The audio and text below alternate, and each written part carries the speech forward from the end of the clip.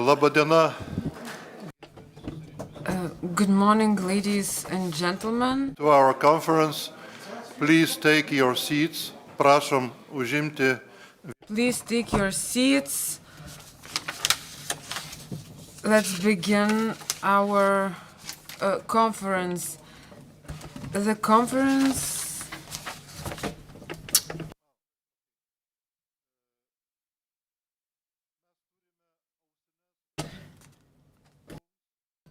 we have headphones. It will be translated to English and Lithuanian languages. Please use headphones. And aš kalbėsiu. I will be speaking Lithuania because I'm a citizen of the Republic of Lithuania, and I would like to thank member of the Seimo Laurynas Šedvydis, who together with members of the Seimo Audronius Ožubolis and Žygimantas Pavilionis agreed to support this conference. We're glad to be here in Vilnius, and I would like to thank Laurynas Šedvydis, and I would like to give the floor to Laurynas Šedvydis. Ladies and gentlemen, I am pleased to open this conference, in this international conference titled The Circassian Genocide in the Context of History and Contemporary Politics.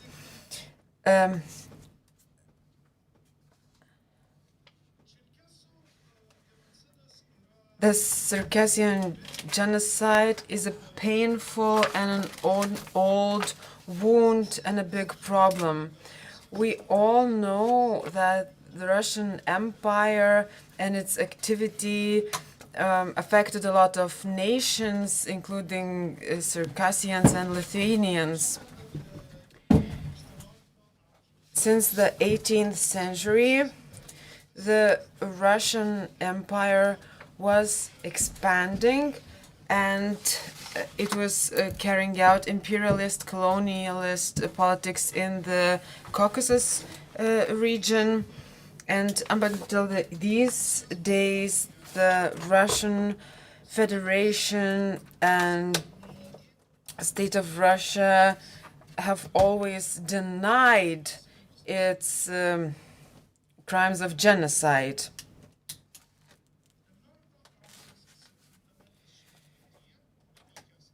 In the 1860s, the great genocide against the Circassian nation that took place was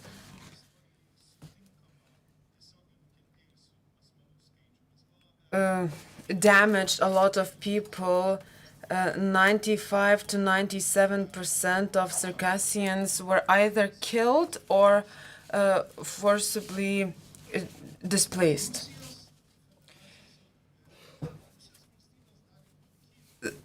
Russia, up until the modern era, has always denied these crimes. And for this reason, the Circassian nation became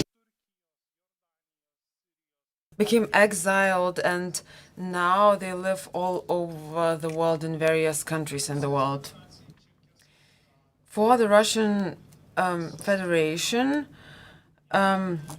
they had a goal to divide Circassians, and the Circassians don't have a region where they can nurture their national identity.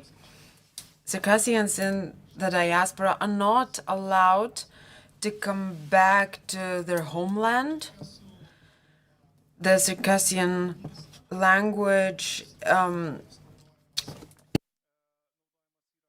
is fading away, the use of it is being restricted.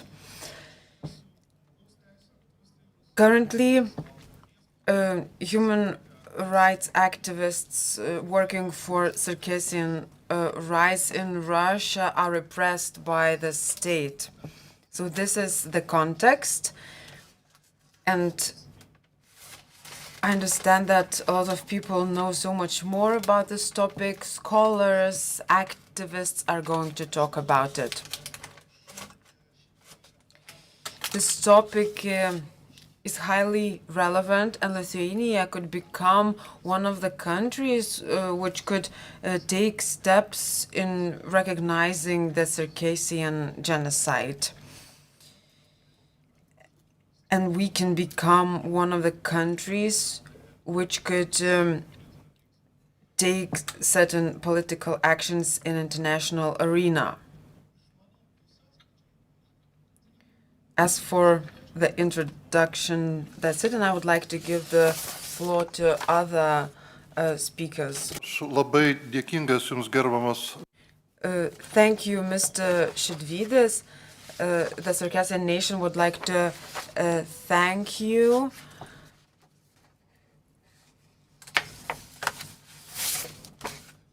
And they do have a token of appreciation for you.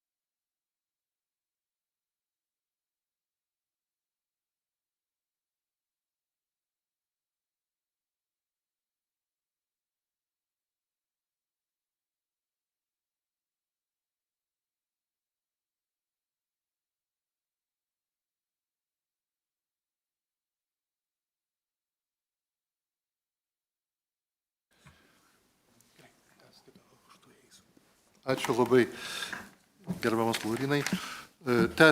Thank you, Laurinas. Let's continue the opening of our conference. I would like to give the floor to Kasakik, who unfortunately cannot be here. And on behalf of him, Mr. Parham Barsig is going to say his opening speech. The chairman of the Council of United Circassia. Ladies and gentlemen, dear experts, dear friends, I'm glad today to be here by you and all those who are not indifferent to the difficulties of oppressed peoples. First of all, I would like to express my gratitude from the Circassian National Liberation Movement, which represents the interests of the Circassian people to the entire people of Lithuania. Lithuania is becoming a wide window into the civilized world for Circassians today, and this is a truly important date for our history. In the days when the neighboring state of Lithuania, Ukraine, is fighting against Russian aggression, defending its right to sovereignty, democracy, and bright future in the ranks of Europe, I want to note that our meeting today can be,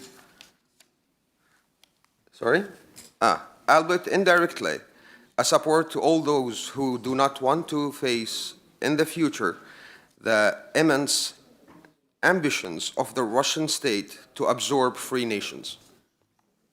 And once again, I express my support to Ukraine in these difficult days, sincerely thanking them for their desperation, resistance, and defense of their home and our common values.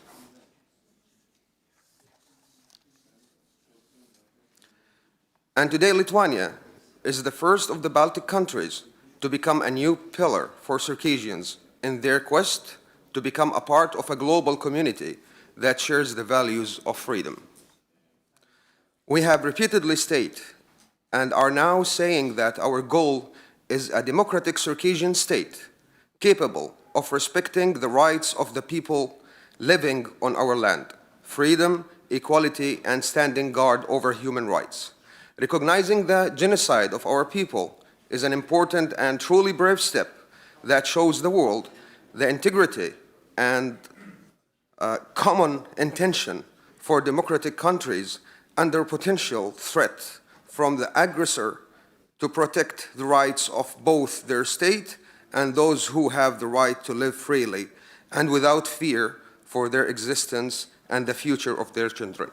Thank you very much. Kasikek.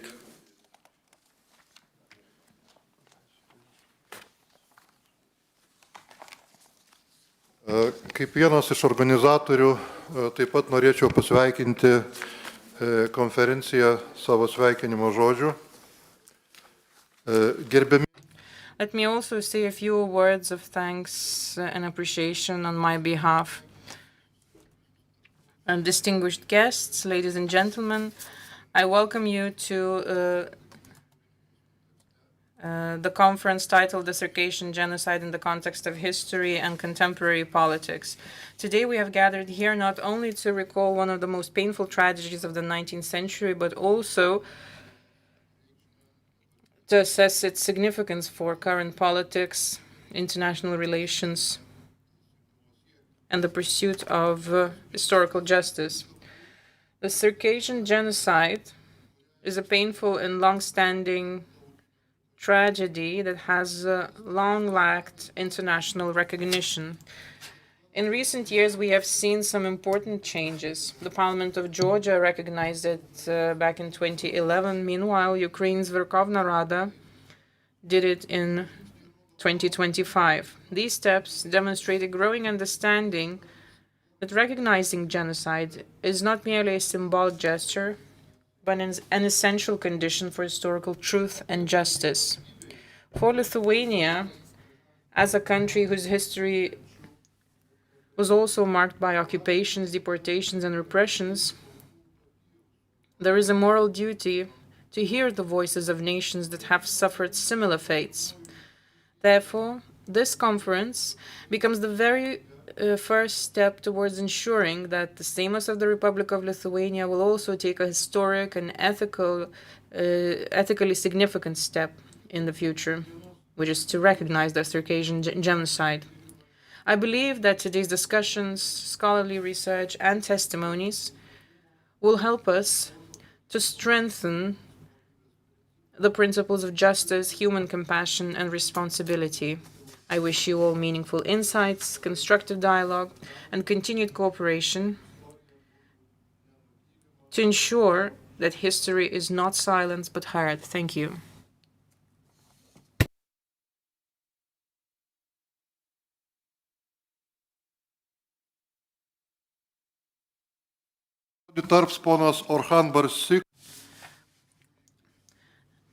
And now we will listen to the welcome address by Mr. Orhan Barsik from the Council of United Circassia.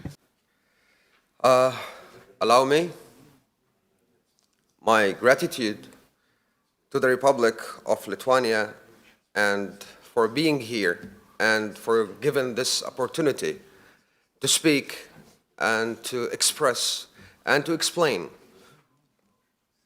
what our nation was going through, what our nation wants now, and what is our vision in the future. We gather today to present facts that still affect our present since the Circassian genocide. Its sequences continue to demise the future of our people, Europe, and humanity. Our wounds are still open and are painfully continuing until this day. We stand here as representatives of our nation, the Circassian nation. And for many other nations. We are a nation whose roots reach back to time more than 7,000 years in Europe and in Caucasus. Our history is one of the longest and bloodiest campaigns of conquest and invasion that Russia did for us, who moved to erase us systematically, brutally, and with no mercy. Our villages were burned, our women were violated, our children were killed and orphaned. Our Circassia destroyed, and whole families, tribes, and communities wiped out from this planet by the criminal Russians.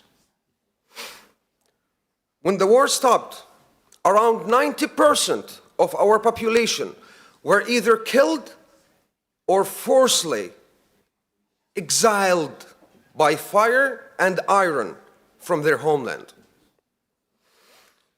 The Circassian nation had been killed directly by the Russian criminals on their own homeland and occupied by them and expelled them out forcibly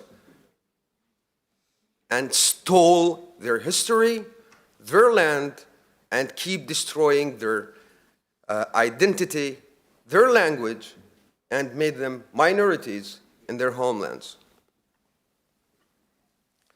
More than 2.5 million Circassians were directly killed or exiled by Russians back that time. By the end of the war, the Russian invaders celebrated with a military parade in Kabada, what we call Krasnaya Polyana,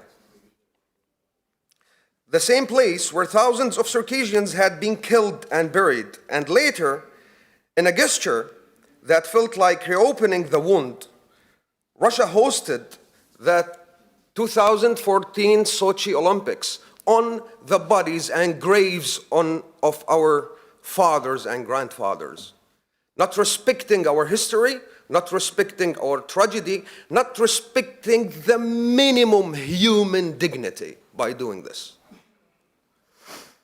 Today, the Circassian diaspora, they are around 6 million to 8 million. We are living across nearly 50 countries in this world. We are scattered across the world, living in minorities. Even in our homeland, we are a minority, struggling for our blood, culture, and language.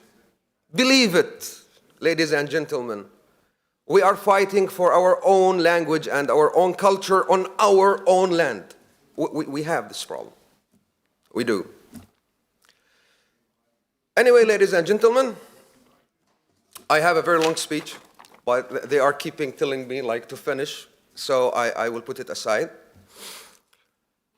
Ladies and gentlemen, you know the history of the Circassians, most of you.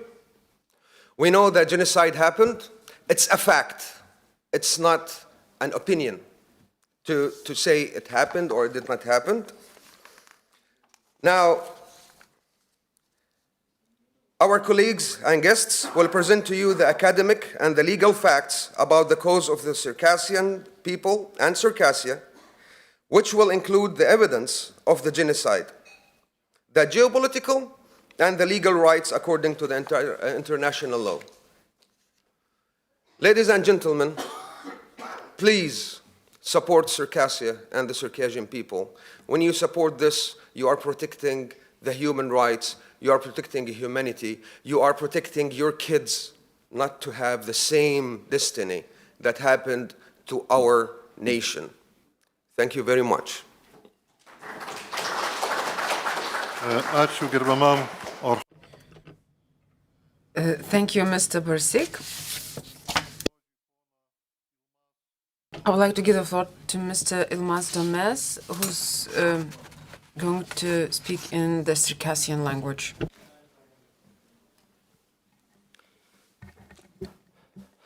Лътаногошко зафачира депутатхар, Лидвания лапхар, Адгам зигуча паблага тинибжогхар, Чепхогашахар, Пстаури салам фаба салам гуапа кушасах.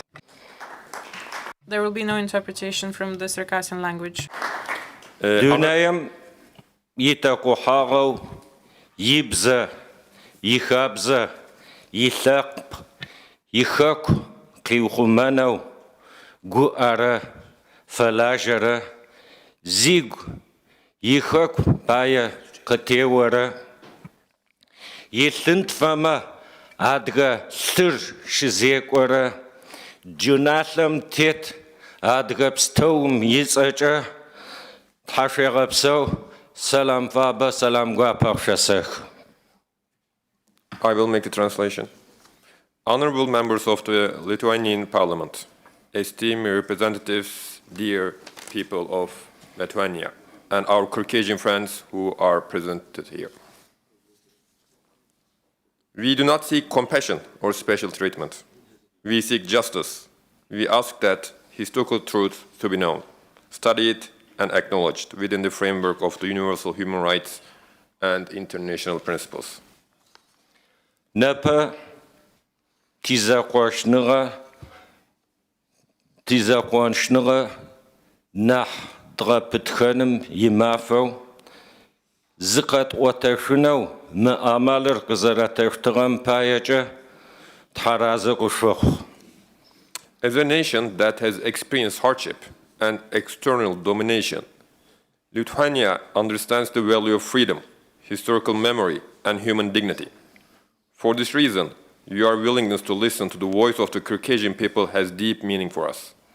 Your invitation to speak here today reflects Lithuania's strong commitment to democratic values, fundamental rights, and respect for people whose histories have been shaped by resilience and endurance. Napata Zimi Yigujo Telokurap Tisfaya Zakwar Hukum Zafarar Adgam Yipsha Dajrazabir Haral Wopstoma Yashkano Azabir Genocito Kashtenotify. The attention you have shown today will remain in the collective memory of the Caucasian people and will be remembered within the gratitude for the future generations. Pasareim Shari Azabo Shachigar Shazga Shachigar Sho Tashka Arz Tati Gudachigar Anah Kazguru Washta Lapko Shatalita Tati problem Shari Gushano Napa Mier Conferencijos Tarja Mahanashki I Tarjak Ligathawarar Lapkama Fitinash Hachafashka Zarafashramra Dunayam Shisatehipa Fahusht Democracia Shipkhan Zarafkatharar. I translated that part, yeah. Napa Me Yedrajara Ofum Gabradacho Adgathapkum Mukhujist Hachafara Iqwashnara Kajlajra. That part is also translated, you may continue. Mugufshisa Kabzar Yicha Zinadrasishucha Lithuania Lapkar Adgatarifim Harf Dishacha Khatkara Husht Shigubzara Yikarasham Kachurupshestap Tabinkhami Ashadrap Upshestap Story Jerry Zashapso or Shapso Shatrash. And thank you for your attention.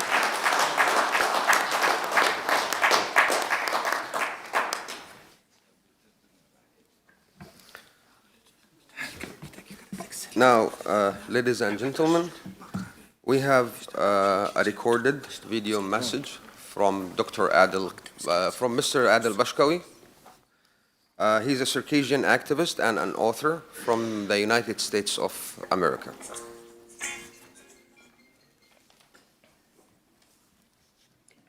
Greetings, ladies and gentlemen. It's a real privilege to be with you today, even though screens, the power of ideas and collaboration is just as strong. My name is Adel Bashkawi, and I'm excited to share insights on silencing the Circassian exile. Over the next 10 minutes, I will walk you through facts and accomplished tasks, and my aim is simple: to leave you with your honest impressions.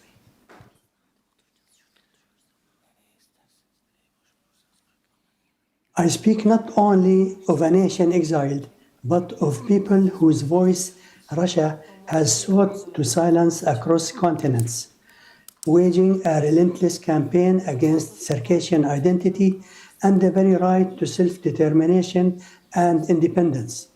For more than a century and a half since the official end of the war, the Circassian nation has carried the burden of exile, its memory scarred by genocide and its identity threatened by Russia's ongoing campaign of erasure. Established facts: Russia's primitive and later advanced colonial methods of control and domination over Circassia ended only with the scattering of Circassians to more than 30 countries worldwide. It's a playbook has always relied on divide and rule tactics and racial discrimination. Ironically, Russians convinced their citizens of a false racial superiority to boost patriotism, even though the targeted peoples were indigenous, inhabiting their homelands for thousands of years without occupying or dominating others. Colonial actions were rooted in absolute domination, excessive nationalism, racism, and discrimination.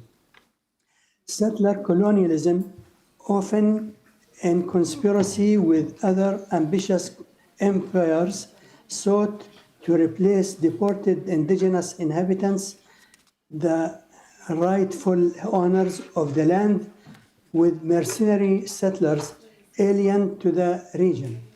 Genocide and forced displacement emptied most of the homeland. The Circassian homeland was divided into Russian colonial administrations, imposing military, cultural, and economic domination. This affected the 10% who remained, many of whom were deported inland far from the Black Sea coast. The stark reality is that Russian imperialism has haunted Circassians since the invasion of Circassia in 1763, after extermination and forced deportation of 90% of native Circassians in 1864. The Circassian diaspora became a global reality that cannot be ignored or denied. Russia's recent colonial wars against Ukraine and a continuation of its extermination campaigns against Circassia and other nations of the North Caucasus in the 18th and 19th centuries. A new campaign began in February and March 2014, immediately after the Sochi Winter Olympic Games. Russia imposed a hybrid war, occupying and annexing the Crimea, followed by southeastern Ukrainian territories. In February 2022, it launched a large-scale war, still ongoing, aimed at occupying and annexing a sovereign, independent United Nations member state. Those who gather with free nations at this blessed conference seek to restore legitimate rights. Such an event conveys the historical trauma of forced deportation and the ongoing attempt to suppress Circassian voices. It demonstrates that Russia's efforts are not confined to the Caucasus, but extend regionally and internationally, making the issue urgent and far-reaching. Circassian rights encompass both cultural erasure and political denial. Holding this event elevates the issue beyond local politics, framing it as an international struggle for recognition and justice. Genocide recognition. Today, as a member of the Circassian nation, I find myself speechless, unable to fully express my overwhelming feelings. Words cannot convey my gratitude to the Lithuanian people for this rare opportunity to hold conference on the Circassian genocide and its repercussions in the Lithuanian parliament. I am certain that the results of this conference will be positive, known to both friend and foe, and will lead to recognition of Circassian rights as well as acknowledgement of the genocide. It is in the best interest of Circassians to highlight both political rights and cultural survival. Broadening the scope of recognition, the Circassian nation demands the Russian recognition for the genocide, to apologize, provide appropriate compensation, allow the right of return under international protection, and restore the right to self-determination and independence. In this context, I note the achievements of the Circassian campaign to raise awareness and gain recognition. Georgia, on May 20, 2011, and Ukraine on January 9, 2025, our neighbors from the East and West recognized the Circassian genocide and its ongoing consequences perpetrated by Russia. In May 2012, Georgia inaugurated a memorial in Anaklia on the Black Sea to honor the victims of genocide and forced displacement. Let this gathering stand as a testament that the Circassian voice cannot be silenced, nor its history erased. By recognizing the Circassian genocide and affirming the right to identity and independence, we honor the resilience of a nation exiled and affirm our shared commitment to justice, dignity, and freedom for all oppressed peoples. Let us unite in demanding recognition, justice, and the restoration of Circassian rights and independence. Let us lift our voices together so that the exile is no longer silenced and the Circassian nation may rise again to dignity, memory, and freedom. Exile may silence voices, but it cannot extinguish a nation's memory or its right to freedom. Thank you for listening, and the written version of this speech will be published online this evening.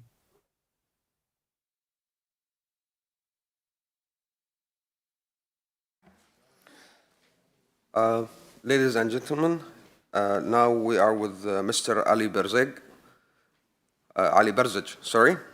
International Circassian Council, a Circassian activist from homeland who's coming from the United States of America. Please, sir.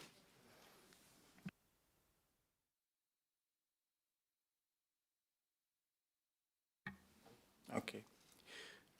Working now, right?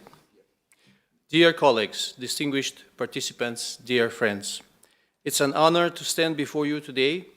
I extend my heartfelt gratitude to the organizers of this conference, Lithuanian parliamentarians, for giving voice to a subject of deep historical importance and profound human pain. Title of my presentation is Restoring Circassia and Overcoming the Consequences of Circassian Genocide. Ladies and gentlemen, of all the peoples of the Caucasus, no nation suffered more under Russian expansionism than the Circassians. What happened to our ancestors wasn't only a military defeat. It was a destruction of a country, the erasure of a homeland, annihilation of a whole nation known to history since antiquity. Unique civilization completely disappeared from the political map of the world. The scale of what occurred is almost impossible to capture with words. But allow me to share just one archival finding that illustrates the magnitude of this tragedy. In the Georgian State Archive in Tbilisi, I found a report documenting the expulsion of Circassians to the Ottoman Empire through the Taman port. This record covered just 33 days, April and May 1864.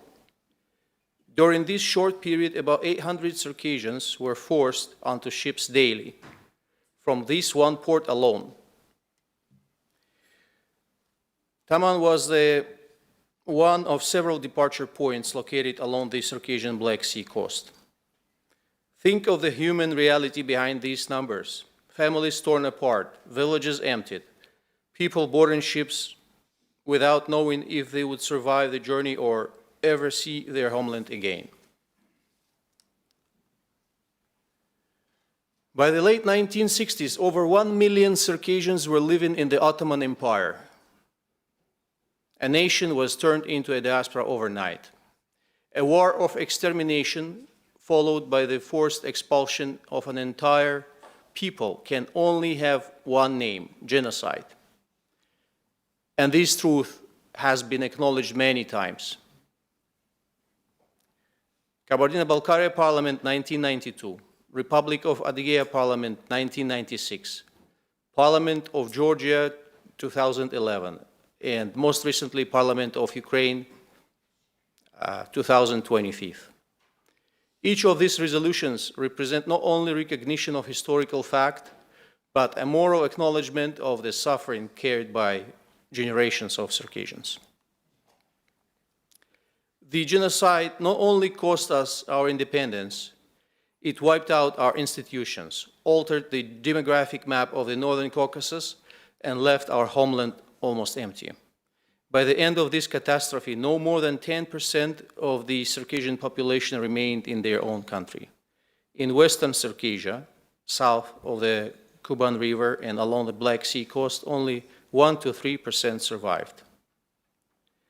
These areas, once full of life, stood desolate for decades. For more than 150 years, Circassians have struggled simply to survive, preserving our identity, language, and culture, both in the diaspora and in the fragments of our homeland. Today, all Circassians share one essential goal: to restore the integrity of our nation and to rebuild our state in the land of which we were torn.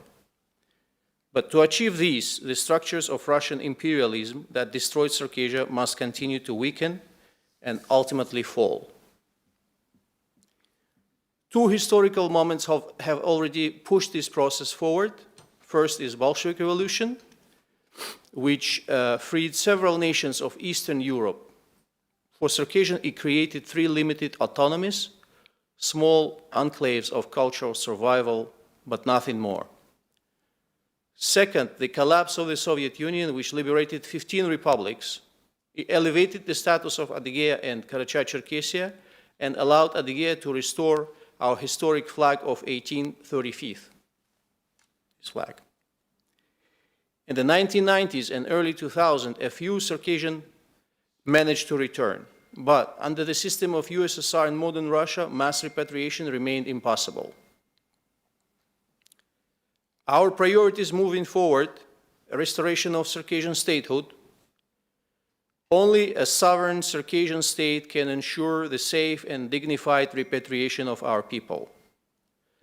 This restoration must be based on several principles. Unification of the 3 existing autonomous regions, Adygea, Kabardino-Balkar, and Karachay-Cherkessia, home to the indigenous peoples of the land, Abaza, Adyga, Karachay, and Balkars. Inclusion of historical Circassian territories unjustly excluded from these regions, particularly the left bank of the Kuban River, Circassian border recognized repeatedly in international treaties. Integration of the territories from which our ancestors were expelled, 21 districts of today's Krasnodar Krai and 4 districts of Stavropol Krai. Circassian communities in diaspora all know the exact places and valleys from which their families are coming from.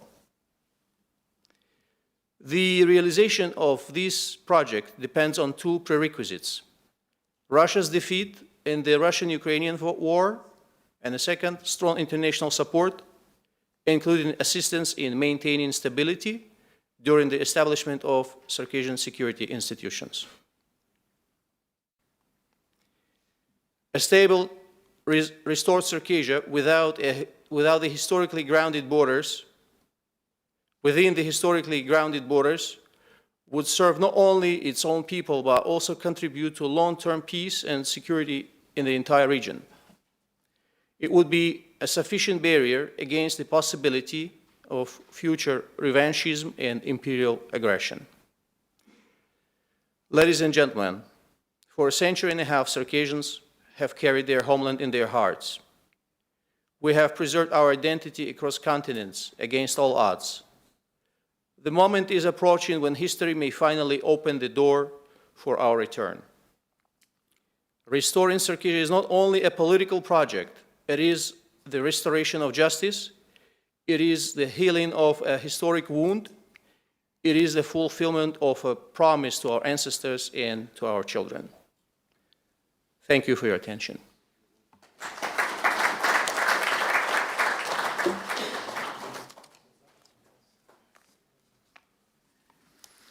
Thank you, Mr. Ali. Ladies and gentlemen, we have Professor Dr. Norgun Kush from Turkey.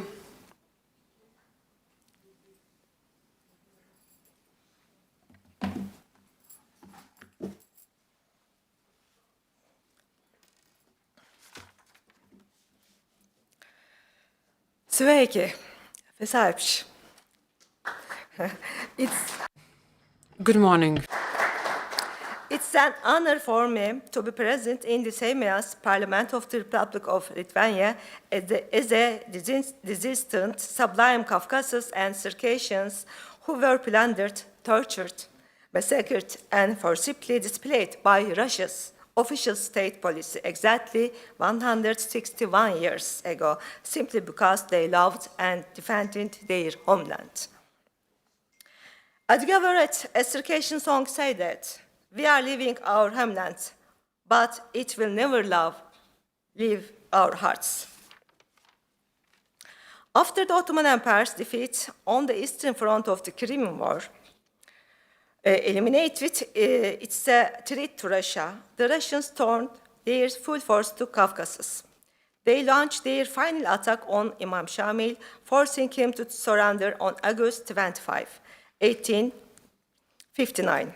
After defeating the depleted Chechen and Dagestani tribes, they turned westward to Circassia and defeated them as well. Muhammad Emin, who continued his struggle against the Russians in Circassia, surrounded after Sheikh Shamil. When the Russians gained complete control of Caucasus in May 1864, they resorted to deportations far more barbaric than those they had committed in Crimea. The Circassians achieved great success against the Russians, and countless Circassians fought heroically to defend their homeland. For example, I would like to mention one of these heroes, Hacı Kuzbey, known as the Circassian Lion. In the Battle of Eben in 1834, Kuzbey, commanding 700 Circassian cavalry, completely defeated a 14,000 Russian army. Despite the superhuman efforts of brave and daring warriors like Kuzbey, the Russians' occupation the Caucasus was brought depending on multifaceted development. For example, the great powers of the time, especially England and France, didn't show the necessary interest in the occupation of the Caucasus. The Ottoman Empire's misguided and inadequate steps. From time to time, conflicts between tribes, etc. Facing unexpected resistance in Caucasus, famous Russian General Yermolov acted on the principle to conquer the Caucasus, destroy everything that lives. Killing a Caucasus child is saving the lives of hundreds of Russians. Unfortunately, history repeats itself. Count Leo Tolstoy, who participated in the Crimean War, witnessed the massacre in the Caucasus and was horrified by what he witnessed. Tolstoy described the Russian capture of Muslim villages of these words.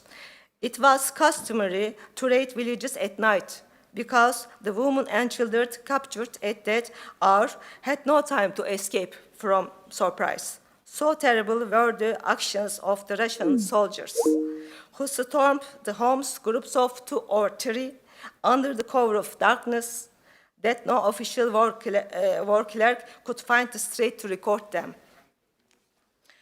Berge, who justified the Russian government's military colonial occupation, writes that, "I will never forget what I saw the Novorossiysk Bay, where 17,000 mountaineers had gathered.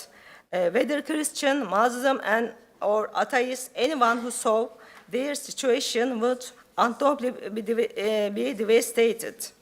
The Russians treat the Circassian in ways they wouldn't even to the animals.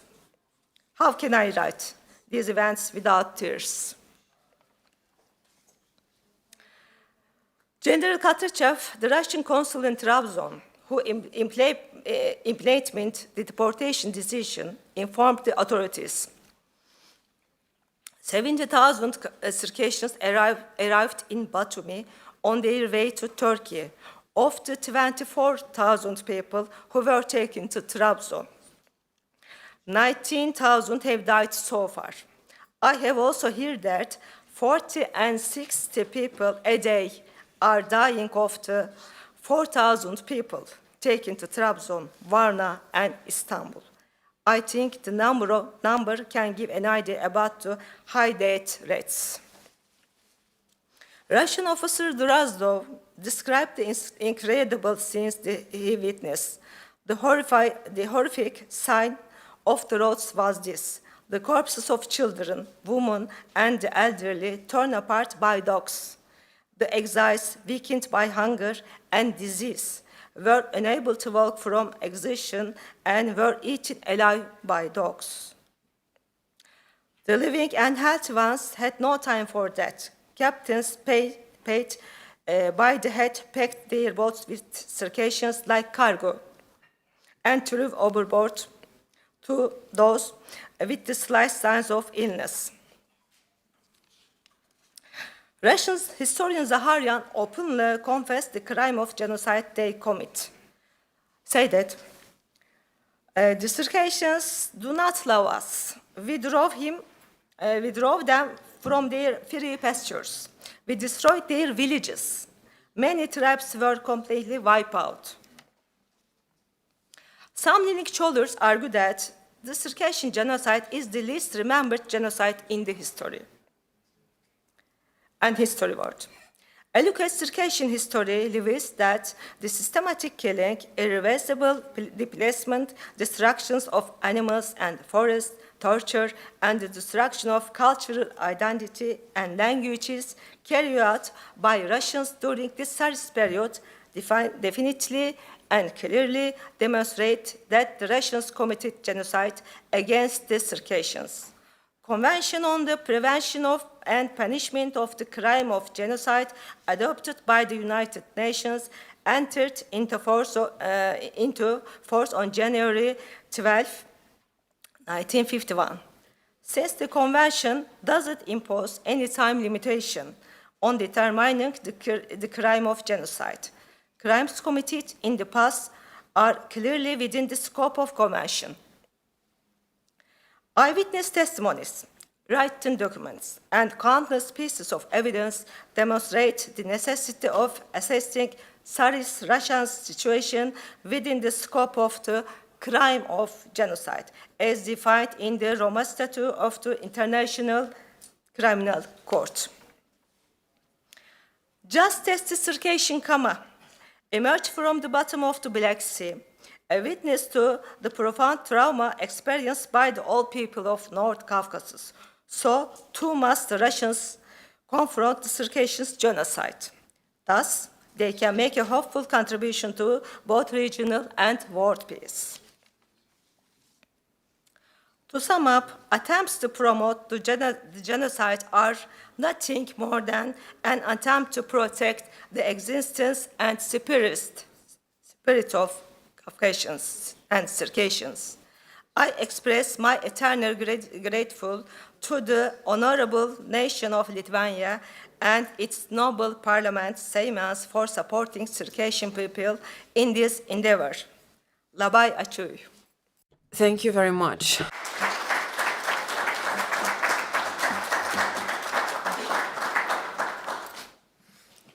Thank you, Professor Norgan. Ladies and gentlemen, we have a recorded video message from Professor Dr. Walter Richmond from the United States of America. He's a historian and he's the author of the book, The Circassian Genocide. Greetings to everyone at the conference. In the short time I have, I hope to make 2 points that I think are very germane to the conversation about recognition of the Circassian genocide. First, I've become very disillusioned with humanity over the last 10 years because of the prevalence of genocidal events everywhere. Part of the problem is that when you say genocide to someone, they naturally think of the Holocaust. That is one type of genocide, but as the Genocide Convention states, there are many different phenomena that could be considered genocide. And in combination, they can appear to be different types of events, and yet they're all genocidal. The reason the Circassian genocide is particularly important in this case is because it is sort of a hybrid. On the one hand, there are genocides like the Holocaust, a massive murder of individuals, such as we see what's happening in Sudan right now. But more commonly, the genocide takes place over an extended period of time. A good example is what the Chinese government is doing to the Uyghurs, re-education camps, separating them from their culture, from their language, slowly destroying them. And this is a more difficult phenomenon to understand. And so I think that by describing the entire Circassian genocide, one can see how not only are both events, a sudden event and a long historical event, both genocide, how they can feed into one another. The first part of the Circassian genocide was a nearly 100-year-long war. The part that made it genocidal was the behavior of the generals involved. The generals Nikolai Bulgakov, Alexei Yermolov, committed clearly genocidal acts, forcing entire villages into the snow in the winter, cutting off salt so that they would starve to death. There are even documents stating that the Russians planned to starve the Circassians to death in the 1830s. So we have this extended period of attrition, destroying the nation bit by bit. At the end of this, in the 1860s, we have the final genocide, a very rapid, short-term event which led to the total destruction of the nation. While the Circassians themselves were not all slaughtered, they were driven to the coast of the Black Sea, a very inhospitable place, and it was winter, and they were left there to die. Even some of the junior officers who reported the event and asked to move some of these people to better locations were denied. The command, led by General Yevdokimov, were completely uninterested in the lives or deaths of these people. And so we have this phenomenon that stretches over time, and yet we have at the end of it a very sudden, massive atrocity committed against the Circassian people.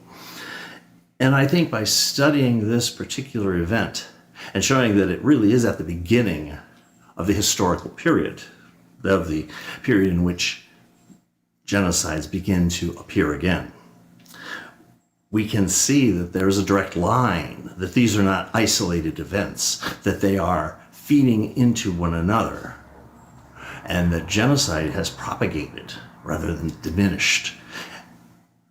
So, this is what I feel one important aspect of understanding the Circassian genocide is, placing it in context and using it to identify other hidden genocides. I've even contributed to a book called Hidden Genocides where I talk about the Circassians. My second point is more specific. The Circassians are the first genocide committed by the Russians that can be well documented. We go back to the 1500s, beginning with Ivan IV. He sent parties out into Siberia, and once they identified various ethnic groups out there, they forcibly separated them into different places hundreds of miles apart so they would be slowly absorbed and assimilated and destroyed. In the 1500s also, Russia meddled with the government of the Kazan Khanate, installed a puppet leader who has created chaos inside the country, into a point where they couldn't defend themselves against a Russian onslaught. The Russians came and annihilated them, wiped out the entire city, went around through the countryside and killed all the people there. Similar events in the Crimean Khanate, where a puppet leader was put in charge in the 1780s, and the Crimean Khanate was destroyed. The people, the vast majority of them, were deported to the Ottoman Empire in the 1850s, which led to their near total assimilation and destruction. We get to the 1700s and we see the genocide against the Nogais, which very few people know about because there's no documents. And then we reach finally the Circassian genocide.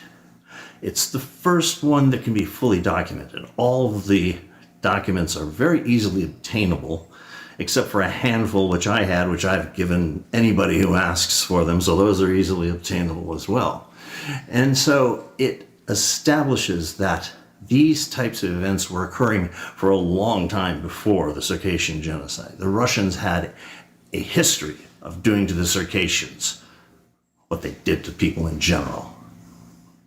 And so placing Russia and Circassia in this context helps us to understand Russian motives today. It continued on after the Circassians, of course. In the 1920s, there were attempts to destroy the identity of the Caucasus peoples, even going so far as to deport the elders to Siberia, so there would be no cultural memory. In the 1940s, 19 ethnic groups in and around the Caucasus were deported to Central Asia, forced to speak other languages than their own, and denied the ability to practice their own culture in an attempt to wipe them out. After the war, the Soviets attempted to wipe out the Baltic states by immigration, by language policies, and so on. And today, we see the same thing happening. Ukraine is fighting a war of attrition against a much larger neighbor. The Russians are throwing wave after wave of people at them. Just as in the Caucasus Wars, they're drawing convicts to fight. They're drawing all sorts of people to fight because they know they have more people than the Ukrainians. And just like in a game of chess, if you have one extra pawn, you're going to win. And so that is what they're doing to Ukraine.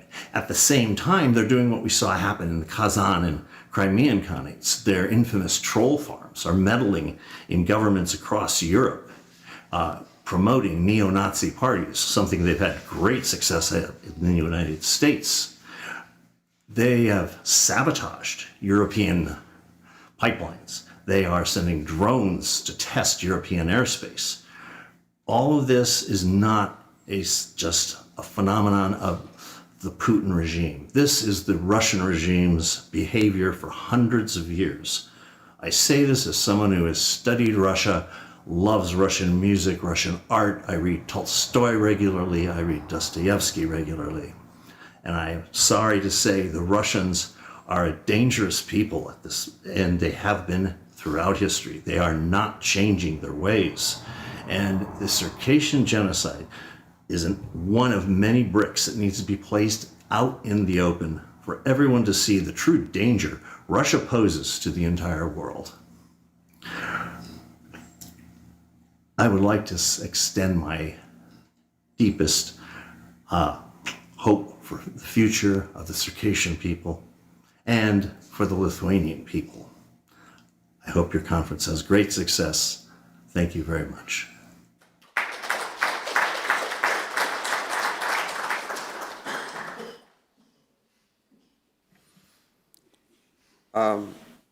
Ladies and gentlemen, we have from the United States of America, Dr. Sarah Slay. She's here. Please.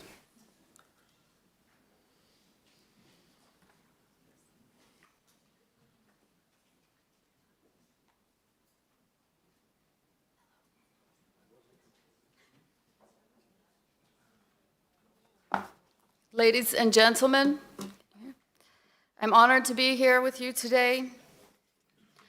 I'll try to keep this as short as possible. A couple weeks ago, I was reading the United States' new national security strategy, specifically the section on Europe. This section formulates a new direction in the United States' approach towards Europe. From now on, the US will push harder for Europeans to manage their own defense. While the word Russia or Russian is only found 10 times in this document, in Lithuania's national threat assessment, it is found 249 times. It is clear from this document and from Lithuania's national security strategy where Lithuanians see the greatest threat to their national security. Moreover, according to Lithuania's state defense plan, your defense is based on the principle of total defense, which includes non-military means and the mobilization of all national resources, including, I presume, cultural. So, how can Circassians support Lithuanians in safeguarding your national interests and security, especially as the United States takes a step back? I think that, especially as Lithuania prepares to lead the Council of the EU in 2027, building solidarity on the moral and ethical plane is one beautiful way Lithuanians can stand strong for democracy, rule of law, transparency, and accountability, while defending human rights and freedoms, which is one of the priorities listed in Lithuania's national security strategy.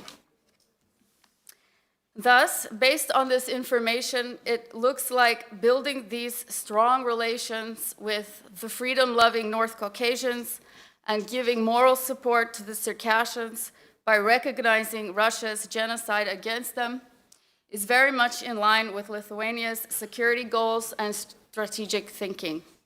Moreover, from an historical perspective, this courageous and honorable step will open a new chapter in a centuries-long tradition of Balts and East Europeans working with Caucasians to protect their common national interests.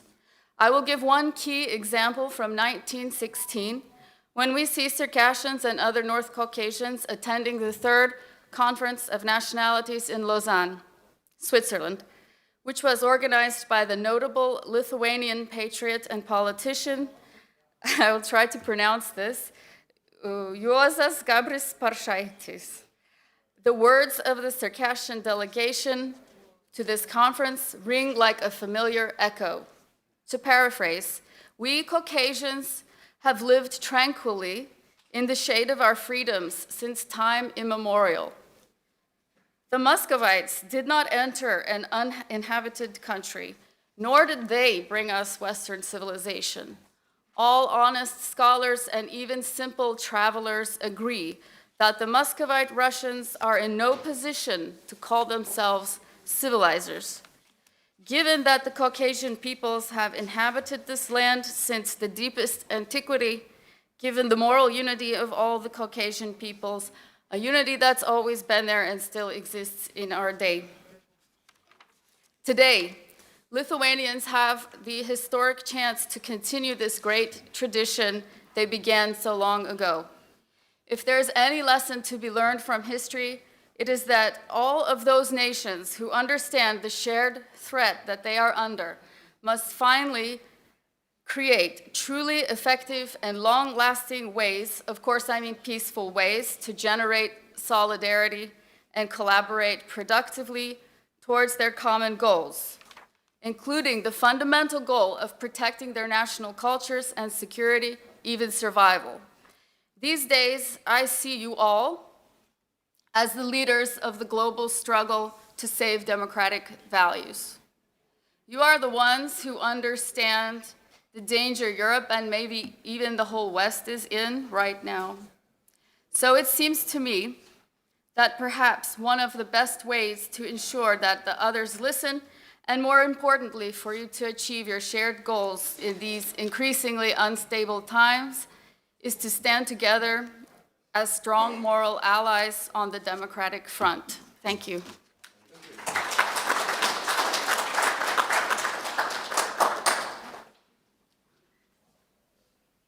Ladies and gentlemen, we will move Dr. Nosrat Bash and we will move me, Orhan Barsik, to another panel because of time managing. And please, we will have Dr. Hussein Olupinar. Yeah, I'm very bad in Turkish accent. All perfect. Thank you. From Turkey. Thank you. Honorable members of the Parliament, ladies and gentlemen, thank you for the invitation to speak today. I would like to start with a simple but important point. What we are living through in global politics now is not just another crisis, not just another phase in an already familiar conflict. We are entering a different period altogether. I think this is one of the issues I want to underline. The international system that emerged after the Cold War, based on expectations of gradual liberalization, the decline of empires and stable state sovereignty, is no longer working in the way many of us expected. Periods like this mark transitions between international orders. Domination has always been present in international relations. What is rare are the moments when domination is reorganized, openly reorganized, and presented as a legitimate foundation of international order. And when this happens, the consequences last for decades. And this change and the period where we are now matter enormously for small states and the peoples living under imperial rule.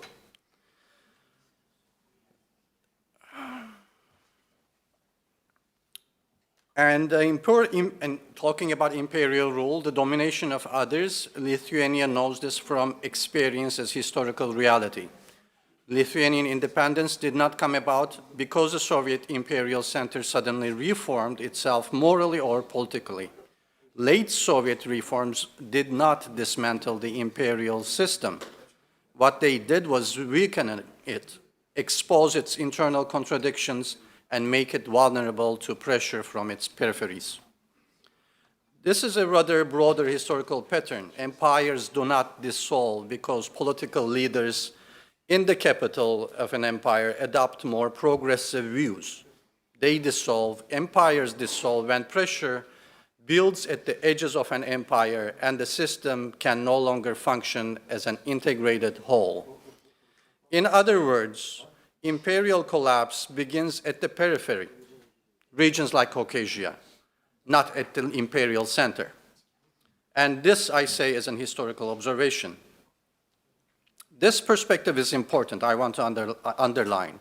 When we think of Russia today, much of public discussion focuses on the Russian leadership as if it is a determiner of if Russia will cease to be an empire or not in the case of leadership change. That focus is understandable. People are thinking and talking about the leadership change and if it will produce a result. But this does not adequately explain how power actually operates. Russia should be understood not simply as an authoritarian state, but as an imperial system that never truly disappeared. That the Russian imperial system is held together through familiar mechanisms, and we observe this through time in different regions of Russia, imperial Russia. Economic extraction from subordinated regions, demographic and political control, tight controls over how history is officially interpreted and thought. When leadership changes inside such a system, the imperial structures remain intact. The outcome is usually continuity, not transformation. This is why hopes for simple reset after a change of leadership have repeatedly proven unrealistic, and it will prove to be so in the future as things remain as it is now. The issue is not only who governs in Russia, but what kind of political structure dominates and continues to be reproduced in Russia, inside of Russia. This also helps us to understand the limits of what is called often containment. One of the concepts used in our everyday life is containing the imperial desires of Russia. The argument out there is we have to take measures to stop Russia, contain its imperial desires. I argue containment can reduce immediate danger, but if it leaves imperial structures intact, it does not solve the underlying problem. On the other hand, some favor frozen conflicts. For example, to freeze the war in Ukraine, which are sometimes presented as pragmatic compromises. However, this method rarely frees imperial ambitions. More often, it allows time for military rebuilding and rewriting of narratives. From historical perspective, stabilizing, normalizing an empire without dismantling its capacity to dominate others does not produce peace. It produces a delay, and delayed conflicts tend to return into more dangerous forms. At this point, it becomes necessary to talk seriously about de-imperialization, another concept we keep hearing in discussions about contemporary global politics and in relation to Russia. Here, I want to bring something solid on the table to discuss around it. The German case, the Nazi German case, I think is a historical example of how imperial system was structurally dismantled. In Germany's case, de-imperialization involved several concrete changes. First, territorial revisionism was made impossible. Borders were fixed and enforced. The idea of returning to formal imperial space lost political credibility.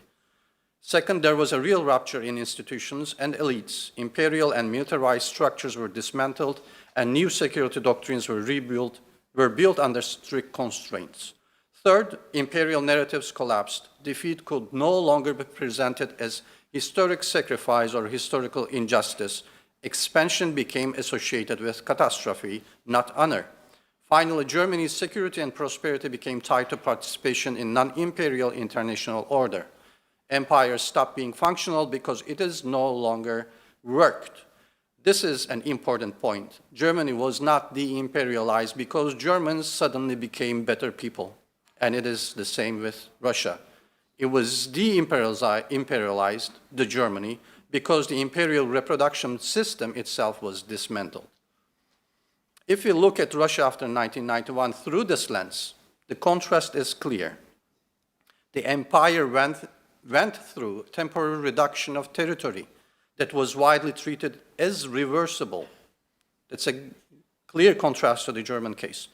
Territorial losses were seen as temporary. Imperial elites in Russia largely remained in place. Imperial narratives were reworked rather than abandoned, and no durable post-imperial security framework was established. I want to emphasize that this was not only an internal matter, it was also external matter. So there is an external responsibility why Russia remained in such a character after 1991. Under these conditions, it should not be a surprise to us the imperial behavior of Russia re-emerged. Structures that are not dismantled tend to regenerate. This is where the role of captive nations becomes central. Unlike post-war Germany, Russia still contains many subordinated nations within its borders: Circassians, Chechens, Tatars, Bashkirs, and many others are often discussed as minorities. I want to criticize that use as well here. From a historical and structural point of view, talking about them, these nations, as minorities is a misleading concept. They are better understood as colonized or subordinated political communities. They are not important not only as victims of Russian imperial violence, who deserve recognition, but also political communities whose actions influence how empire is maintained and or resisted. Crucially, their influence are sustained through conscious historical agency, through the preservation of memory, the refusal of assimilation, and maintenance of political claims across generations. They challenge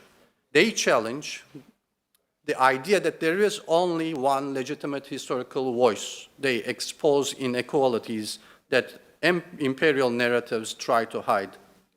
If external occupation of Russia is not an option, like in the case of Nazi Germany, or there is no visible possibility to impose external dismantlement of the Russian Empire, the captive nations perform inside the imperial system a role similar to the external constraints that existed in Germany. Thanks to them, imperial stability the rulers of Russia seek is harder to maintain. Among these cases, the Circassians are particularly significant.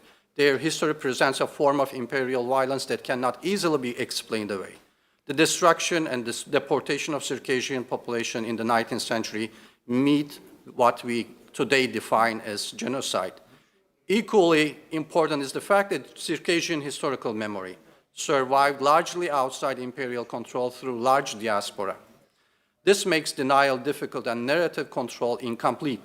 Recognition of Circassian history undermines the idea that Russian expansion in Caucasus was benign and inevitable. It also opens space for other subordinated nations to articulate their own histories. Circassians and other Caucasian nations that resist destabilize Russia by making silence and denial of imperial crimes unsustainable. From an analytical perspective, engagement with captive nations follows directly from an understanding of how imperial systems reproduce.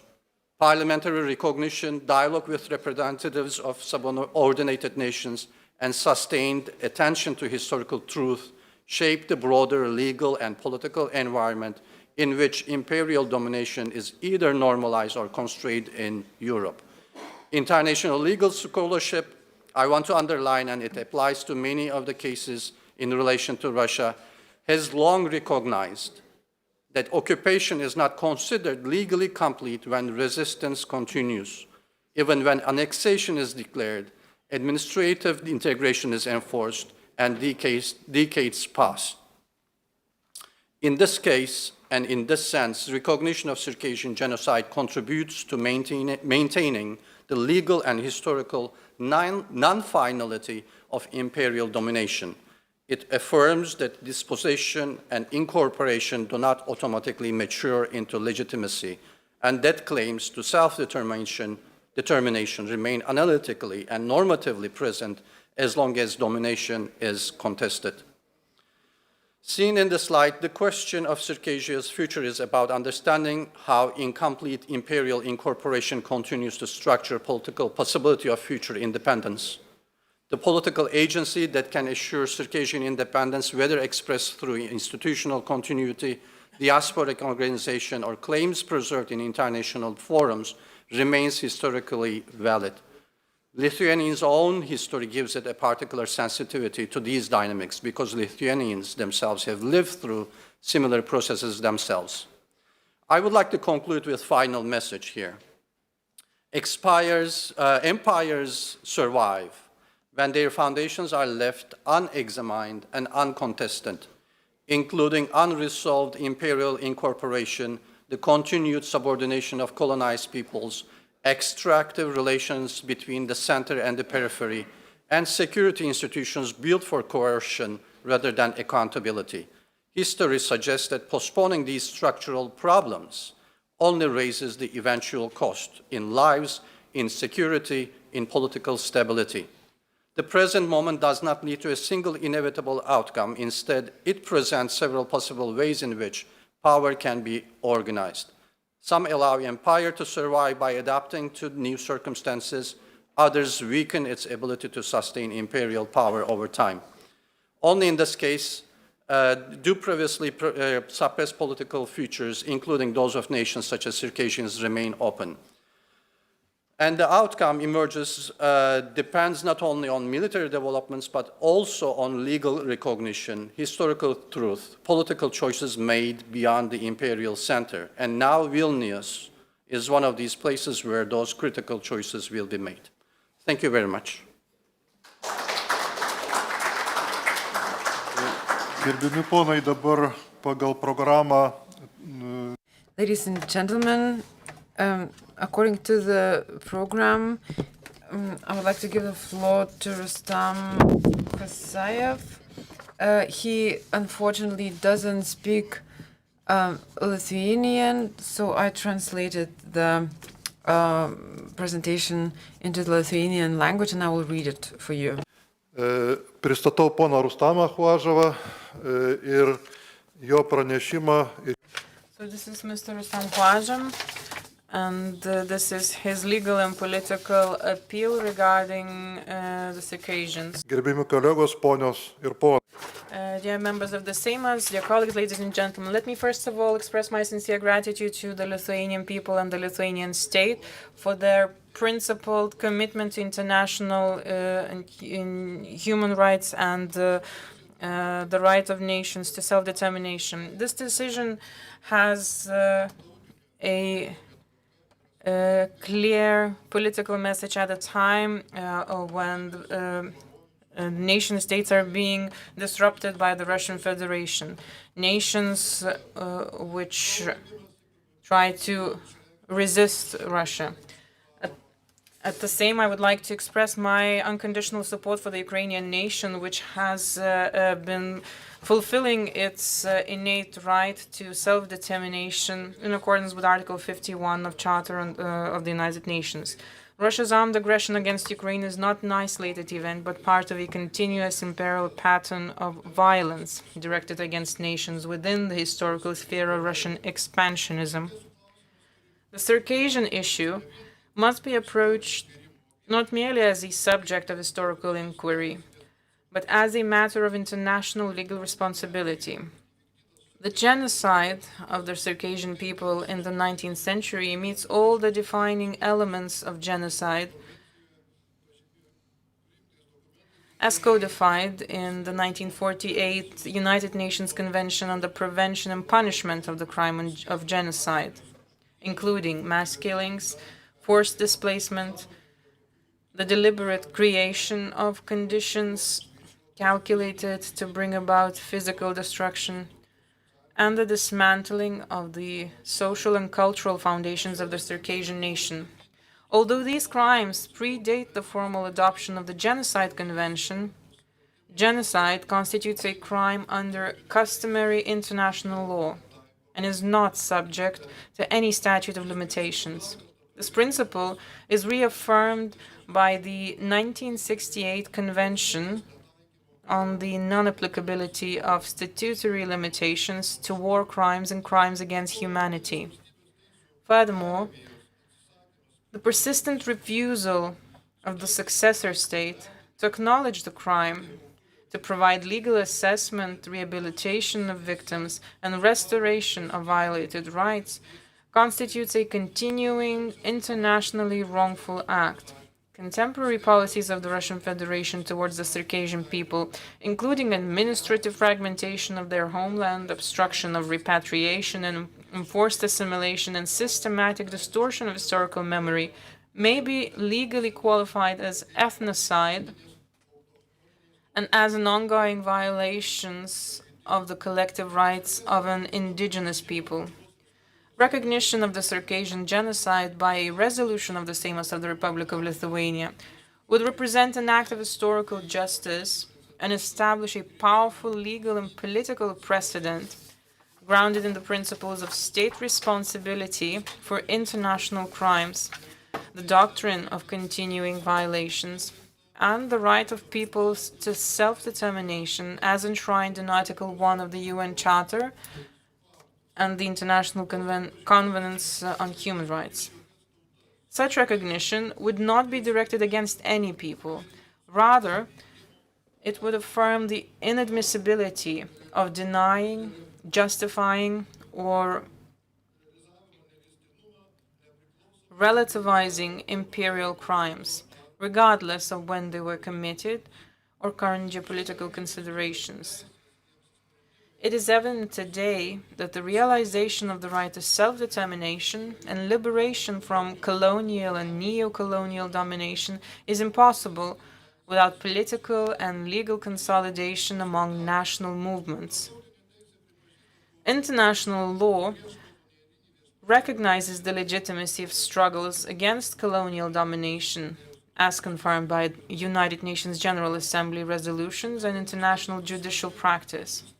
In this context, institutionalized cooperation among national movements subjected to Russian control or occupation is of particular importance.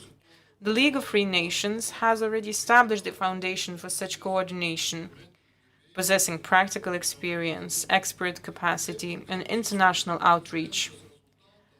As a concrete outcome of this conference, I propose initiating the signing of a memorandum on legal and political cooperation among national movements. Such a document should codify a shared legal assessment of imperial crimes, principles of coordinated international advocacy, and joint action within legal and political forums. History demonstrates that empires collapse not only under the weight of force, but also under the burden of law and truth. The only remaining question is who will stand on the side of international law and justice, and who will stand on the side of impunity and historical denial. Respectfully, Rustam Kouajev.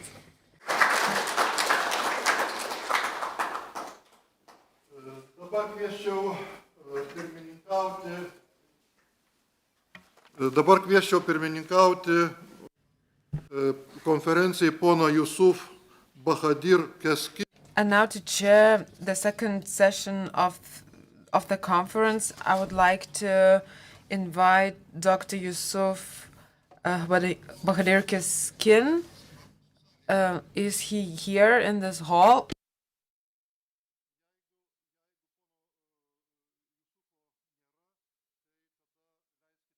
If he's not here, I will continue chairing this conference.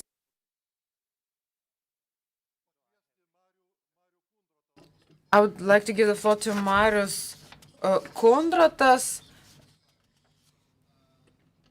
Dr. Yusuf Bahadir Keskin is not here, so I am replacing him. Please. Thank you very much. Sveiki, gerbiami kolegos. Good morning, colleagues. Good morning, like-minded people. We've heard a lot of meaningful facts about the Circassian genocide, but I would like to talk in a broader manner why it is very important for Europe, the West, and for Lithuania to talk about it. Today, Lithuania is in NATO and the EU and is very safe, but it can. So the question is natural. Why do we need to care about other nations that are not safe, that are far away, and that are very, very different from us? We need to talk about three things. The world is becoming more global, and there are no local problems because things have repercussions. Geographically distant nations are connected by the same challenges of today. And finally, a nation is alive as long as it has a goal. Our goal was joining Euro-Atlantic structures, and then we did not have any more goals. For this reason, Lithuanian erosion has started. There's the historical meaningless. We don't have a clear motive to thrive. We have joined the club of the free nations. And on one hand, we could become a nation that upholds the West in the West, upholding the values that made the Western a global power, a humanist Christian civilization, nation-state democratic governance. On one hand, our mission can be promoting other nations that are suffering from occupations. The Circassian Adigian nations are waiting for the brave steps by Lithuania. They have been suffering from the invasion by our eternal enemy, Russia. In the 18th century, Lithuania became a part of Russia. During the same age, Russia started its invasion into Caucasus and Circassian lands. For 100 years, Circassians were killed and exiled. The vast majority of Circassian people live abroad. They cannot return to their homeland. Today, the civilized world is appalled at the Holocaust, but we tend to forget genocide of other nations. The Russian Empire carried out genocide of various nations throughout its history. It is experienced by a variety of nations, including Lithuanians and the Lithuania Minor, which was completely wiped out. Why is it important for Lithuania to legally recognize the genocide of the Circassian nation? It is the recognition of a historical truth. It allows us to understand the metaphysical and political evil manifested by the Russian Empire in all of its shapes, starting from the Tsarist Empire, Soviet Union, and the so-called Russian Federation. Russia is destroying Ukraine, and we can stop it by causing an internal conflict in Russia. We need to support nations trying to separate themselves from Russia and to raise awareness among the Western democracies that Russia is a metaphysical and political evil that needs to be destroyed. Playing with the liberals is futile because a lot of those liberals are pro-imperialists, just like Putin.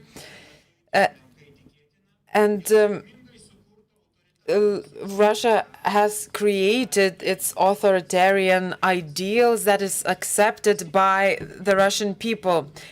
Also, all of the democratic projects led by Yeltsin and other people were destroyed by the mentality of that nation's Democrats were replaced by imperialist autocrats. Some Russian Democrats see Russia as a decolonized country. To those who understand the sacred right of determination of nations, Ukraine's victory or defeat will have consequences for the security of the whole Europe. In order to remain safe, we need to stop defending ourselves and start attacking Russia. Lithuania has done a fatal mistake by not recognizing the Republic of Chechnya, Ichkeria, and we could have prevented the current war in Ukraine by doing that. We can rectify our mistake, we cannot win the fight of other nations, but we can support those nations. Recognition of the genocide officially here in Lithuania would be significant because this genocide is a historical fact. In addition to that, the recognition of genocide will help the West to understand the nature of Russia and to understand that an empire is the evil. And finally, it will help us to understand that the Circassian lands should be inhabited by Circassian people, not Russians. The liberation of nations can give meaning to the life of Lithuania. Ambassadors for freedom is a good idea.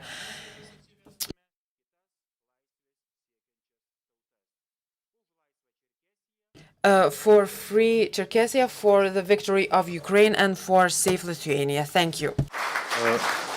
Gerbėmieji, trumpo žodžio paprašė. Ladies and gentlemen, Mr. Stanislavas Buchkevičius has asked to be given the floor, so please.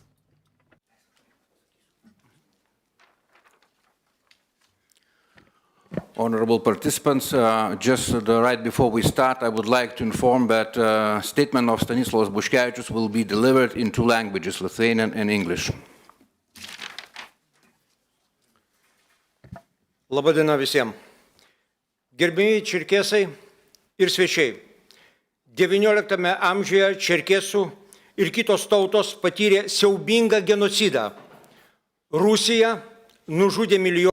Ladies and gentlemen, the Circassian nation has undergone a terrible genocide. Russia has killed this and other nations. The Lithuanian nation has also experienced a genocide by Russia, which is why it is well aware of the pain that other nations have went through. We have always been fighting and continue to fight against our common enemy, which is the Russian chauvinism and imperialism. Today we are supporting Ukraine.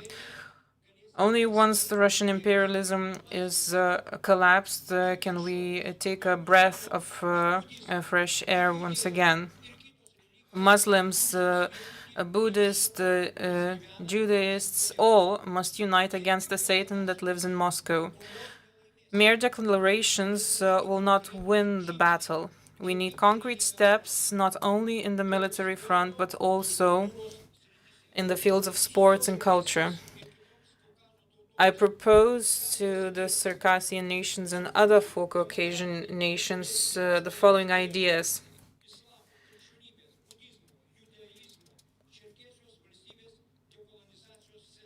To build a center of decolonization for these nations. Secondly, establish a Circassian Olympic Committee in exile, and to apply for participation in the LA Olympics in 2028 instead of Russia. Thirdly, establish Olympic Games of your nationals abroad. And fourthly, establish an organization that would unite the Circassians irrespective of their religion, place of residence, or language. Also, I propose to establish a religious sports organization of Circassians. Thank you. Okay. Thank you. Thank you. We have next Ida Ivazova. Online connection, live online connection. Could you try the microphone? I think we cannot hear you. Can you hear me? Yes, now we hear you. The floor is yours. Thank you. I greet conference participants. I am sorry I don't speak English well. Please let my daughter read my speech. Please. Can you hear me? Yes, we are hearing you. Yes. Please go on. I greet all the Baltic republics and the participants of this conference. I am Azerbaijani. I was born in sunny Azerbaijan.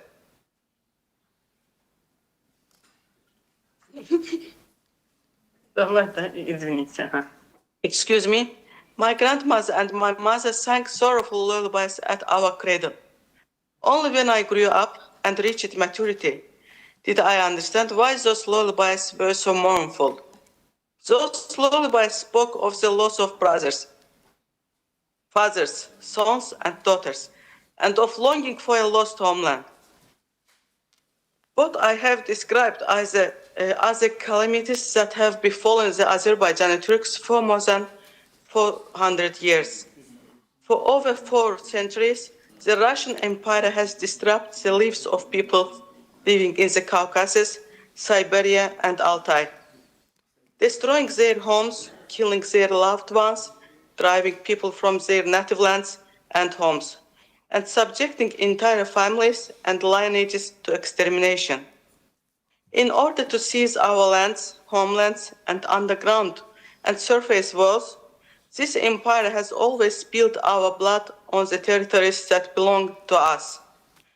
The tragedies of genocide and forced displacement experienced by the peoples of Caucasus are strikingly similar. That is why our songs and music are sometimes performed in the same mood.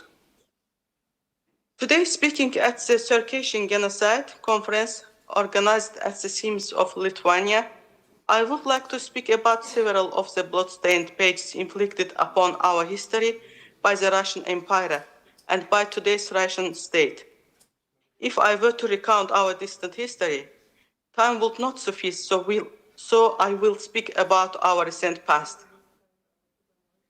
On May 28, 1918, the Azerbaijan Democratic Republic was established. It was the first independent state in the Muslim East. One of the prominent figures of this independent state was Tlehas Murat Gerey, who was of Circassian origin. On November 15, 1918, he was appointed head of the artillery department of the General Staff, and on December 4, 1919, he became the military governor-general of the Baku fortified district. Upon his appointment, Tlehas said, "I will work with all my strength to justify the trust and the hope placed in me." Murat Gerey Tlehas was the Governor-General of the Azerbaijan Democratic Republic. The life of the Azerbaijan Democratic Republic lasted only 23 months. On April 28, 1920, the Red Bolsheviks overthrew the republics that we had established together with the peoples of Caucasus. Once again, our land was stained with blood. After the Bolsheviks came to power, General Murat Gereybek Tlehas was arrested in May 1920. He was falsely accused of murdering the Bolshevik revolutionary Ali Bayramov. From May 21 to May 28, 1920, Murat Gerey was interrogated before the Supreme Revolutionary Tribunal. When the chairman of tribunal, Viktor Naneshvili, asked him, "General Murat Gereybek Tlehas, do you consider yourself guilty of murder of Ali Bayramov? As the Governor-General of the Baku fortified district, did you in occasion lead to the commission of this terrible crime?" Tlehas replied, "Honorable Tribunal, I will not present my defense here. I didn't participate in the murder of the Bolshevik Ali Bayramov. Due to my upbringing and circumstances unknown to me, I now sit in the defendant's chair. I am the son of poor ensign. I come from a poor family. I am 46 years old. I have spent more than half my life in military service. My father sold his last samovar to send his son to a military school. Now it seems to me that the bourgeois position of a governor-general has become a disgrace for me. If you ask me who my enemies are, I will tell you, my enemies are those who encroach upon the freedom of Azerbaijan. I have never taken part in political activities. My goal was to create a national army and to prevent massacres. Despite the absence of evidence proving Murat Gereybek Tlehas's involvement in the death of Ali Bayramov, by decision of tribunal, he was executed by firing squad at 2 a.m. on May 29, 1920. As a counter-revolutionary and Musavat supporter. For us Azerbaijanis, the memory of Governor General Tlehas, who was Circassian nationality, is always dear. Many things unite Circassians and Azerbaijanis. One of our national dances is called Čerkesų. In the early 19th century, the costume worn by Azerbaijani men was also called Čerkesų. Until the mid-20th century, peasants and noblemen wore Circassian attire. Our spirit is one of the Circassians and our dances resemble one another. These dances embody upright posture, courage, and heroism. Circassians living in Azerbaijan know this well. We live as members of one family. As you may have noticed, Murat Gereybek Tlehas and many Azerbaijani generals and ministers were executed in May 1920. On that same day, our freedom was taken from us. Those who sought freedom were exiled by the Russian Bolsheviks to the cold lands of Siberia and the deserts of Kazakhstan. Beginning in 1937, most of those who spoke of freedom were executed and their families were deported from their homes. Just as Circassians perished along the roads during their deportations, Azerbaijans and representatives of other freedom-loving peoples living in Azerbaijan endured the same suffering, torture, and ordeals. I also remind you of the fate of Azerbaijans who took to the streets of Baku on the night of January 20, 1990, to break away from Soviet Russia. On that day, tanks of the Russian army rolled over peaceful civilians in Baku. Blood flowed through the streets of the city. Then, on February 26, 1992, with the participants of Russia's 336th Military Regiment, the Khojaly genocide was committed. On snowy winter night, Russian servicemen drenched in blood the elderly, the young, and children who were fleeing and hiding in the mountains. The white snow turned red. Today, the political course pursued by the Azerbaijan state and its president once again proves that we are, in fact, the first people in the Caucasus to have achieved victory. However, the Russian authorities who don't want peace to be established in the Caucasus continue to obstruct us. Today, we all see what Russia is doing to its cold brothers in faith, the Ukrainians. We more than 50 million Azerbaijanis living around the world are aware of the deprivations that the Circassians face today in their homeland. As a result of the bloody policy of Russian chauvinism, Crimean Tatars, Circassians, Sakha-Yakuts, Kalmyks, Nogays, and Tatars are imprisoned in dungeons run by the Russian regime in their own native lands, and then disappear without a trace. We are fully aware of all this. I call on you to benefit from the experience of Azerbaijan, which achieved victory in 2020. We believe that if we stand together in the Caucasus and join hands, we can unite like a single fist and defeat the bloody empire of evil. I wish that all the people of the Caucasus and all people suffering under the oppression of official Moscow raise their voices together and sing songs of love, friendship, and peace. The peoples of the Caucasus are singing and dancing peoples. May our destiny be one of celebration rather than mourning. Our national leader, the late Heydar Aliyev, once said a beautiful phrase: "Let justice triumph." I too wish the Circassian people to witness the triumph of justice and to establish their own national republic and state. Thank you for attention. Respectfully, Aida Eyvazlı. Ačiū labai. I wish the participants good luck. I wish that you establish your own national republic. Goodbye. Goodbye. Goodbye. Thank you. Dabar norėčiau suteikti žodį signatarui Emanueliui. And now I would like to give the floor to the member of the Seimas, Mr. Emanuelis Zingeris. He's a member of the Lithuanian Reform Movement Sąjūdis, as well as a chair of the Committee on Foreign Affairs.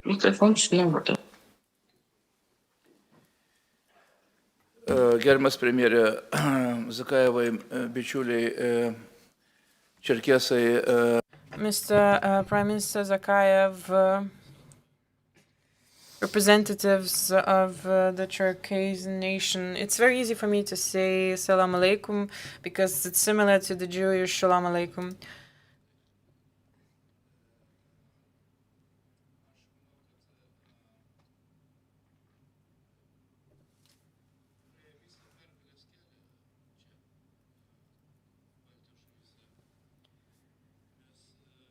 After having walked the path leading to our eventual freedom, we recall very well our visit with Dudayev when our first head of state, Professor Landsbergis, together with his wife, had to participate in that meeting.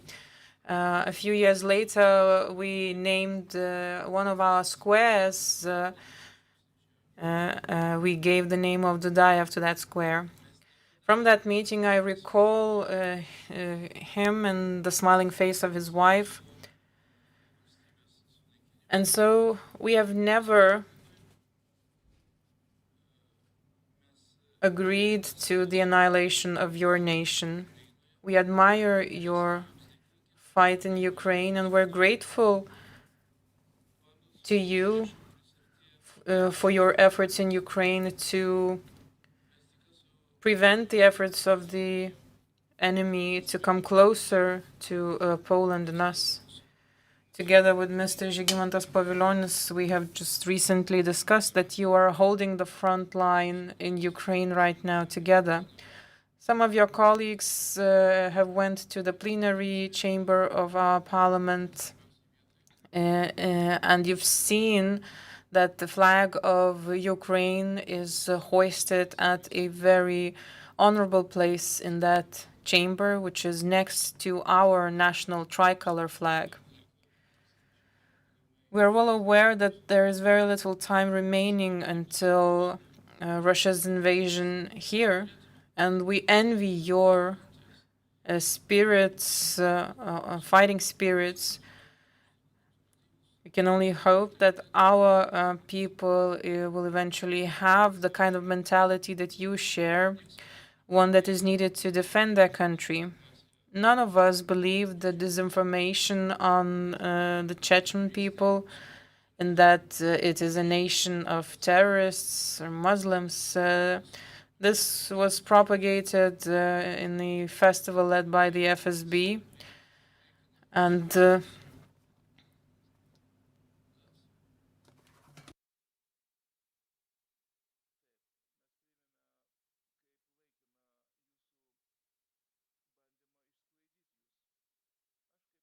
so the killing of Dudayev was perceived as an attempt to disperse you. As a man of Jewish origin, I had to deal with people joking of Jewish people being as ordinary men or Jewish people being as soldiers.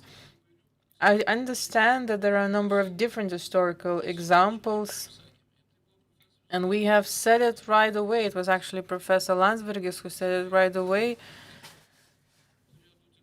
that the bombing of Moscow in 1999 was geared towards two goals, which was firstly was to annihilate you and then to annihilate Russian Democrats. But you remain standing despite the efforts of Russia to put its own people in power in Chechnya.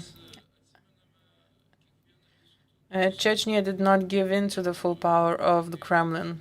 We recall the efforts of your nation in 1918, 1920 to restore your statehood, something which has went down to our history. We have constantly been checking our own blood to verify whether or not we have been incorporated to the USSR fully. I remember our meeting with Ryzhkov when our delegation members said that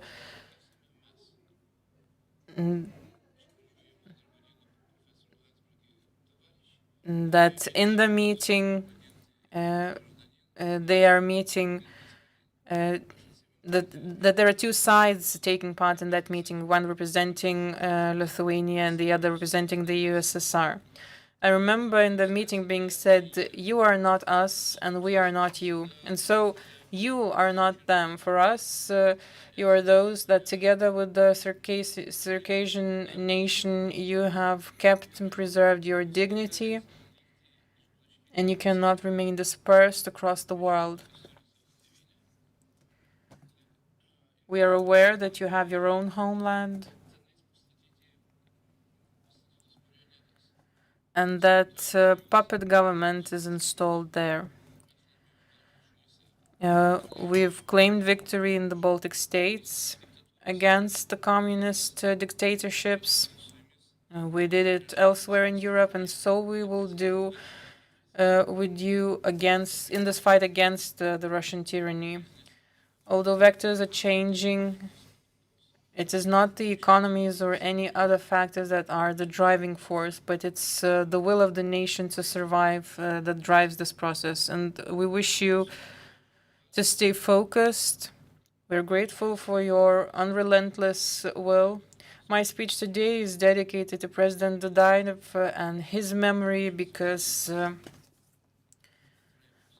I recall him very well from my past meetings with him and his beloved wife, and we are devastated by the fate of the Circassian nation, which is represented in millions worldwide. We bow to the determination of your nation, and we will try to draw inspiration from your nation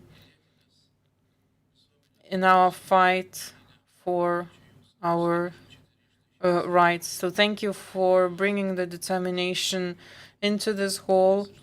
You can see these pictures hoisted on these walls. The one at the back demonstrates the beginning of the 20th century when we first regained our independence.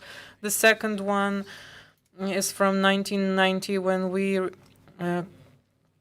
announced our independence, and then we had to fight for it once again.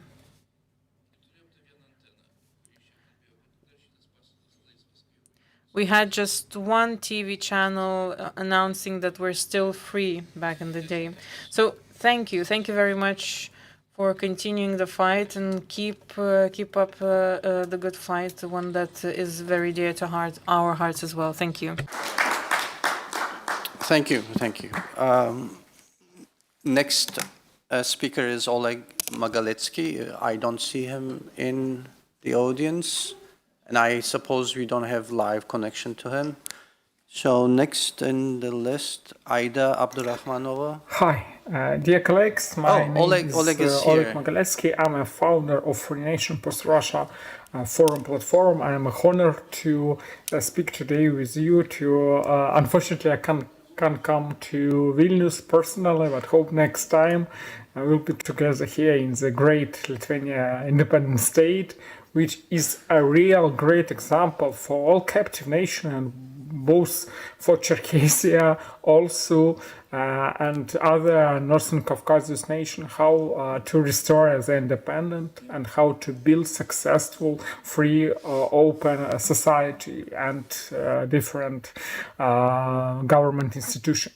So, unfortunately, Czerkessia and other nations, also I'm Ukrainian citizen and Ukrainian, we know very well what is it Russian colonial experience, what is the history when the metropolia, when the Russian or Muscovites, but to say they try and unfortunately they success to destroy not only the independent state but destroy the nation.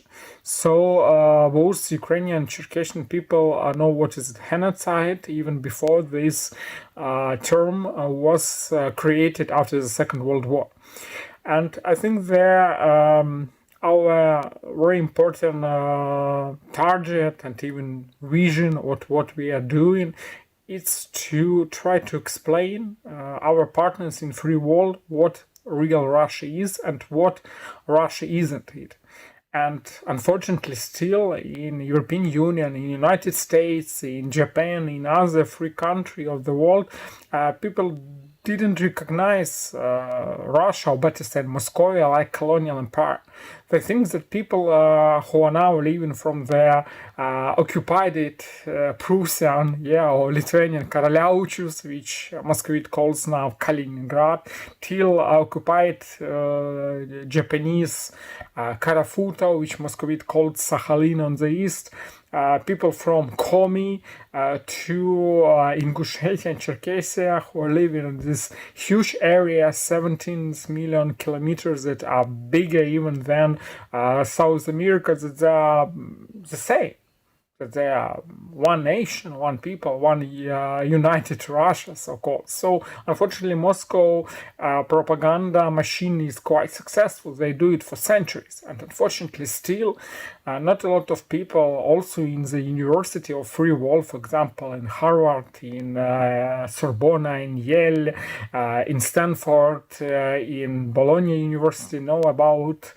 Russia colonial past and present time, that Russia still colonial empire, and it was it for centuries. So fortunately we don't have now colonial British, French, Spanish, Dutch, Portuguese or Ottoman Empire in Europe, but we still have the Russian colonial empire, the last one. And we should understand that it's the source, is the meaning of this nature of this empire, and they try to restore its empire. For example, just a few days ago, the Chancellor of Germany, Friedrich Merz, said that Putin's tried to restore USSR. No, not even USSR. He tried to restore the Romanovs empire, and he tried to rebuild it on the way that Romanov can do. So he also wanted to come to Balkans, to come to Norway, Sweden, and so on. And of course, he used captive nation, colonized regions, also in the Northern Caucasus region, like Czerkessia, like a tool to colonize other people. So, if here in Lithuania or in Ukraine or in France or in Germany, Canada and other people wanted to be free to decide on their own about their lives, they should understand that their freedom is connected with freedom with captive nation, with people who are under the Moscow colonial rule now. And Czerkessian people and Czerkessia and independent Czerkessia in future is the tool how to prevent Moscow militarism and revanchism. So it's win-win scenario to support captive nation, to support restoring independence of Czerkessia, because when Czerkessia will become independent next time, soon, so when it will restore its independence, like Lithuania already done it, like Ukraine already done it, this means that Moscow can't attack as a country. So, because independence will be peaceful, it will be open for trade, investment, culture, partnership, and so on. So people from Czerkesy won't come to Ukraine or to Lithuania or to Estonia on tanks, try to destroy and conquer. It will be, they will wait in tourists from Vilnius, Tallinn, Kyiv, Warsaw, and Berlin. And they don't want to have a war because they know what does freedom means. So let's do it together. Let's understand that we don't have other choice, and we should make Moscow small again together, because big Russia, big problem. Small Russia, small problem. No Russia, no problem. Thank you very much, and let's restore the independence of Czerkesy. Yes, we are running out of time. We are a little late. Next in line is Aida Abdurrahmanova, head of Tatarstan Independence Committee.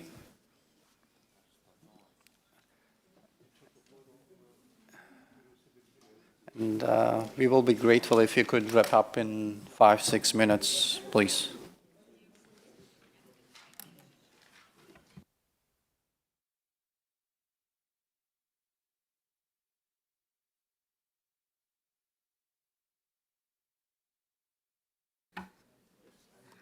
Labą dieną. Good afternoon.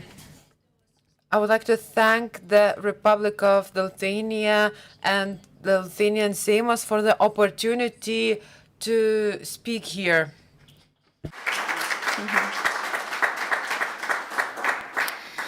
Good afternoon, distinguished members of Parliament, esteemed delegates and guests of today's conference. My name is Aida Abdurrahmanova. I am a head of the Tatarstan Independence Committee, a member of Real Nation League. The history of Russian imperialism is a sequence of systematic conquest, suppression, and destruction of people who had the misfortune of living next to a state built on the logic of endless expansion and revenge. This is neither an accident, no mistake of history. It is a stable political tradition in which force is placed above love and fear of free peoples pushes the Kremlin towards the crimes. The Volga Tatars were among the first to come under attack. The destruction of the Kazan Khaganate in 1552 began on the earliest major act of aggressive expansion. Years of forced assimilation, the dismantling of institutions, and attempts to erase cultural autonomy are several on goal that deprive the Tatar people of the ability to be the subject of their own destiny. Even according to the official data of the latest population census of the so-called Russian Federation over the past 10 years, the number of citizens indicating the Tatar language as their native language has decreased by approximately 1 million people. Under the correct political and cultural condition in Russia, the restoration on linguistic and national self-identification for these people and these descendants appear difficult, creating prejudice for future deepening of assimilation processes. The same logic was directed against our people as well, including the Čerkesians, who endured on the gravest tragedy in the region history.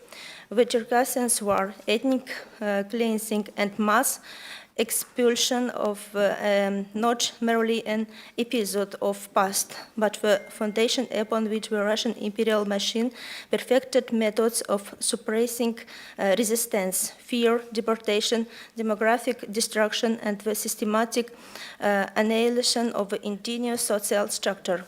Later, Russia exerted pressure on the western territories as well. Lithuanians and our Baltic peoples went through several waves of forcible loss, statehood, repression, and deportation.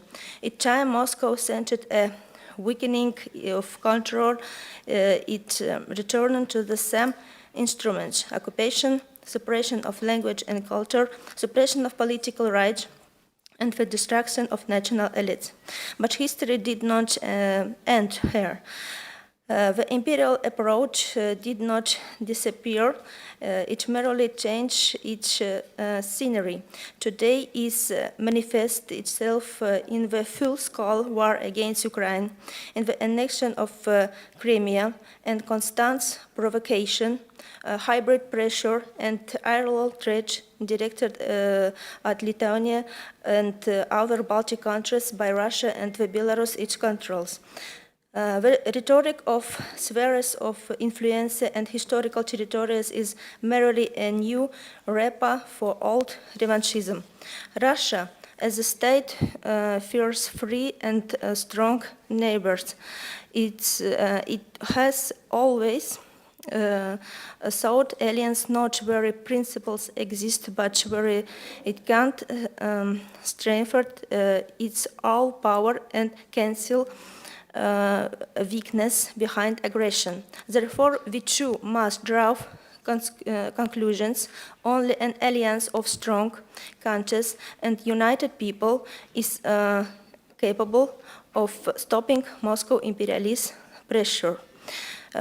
We express our sincere gratitude to the Republic of Lithuania and the Seims of Lithuania for the principled decision to recognize the 1944 deportation of Crimean Tatar people as an act of genocide.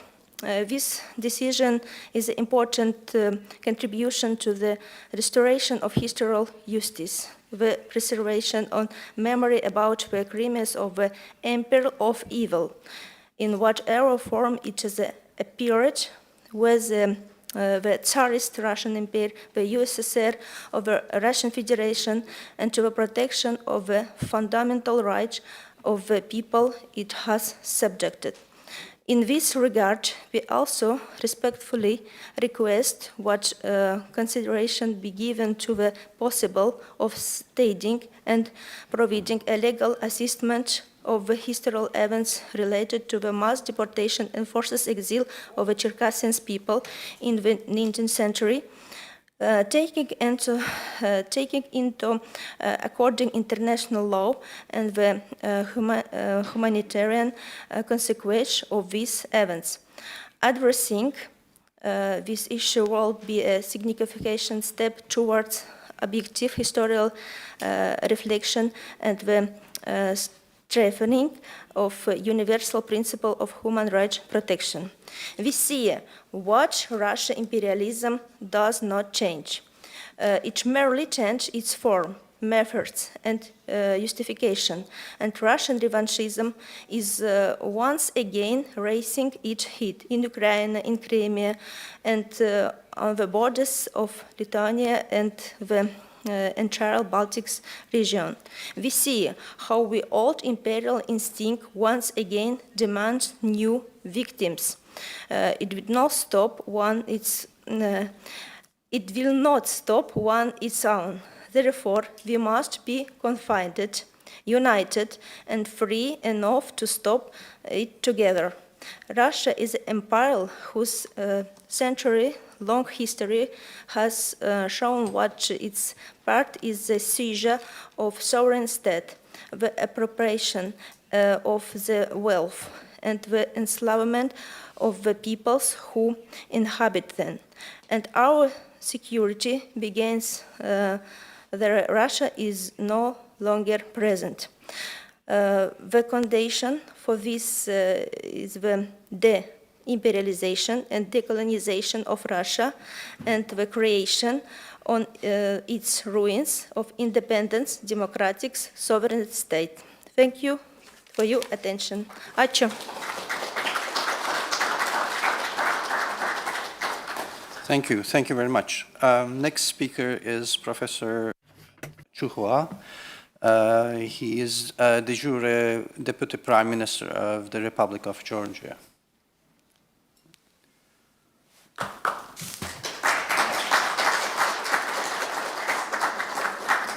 You have 5 to 6 minutes. 6 minutes. Thank you.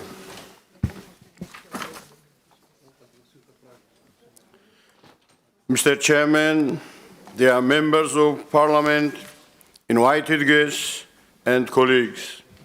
It is a great honor for me to represent the Republic of Georgia, the government of the first President of Georgia, Zviad Gamsachurdia.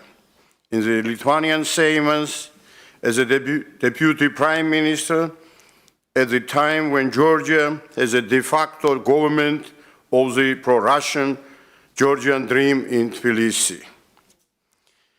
I am pleased to see here the Prime Minister of the Republic of Ichkeria, which comes from the first President of Ichkeria, Johar Dudayev, Mr. Ahmed Zakayev.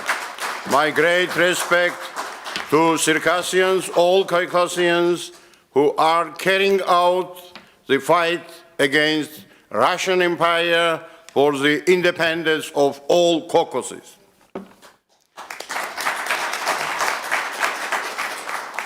So I was a member of the national movement in Georgia, and I am proud now standing here with these people who were fighting for the independence of Lietuva at that time. And this was our whole movement, united movement of the people of USSR when we were waiting for our independence. And now Lietuva is an independent country, a member of Euro Union and member of NATO. We need NATO. We need independence on Caucasus, please.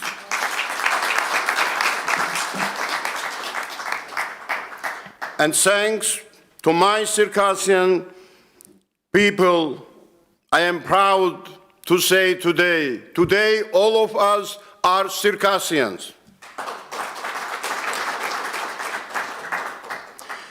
In the Caucasus, Circassia was historically a country famous for the seaside in the Caucasus, Circassia. Kabardians, Shapsuks, and others, Adigas, are sub-ethnic groups of the Circassian nation who lived and developed on the Black Sea coast of the North Caucasus for many centuries. At the beginning of the 20th coast of the century, the artificial division of one ethnic group into nationalities is a natural result of the Russian imperialist policy in the Caucasus. When the center of colonization, Moscow, not only divided but also opposite sub-ethnic groups related to each other. As a caucologist, I am often asked why it is necessary and important to recognize the Circassian genocide. I think, and I always emphasize this, that determining the territories of ethnic cleansing and genocide of the Circassians, we determine on which territories the Circassian state was located. And we see that it was located on the Black Sea coast and on a fairly large territory. Until the end of the Circassian war, the Western Circassians, Adigas, lived throughout the Krasnodar territory and Adygea. South of the Kuban River, the Shakhe River in the Lazarevsky district of Sochi. In 2012, Georgian historians Beradze, Topuria, Horava presented a reconstructed picture of the sub-ethnic settlements of Circassia. It turned out that the Circassians lived on the coast of the Black Sea in the following order from Taman to the river Savsruko. The territory occupied by Natukhai from the river Adagum to the river Shakhe. The territory occupied by Shapsuks and from the river Shakhe to Psol, the beach line occupied by the Ubiks. Today, the Circassian nation which is in danger of disappearing physically, rarely demands the return to the forcibly expelled Circassians to their historical homeland. The goal of the Circassians is to resettle the repatriates where the Russian Empire unjustly and cruelly deported them to the Ottoman Empire.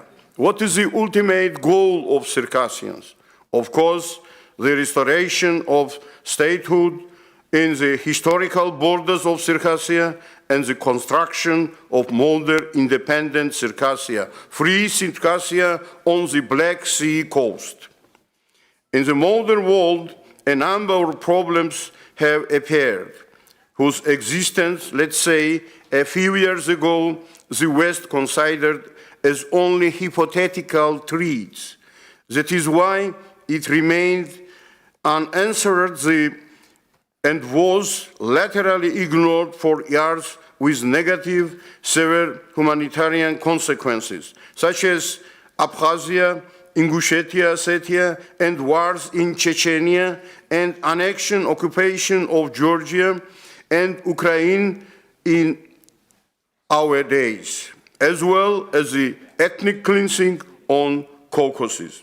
Obviously, Russia was involved, but from the hypothetical, these problems moved very quickly to the practical dimension.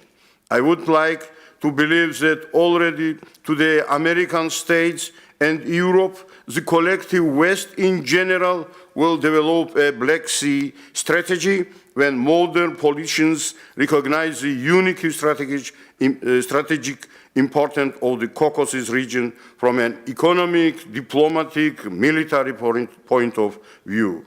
It's clear that under the conditions of the partnership, unity of Ukraine, Georgia, Circassia, the strategic location of the Black Sea basin in Caucasus, Ukraine, Circassia, Georgia, Turkey, when maritime borders will be created without Russia. And we will be able to have the opportunity to make it clear to Washington and Brussels that an independent country, Circassia, in the Caucasus region offers the West as a unique geographical advantage. Without Baltic and Black Sea, Russia as an empire will cease to exist. It's clear, with the aggression carried out by Putin in Ukraine, Russia has chosen the path of terrorism and finally abandoned democracy, which means the imperial traditions will become even stronger in Russia.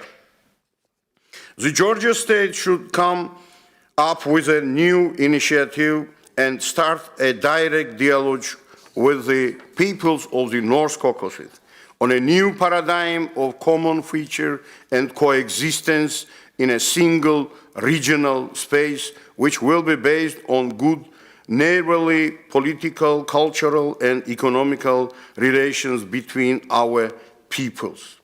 I say Circassians and Circassia are part of Europe, and I think we must demand from Europe and United States to recognize the self-determination of these people, Circassian people.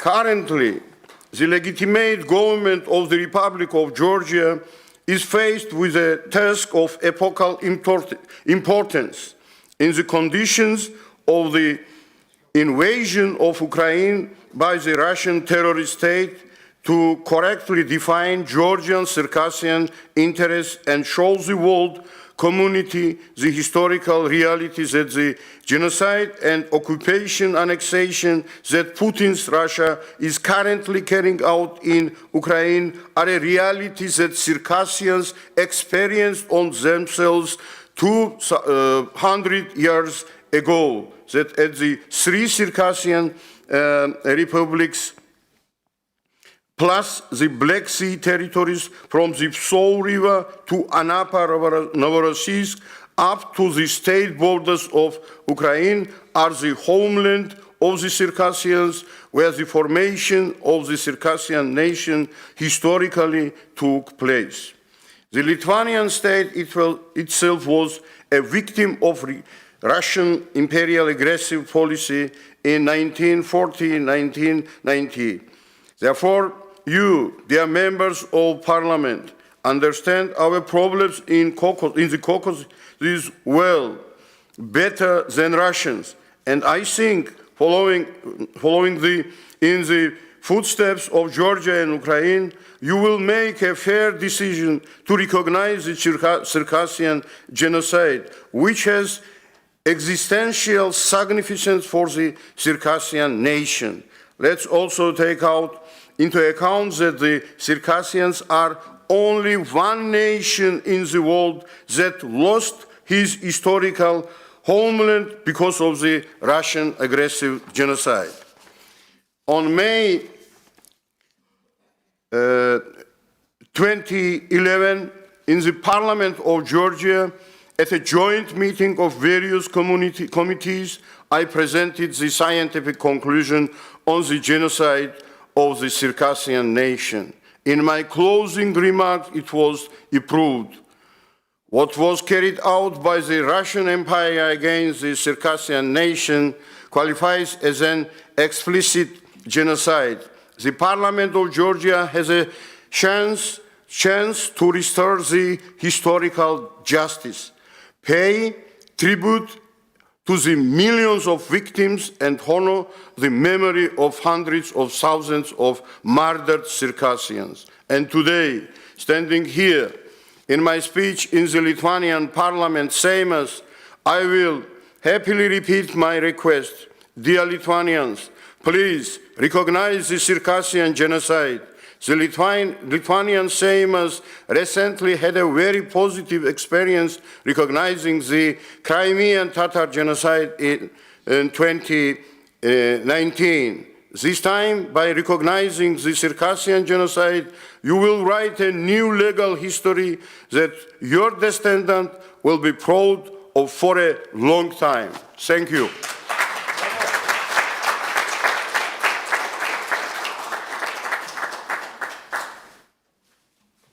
Thank you. Next speaker is Mr. Cyrus Bolayan. He is in Yazor, the chief and elder of the Erzia people, and he is also the president of the League of Free Nations. Please.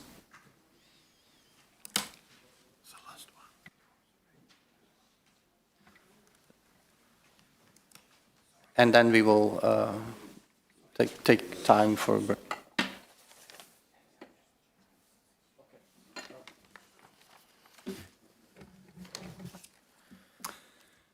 Shumë ratullëgje, mjelvanok sjalgat, mon kortan erzeks, dorjo jalgam jutap tazo anglankels. Dear ladies and gentlemen, I am president of Free Nations League, Cyrus Bolayan, and I am advisor on foreign affairs of Free Nations League, Dorjo Dugarov. Нилете и эсень абунгавти арсема текемин эрятано, эремодо пингеде тонавтомо кинигант лопанзо ютксо. Русия отдол снартни келега автомо кордононзо.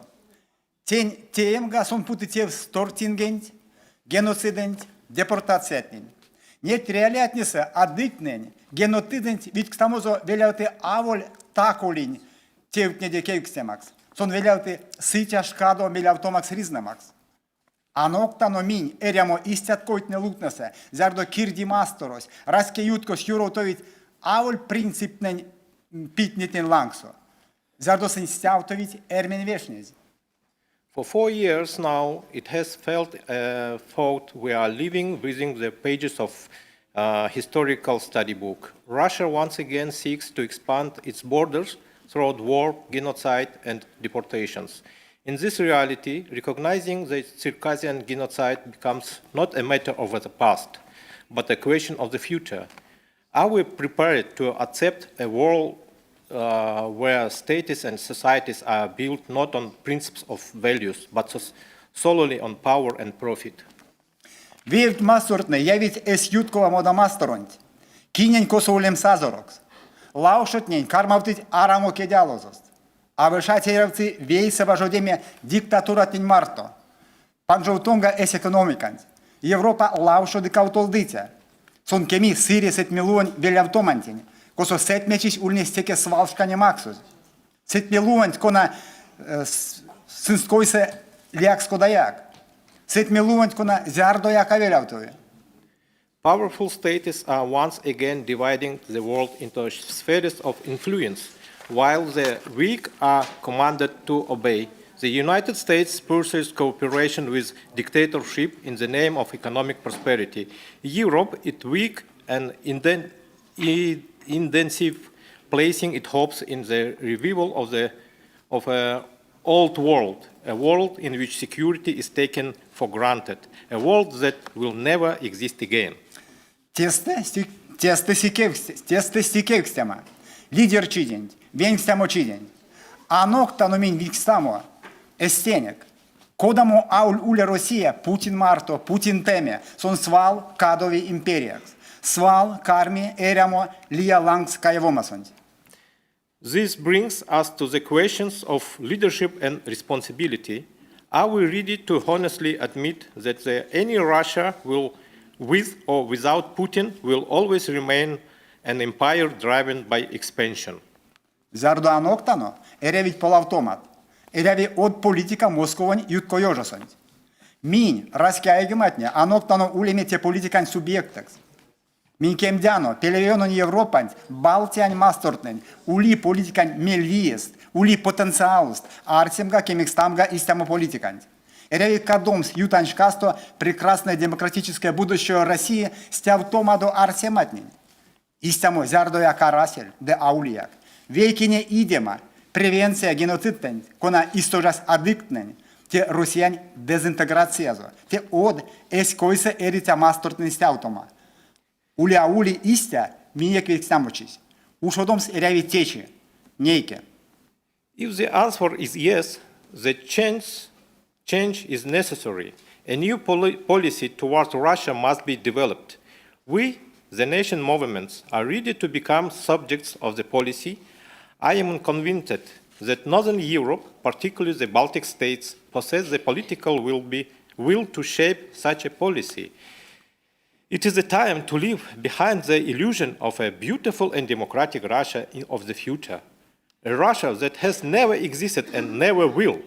The only true prevention of future genocides, such as Circassian one, is the disintegration of Russia and the creation of new independent states. Thank you very much.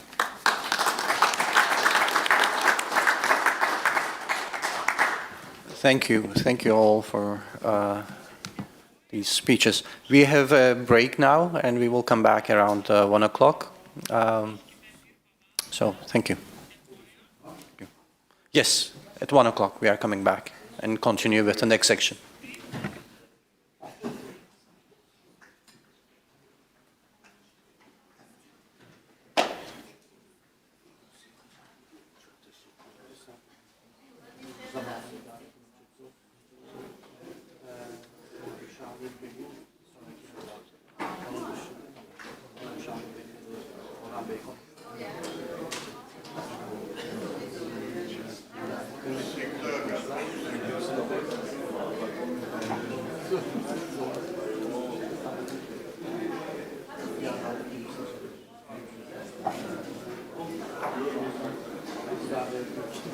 Great conference.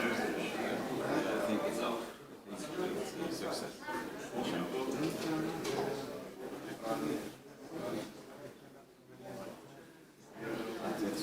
It's always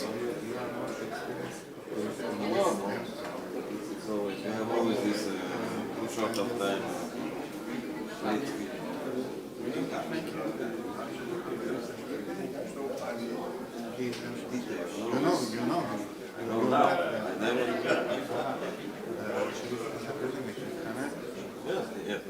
And he's expert in Eastern Europe, Russia. He knows Russia very well. He has the we have a lot of to learn from him. Yeah, yeah.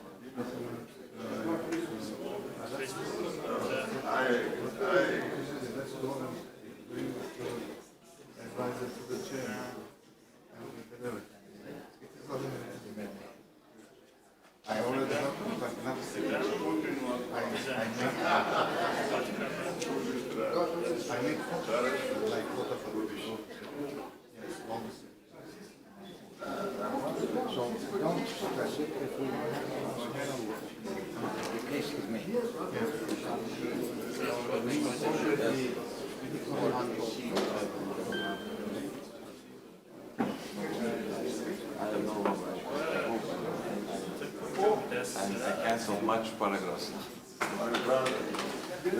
Everything is said. That's important.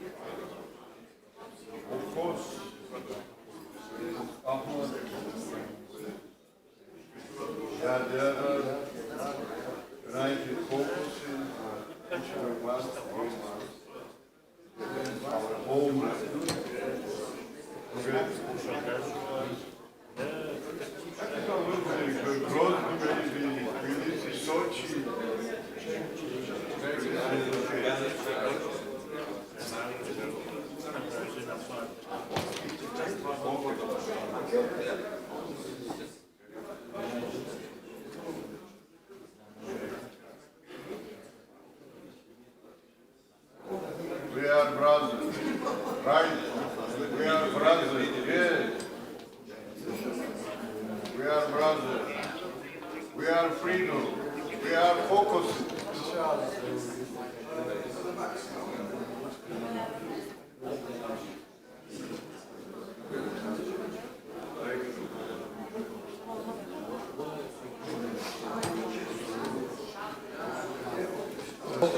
Live lunch is here. Mr. Chaparov, he prepared a speech in Russian. This program with Mr. Chaparov, I spoke with you. We don't tell for him about this English. I told him speak this to Ukrainian. It will be very good. But he told me how many people will understand Ukrainian language here. It's not a problem.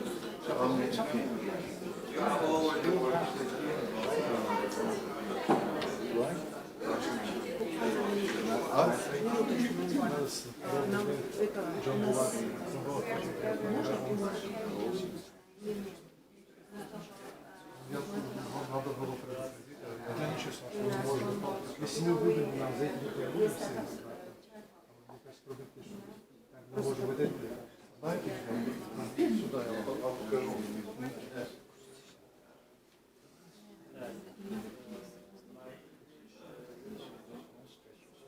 We must, for 5 minutes, because a lot of speakers speak so long.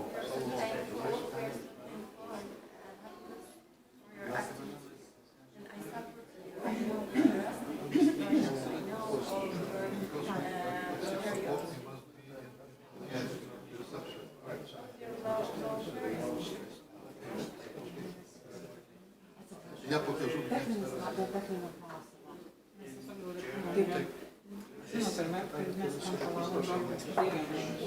Taip, gerai, konvoju.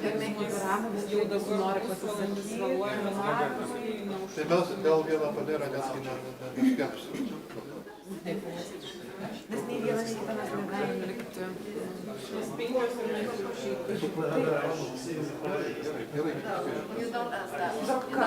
Kartais tie rinkimai užsitęsia ir mes nežinom ir galim likti. O šiandien aš kaip tik tie vieną net negalim. Aš tai prašė Laurinas, tai atsiunčiau visą savo kalbą. Kiti kažkaip prašė, tos įrašus irgi atsiunčiau. Bet kai žmonės Ne,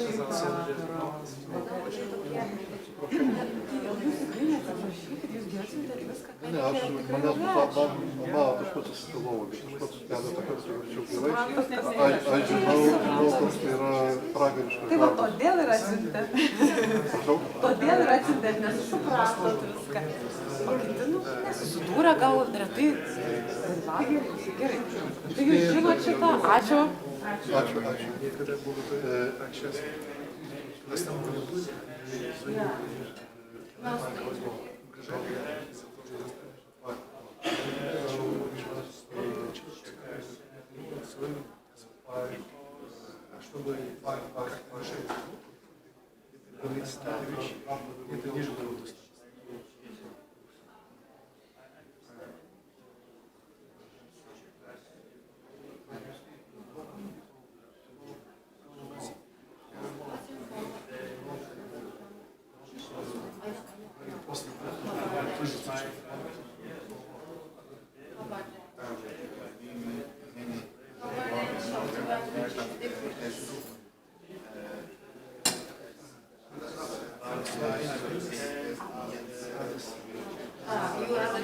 Ja wam pokażę, gdzie można Maritu zrobić.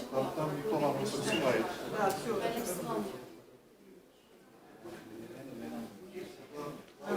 Ama şeyler farklı değil mi telaffuzlar? İster kabarda yanlış yapsalar biraz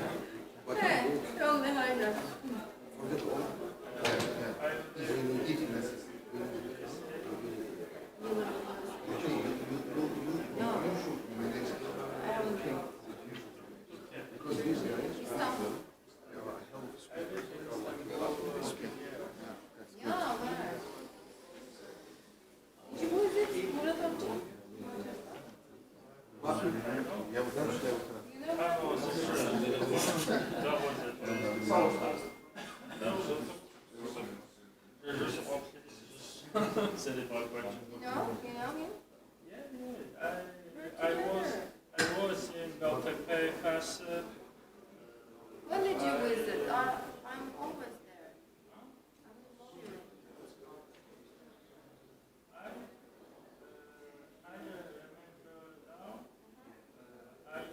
You see me today? Night?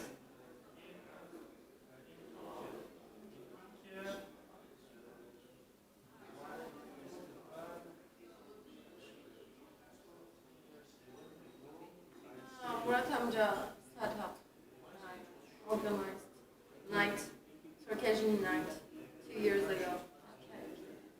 In Maltepe. Top of the mountain. How is your family? In Russia.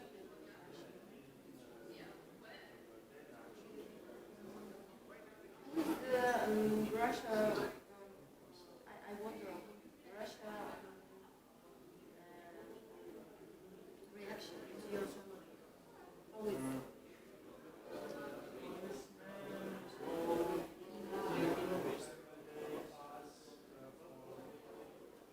They always support you.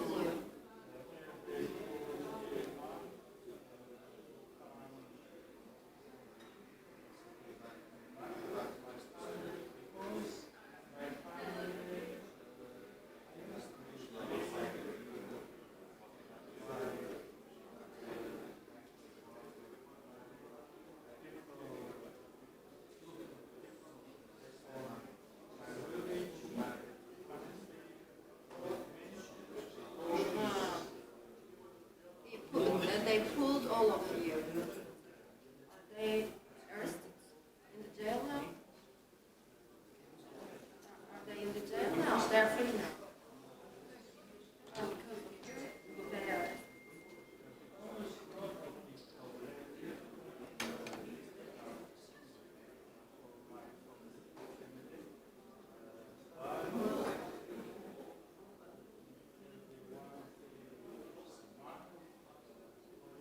They used to be this problem. They don't care. Are you happy? We are so proud of you, really.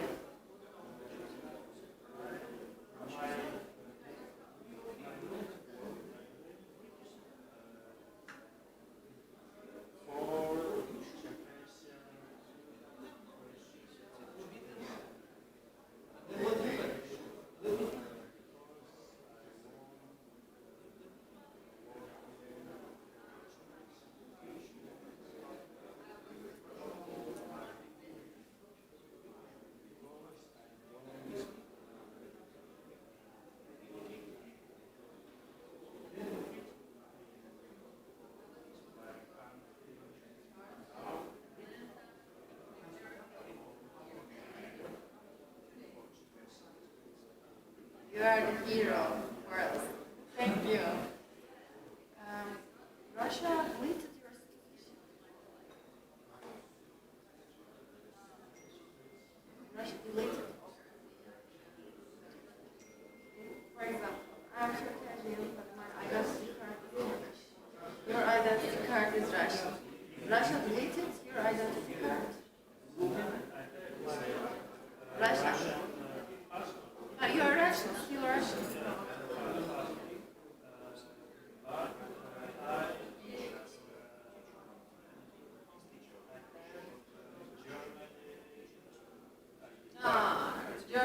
Germany is citizenship. You have.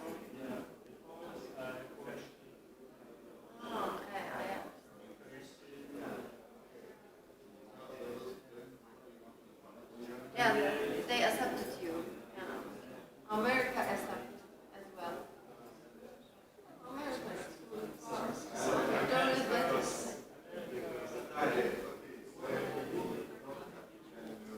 Far, so far.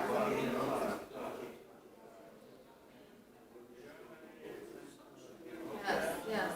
It's close to everywhere.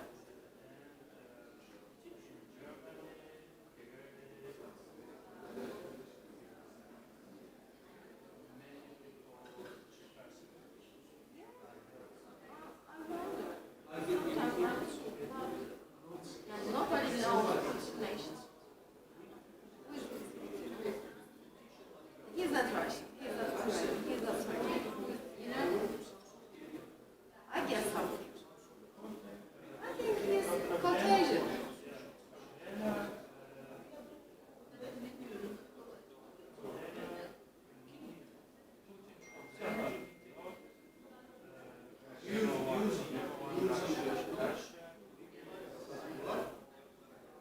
Russian nation, probably the Russian nation.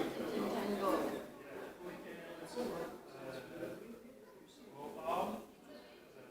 Other one.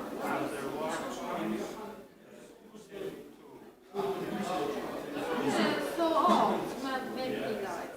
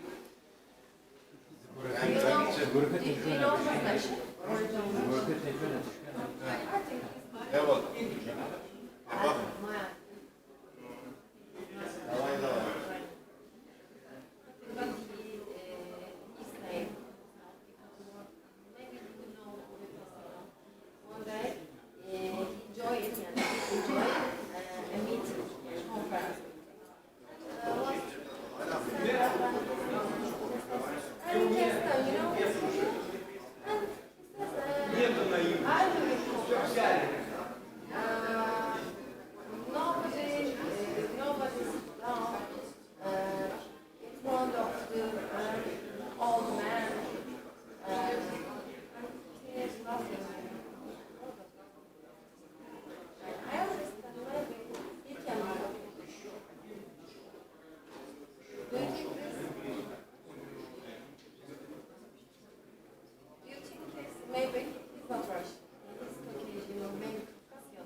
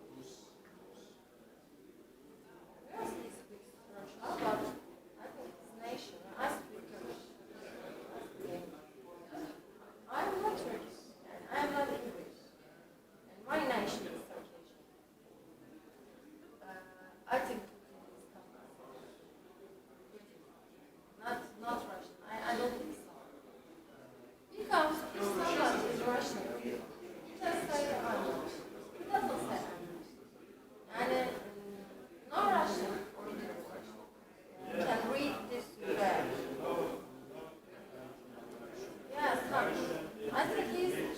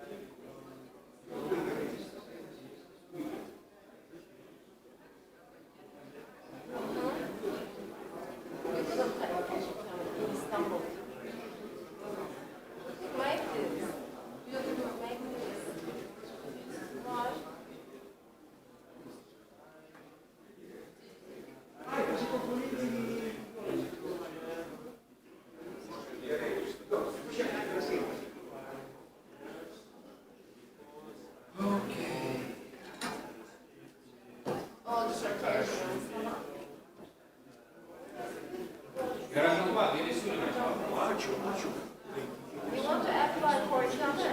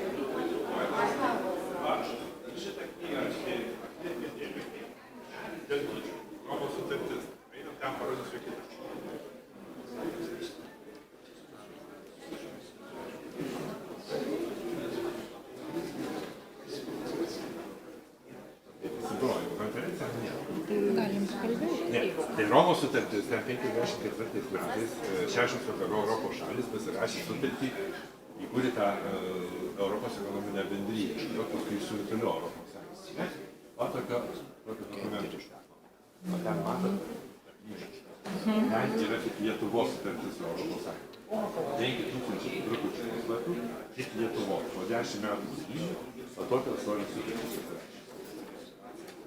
Ukrainiečių parlamentarų delegacija Lamų medžiosiu, aš palankiu, kad esate dar praeitį. Nu, žinot, sąjunga plečiasi iš biurokratijos. Bet čia labai daug įgimybių. Va, ko nieks nematė, niekada, per sausio įvykius, minim niekada nevaldo. Pirmos barikados aplink Seimą. Pirmos buvo šitos. Autobusai? Autobusai. To ekstremalioj situacijai greičiausia, ką sugalvo, autobusų parkai davė autobusus apie Seimą. Nes anoms subešt mums tiek, vilkikų, kranų, ne taip greitai, ne? Visko reikia. Tos vėliau pat atsirado, bet tos įspūdingesnės, nes ten jau plakatai, tie sovietiniai pasai, viskas tai rodo tas paprastai. Bet pradžia buvo šitą. Paskui kita, ką duotų, daryti ten, kad 4 Europos Sąjungos tvirtinti.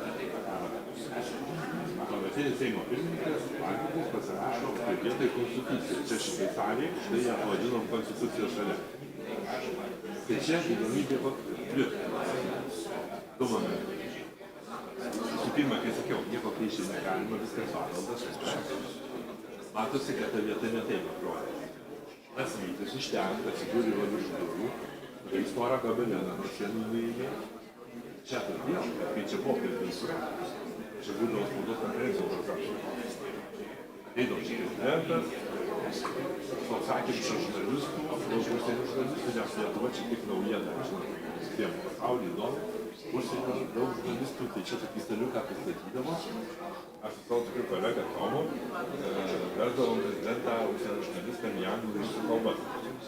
Nu, tai įsivaizduok, kaip čia atrodo. Trys gyvai, vienu metu salėje kalbas. Su 3 kartus. Net su 3 kalbomis.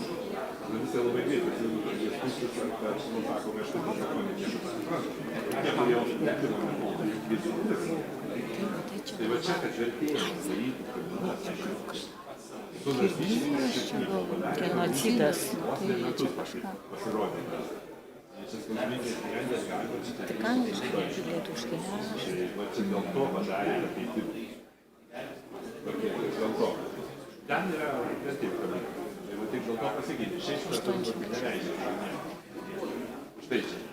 Ir dar turėtume su konstitucija įdomi toks. Konstitucijos dieną minim kada. Mes ten įminėjom šiaip jau. Spalio 25, nes tada vyko referendumas. Tada konstitucijos diena. Landsbergis čia pasirašo lapkričio 6. O toks, kad jis pasirašo galiojančią konstituciją. Teisiškai jo parašą nieko pakeisti negalėjo. Jinai jau galioja. O galioja štai kokia. Tada, tuometiniam Seime, buvo kai kūrė konstituciją, konstitucija pagrindinis įstatymas. Nuo to ir priklauso, kokia šalis bus. Dabar sakom parlamentinė respublika. Tai yra praktiškai vos visą galių parlamentinė. Mūsų gyvenimo parlamentinė. Bet buvo kitas variantas. Buvo parlamentinis toks konstitucijos variantas, bet buvo ir prezidentinis, jeigu kada vadinam. Kur daugiau gali prezidentas. Jis tiesiog vadovavo vyriausybė, kažkas panašaus kaip Trumpas Amerikoje, ten Makronas Prancūzijoje, pagaliau Putinas sumokė tada, ne? Tai tada faktiškai prezidentai gali labai daug gyvenime, tokių mokesčių nustatinėjimų gali. Buvo toks variantas. Bet dauguma buvo už tą parlamentą. Nors Landsbergis buvo vienas iš tų, kuris pasisakė už prezidentį. Tai čia patys kūrėjai, pasakėm, šiandienos istorija. Jie baiminosi, kad Landsbergis kaip pirmininkas atseit gali tokios konstitucijos nepasirašyti. Štai. Tai ką jie padarė? Jie konstituciją rašė, tai mane yra. Kad konstitucija įsigalioja tada, kai vyriausia rinkimų komisija patvirtins referendumo rezultatus. Tai lapkričio 2 patvirtino, kad konstitucija jau galioja. Čia yra toks daugiau paradinis amžius. pasirašė. Teisiškai nieko jau pakeisti neįmanoma. Tai nuo savęs pridedu, kad visada čia, mano nuomonė, gera žinia iš viso šito ta, kad čia mes piliečiai ėjom, balsavom, sprendėm, kokios Lietuvos norim, kokios konstitucijos norim ir nusprendėm. O ne tai, kad ten vienas žmogus nori pasirašau, nori pasirašau, ja, turim kaimynystės šalių, vienas žmogus apsigaudžia, tai kad ar taip norėtų? Tikrai ne. Va, tai gerai, mes šiandien puolėm, kad partijos žinoti, o tai būtume šitas salės nematęs. Galim taip. Mums sekasi.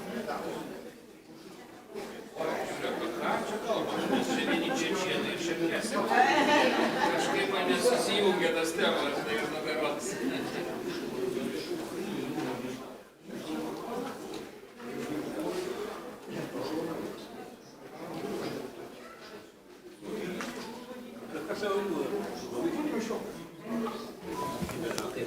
Mėly kolegos, prašau. Colleagues, please come back to the hall. Let's continue with our conference. Take your seats. We are continuing our conference.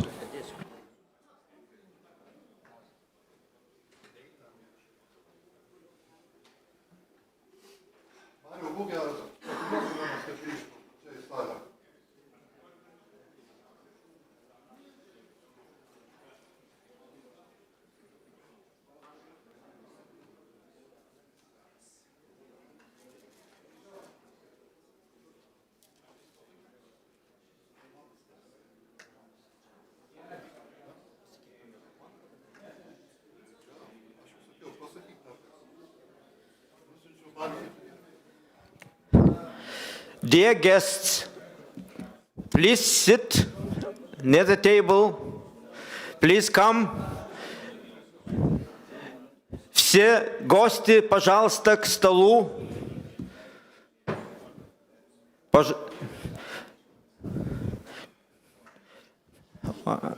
Šitai daliai pirmininkausiu aš, Adas Jakubauskas.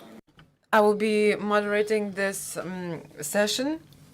From the previous sessions, we still didn't hear from Mr. Jamil Albakov. Is he here in the hall?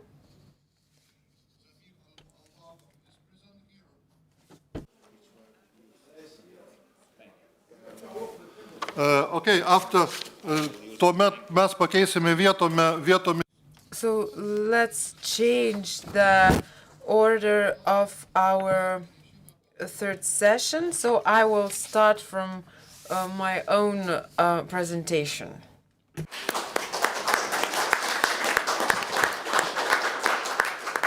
Gerbiami kolegos. Dear colleagues, members of the Seimas, historians, researchers, journalists, and all guests. Today, we gather to discuss one of the most dramatic crimes of the 19th century by Russian Empire, the genocide of the Circassian people. This tragedy remained on the margins for decades, even though its scale, systematic nature, and geographical scope allows us to define it as one of the largest ethnic cleansing operations in Europe. Based on historical sources, research, and documents, we can clearly see that this was not a spontaneous act of war, but a consistently planned and implemented policy aimed at exterminating and expelling the Circassian nation from its native lands. However, today I want not only to speak about the Circassian tragedy, I want to open a broader perspective to compare this experience with the Lithuanian nation's historical struggle for survival, because therein lies a deeper, analytically meaningful understanding. Only through comparative analysis can we better see the universality and uniqueness of historical processes, their impact on national identities, and their moral right to historical justice. The 19th century in the Caucasus was a time of prolonged Russian imperial expansion when military actions intertwined with ethnic policy. After suppressing resistance, a consistent plan was implemented. Destruction of settlements, burning of food and crops, forced mass expulsion to the Ottoman Empire, during which, according to various estimates, 600 to 700,000 people perished, demographic policy that resettled Cossack colonists on emptied lands, cultural annihilation leading to the loss of most Circassian cultural heritage is in the Caucasus. Demographically and geopolitically, this meant a complete transformation of the region, a cultural vacuum, and the formation of a diaspora thousands of kilometers away from the homeland. Modern historiography increasingly recognizes that this was not a mere episode, but a state-driven ethnic cleansing strategy. Although the history of the Lithuanian nation differs in chronology and context, structurally it has many parallels with the Circassian experience, seized territory, and forced governance. Lithuania endured long-term occupations by the Russian Empire and later the Soviets. Like the Circassians, Lithuanians experienced language bans, censorship, persecution of religious institutions, forced administrative restructuring. Lithuanian deportations to Siberia in 1941, 1948, and 1955, in their scale and impact on the nation, are among the most painful experiences. This parallels the Circassian forced migration to the Ottoman Empire. In both cases, deportations were used as a tool to break resistance and destroy the social structures of the nation. For Circassians, cultural continuity was destroyed. For Lithuanians, Soviet ideology was imposed. National identity was dismantled. Intelligentsia persecuted, civil society eradicated. In both cases, we can see the destruction of political culture, persecution of cultural elite, falsification of history. Circassians fought the Russian army for decades in the 19th century. Lithuanians in the mid-20th century created one of the largest underground partisan movements in Europe. Both cases show not only military but also moral resistance, the struggle for the right to exist as a nation. The Circassian diaspora today numbers in the millions. The Lithuanian diaspora is not as large, but after the war and Soviet occupations, it too was scattered across the world, and like the Circassians, preserved identity, culture, and memory. Genocides and occupation are not only violence against bodies, but also against memory, identity, and culture. Both the Circassian and Lithuanian cases show that aggression is primarily directed at what makes a nation: language, land, customs, self-government, religion, and historical memory. For Circassians, it was an instrument of mass extermination. For Lithuanians, a mechanism for dismantling social structure. In both cases, deportations had long demographic consequences. If today we speak about Circassian culture, if today we have free Lithuania, it shows that even the most brutal violence cannot erase a nation's spirit if it has someone to pass on its memory. In 2011, the Circassian genocide was recognized by the Parliament of Georgia. In 2025, by the Verkhovna Rada of Ukraine. These are examples of how states can name the truth despite geopolitical pressures. This creates precedents, moral, political, and academic. Lithuania, with its own difficult history, has moral grounds to contribute to this path of justice. Why is this important for Lithuania to speak and acknowledge the Circassian genocide? Because the Lithuanian nation knows what it means to be occupied and repressed. Because our history teaches empathy for the suffering of other nations. Because justice cannot be selective. Because only named violence is not repeated. Lithuania often emphasizes value-based politics. The topic of the Circassian genocide is a litmus test showing whether we apply this policy consistently. The Circassian genocide is not just a 19th century history. It is contemporary memory politics, a moral commitment to a nation that lost most of its people, an important lesson for Europe about how imperial violence destroys cultures. The Lithuanian nation's experience allows us to understand better that Forced deportations are not statistics but wounded lives. Cultural destruction is not politics but the deprivation of a nation's dignity. Resistance is an instinct for survival, not a political choice, and therefore our duty is to speak, to analyze, to acknowledge, and to help. During the Soviet era, Circassian society experienced strong cultural and demographic pressure, whose goal was not formally declared as assimilation, but the real consequences were often exactly that. Soviet policy proclaiming friendship of peoples and so-called internationalism in reality operated centrally. Regional self-government was limited, traditional structures dismantled, and local languages systematically pushed to the margins. The use of the Circassian language in schools declined, while urbanization and industrial policy encouraged the relocation of Russian-speaking populations to the North Caucasus. As a result, in the mid and the late 20th century, part of the Circassian younger generation began to lose a permanent connection with their cultural heritage, which was a common phenomenon for many minorities during the Soviet era.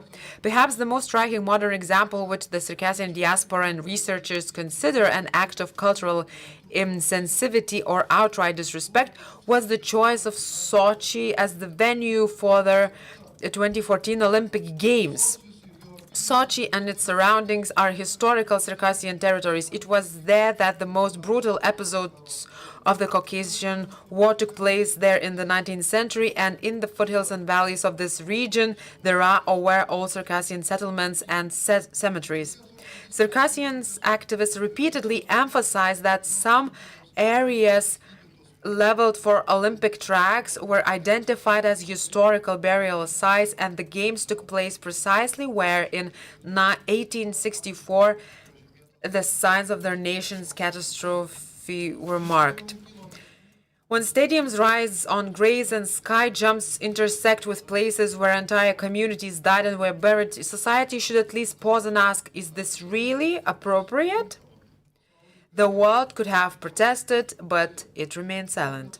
Although Lithuanian and Circassian histories developed in different geographical and cultural contexts, they share one common experience: a foreign empire's attempt to interrupt a nation's historical development, break its identity, and rewrite memory so that it suits the rulers, not the people who call that land their home. In Soviet Lithuania, cultural repression was systematic. Banned books, restricted religion, deportations, attempts to place Soviet identity above the national identity. The Lithuanian language and culture survived only thanks to the extraordinarily strong societal resistance and deep historical consciousness. For Circassians living on the empire's periphery, this process was of a different scale. Their communities in Adygea, Kabarino-Balkaria, and Karachay-Cherkessia had already been devastated by the long Caucasian War, after which many people were forced to retreat to the Ottoman Empire. Soviet authorities not only failed to create conditions for cultural recovery, but continued centralized policies that pushed local languages and traditions to the margins. Unlike Lithuania, where national identity became the axis of resistance, the Circassians' fate was already heavily fragmented. Most of the nation lived in diaspora, and their historical homeland was divided into several autonomies, reduced territories, and constant demographic pressure. Lithuanians know very well the feeling when great powers choose to remain silent about injustice because it suits them. The Lithuanian nation managed to restore its state, rebuild historical memory, honor victims, and regain lost dignity. Circassians are still fighting for the right to be heard, for the right to say that the destruction of their cultural heritage is not an inconvenient historical nuance, but a real and unhealed wound. And perhaps the Lithuanian experience here becomes a good moral lesson for the whole world. The right to memory is not a luxury, but the foundation of a nation's survival. Thank you.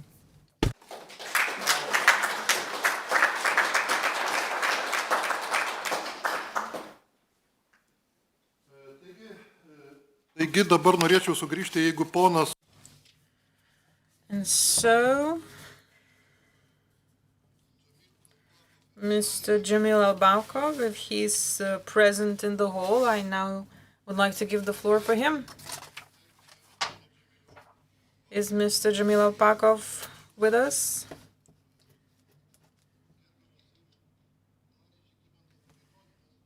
If he's not here, then perhaps let's give the floor to Mr. Žygimantas Pavilionis.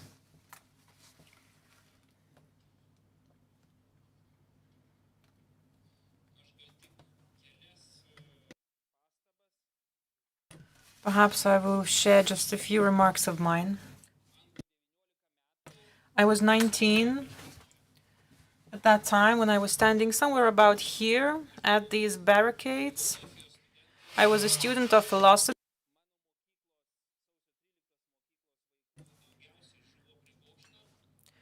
The members of my then school, that of the 13th of January, were among the many who perished at these events. It was the time for me when I realized that Lithuania had to reform itself and integrate it into NATO. I believe you have no other way but to walk the same path that we did. And I will try to tell you how I imagine this. I myself was a diplomat for 23 years. For 16 years, I was in the delegation discussing and negotiating Lithuania's membership in the EU, and I was the one that was involved in this whole path of membership of the EU for Lithuania. But let's go back to the beginnings. For Lithuania, it was very difficult to win its victory back because in the West, we were treated as part of the Soviet Union with no difference being made between Lithuanians, Latvians, Ukrainians, or whatever. Only after a couple of decades of activeness by Lithuanians, Ukrainians, and others, led by Zbigniew Brzezinski and others, the movement of the captive nations began.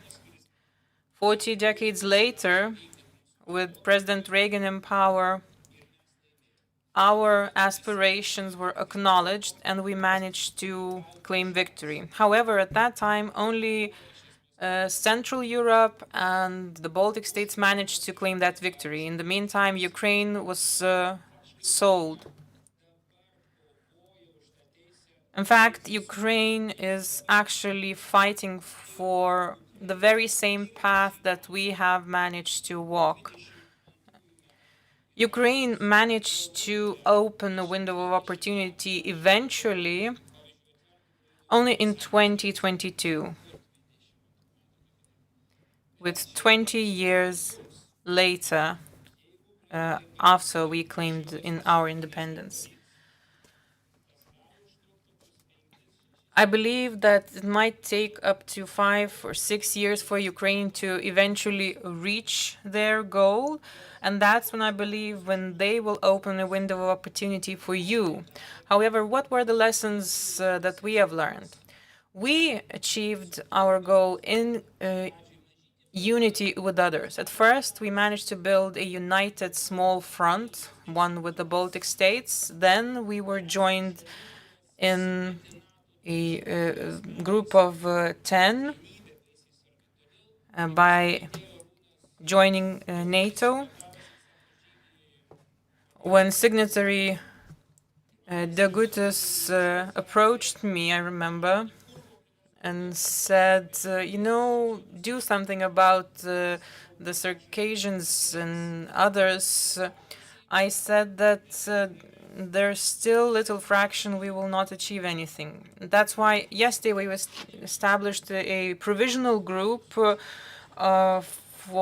friendship with captive nations, or the Captive Nations Group, which features members of the parliament from 4 political groups of the Seimas, non-radical, rather state-minded political parties in that group. And my idea is as follows. We have a similar group for friendship with Ukraine.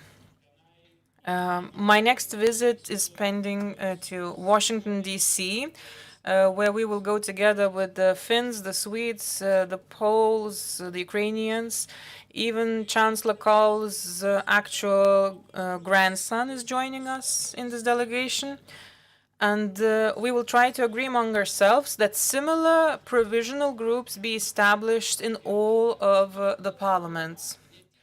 This will build a platform that will cover the entire Europe, because that's our biggest expectation, which is to join Europe on this. And then, together with the Lithuanians and Poles, we'll be joined in a 100 million strong group.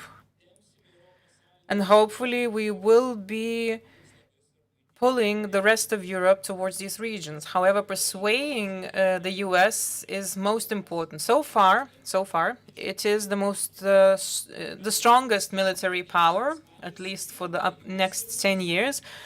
But this captive nations power is what joins all of these parliaments. This parliament was the only one that was fighting for the freedom of Cuba. Even the Kremlin dubs me as the Cuban mafia. In Cuba, those that are fighting for Cuba's liberation are being imprisoned, and this is facilitated by Russia and other authoritarian regimes. Rubio has welcomed the Cuban dissidents.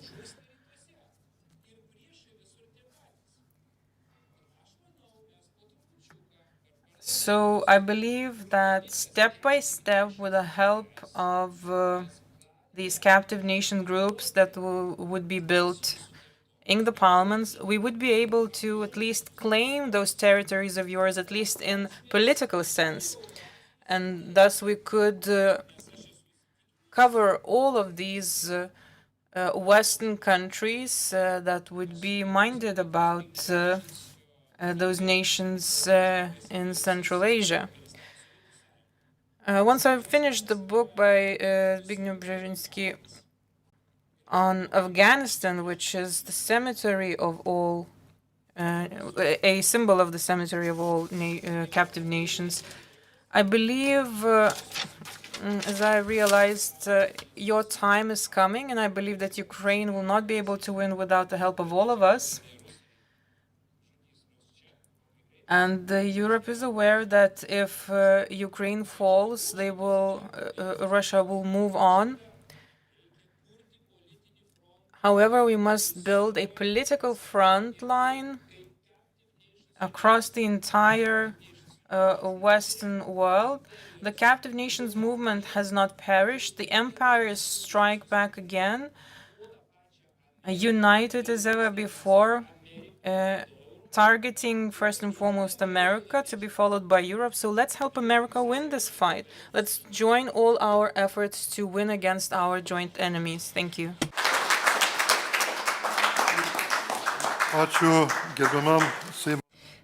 Thank you, Mr. Paviljonis. I would like to give the floor to Mr. Jamil Albakov, Honorary Consul of... I will, but it's for you, sir. Please. Of the Chechen Republic of Ichkeria in France, Vice Chairman of the North Caucasus Nations Committee. Dabar gerbiamam Žygimantui Pavilioniui yra įteikiamas garbės ženklas. We are awarding the prize for Mr. Paviljonis.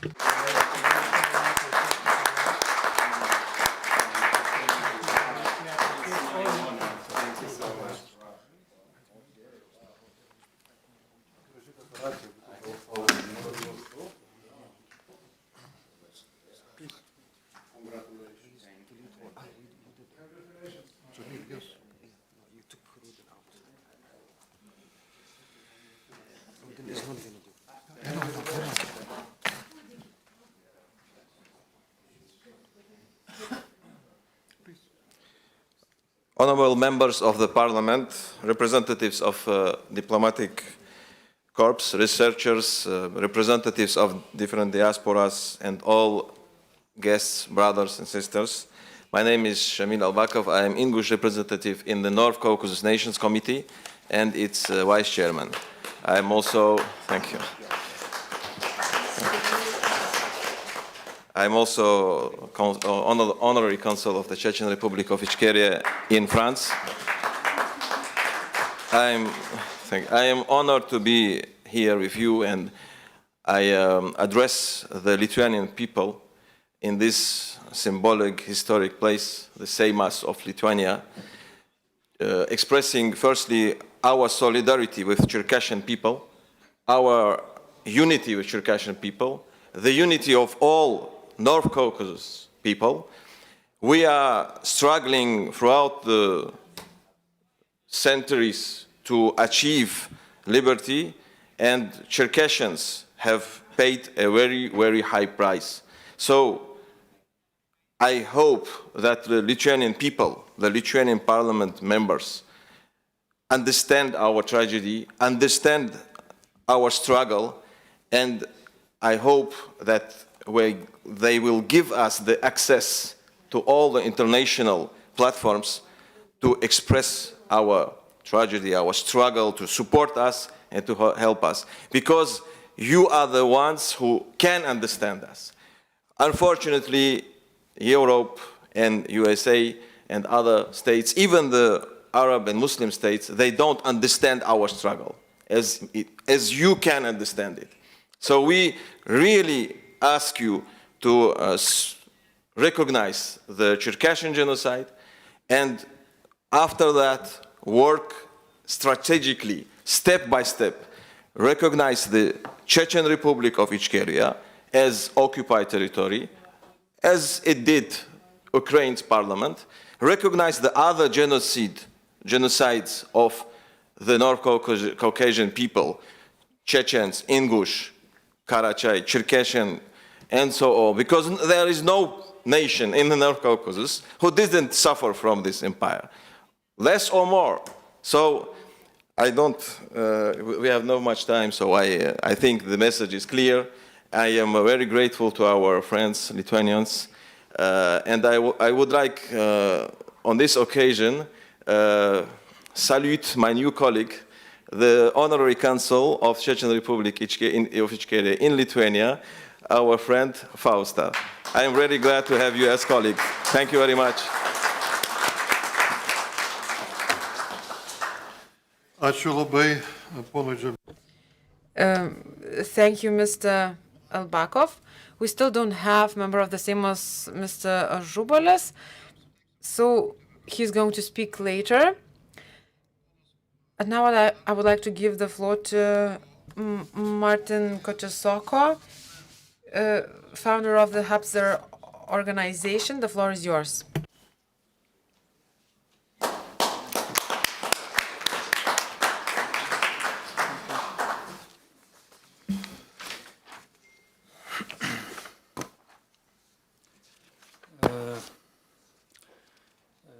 Dear honorable members of the Seimas, distinguished conference participants, ladies and gentlemen, I sincerely thank you for the opportunity to speak at this important and meaningful event.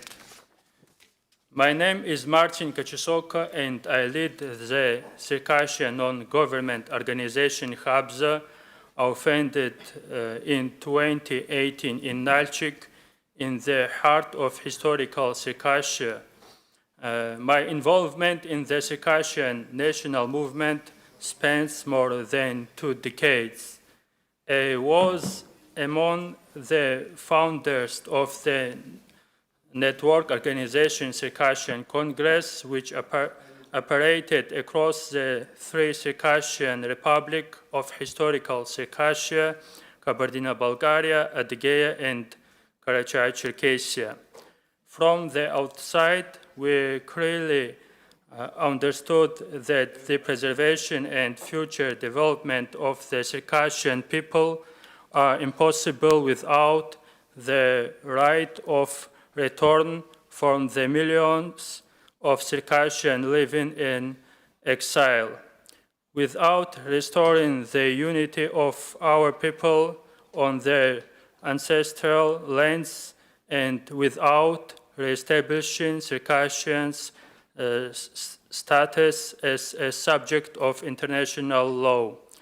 Just over 160 years ago, Circassia operated on every major European map. In 1864, after more than a century of resistance to Russian imperial expansion, our country is occupied, and Circassian people were subject to genocide. Around 90% of the population was killed or expelled from the homeland.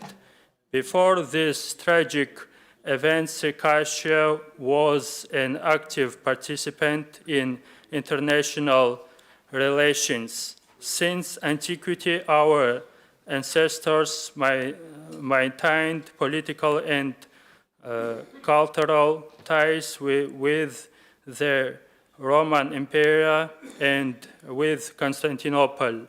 During the Renaissance, Genoese and Venetian trading posts appeared along the Black Sea coast. Archive documents preserved in European cities comfort that Circassia's economy was firmly integrated into the wider European space.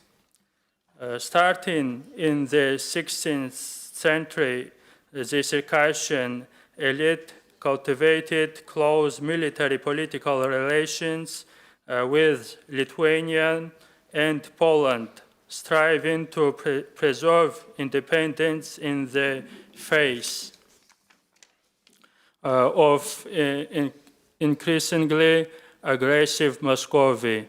These alliances built on shared interests endured into the late 18th century.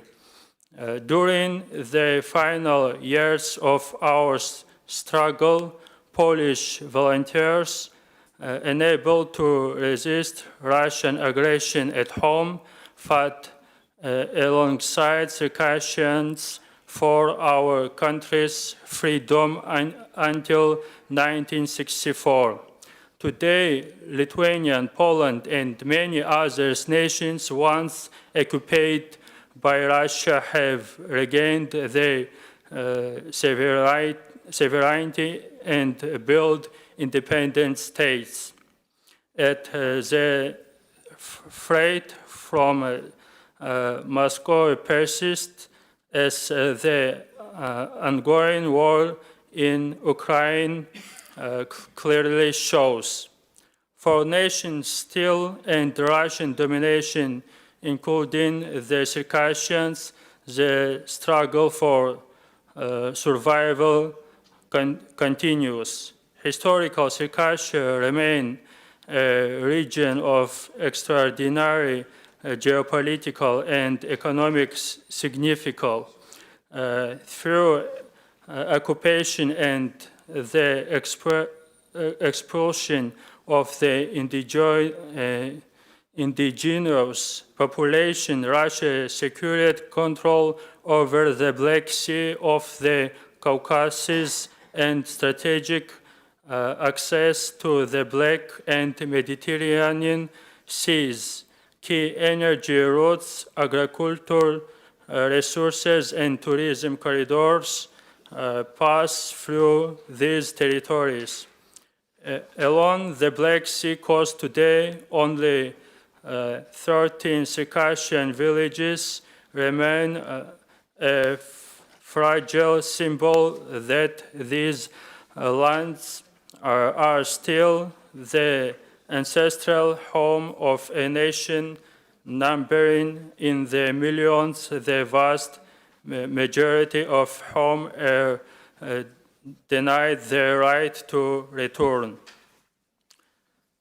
Even this surviving community face systemic Praeche, the Shepsuk National District has been dissolved, and historical monuments and cemeteries continue to be destroyed, while monuments to the Russian imperial generals who carried out the atrocities now dominate the landscape of historical Circassia. And as the Circassians have not lost hope, we continue our struggle. Beginning in the late 1980s, a new national organization emerged in Circassia, evolving in the early 1990s into a powerful socio-political movement supported by the global diaspora. The International Circassian Association was established,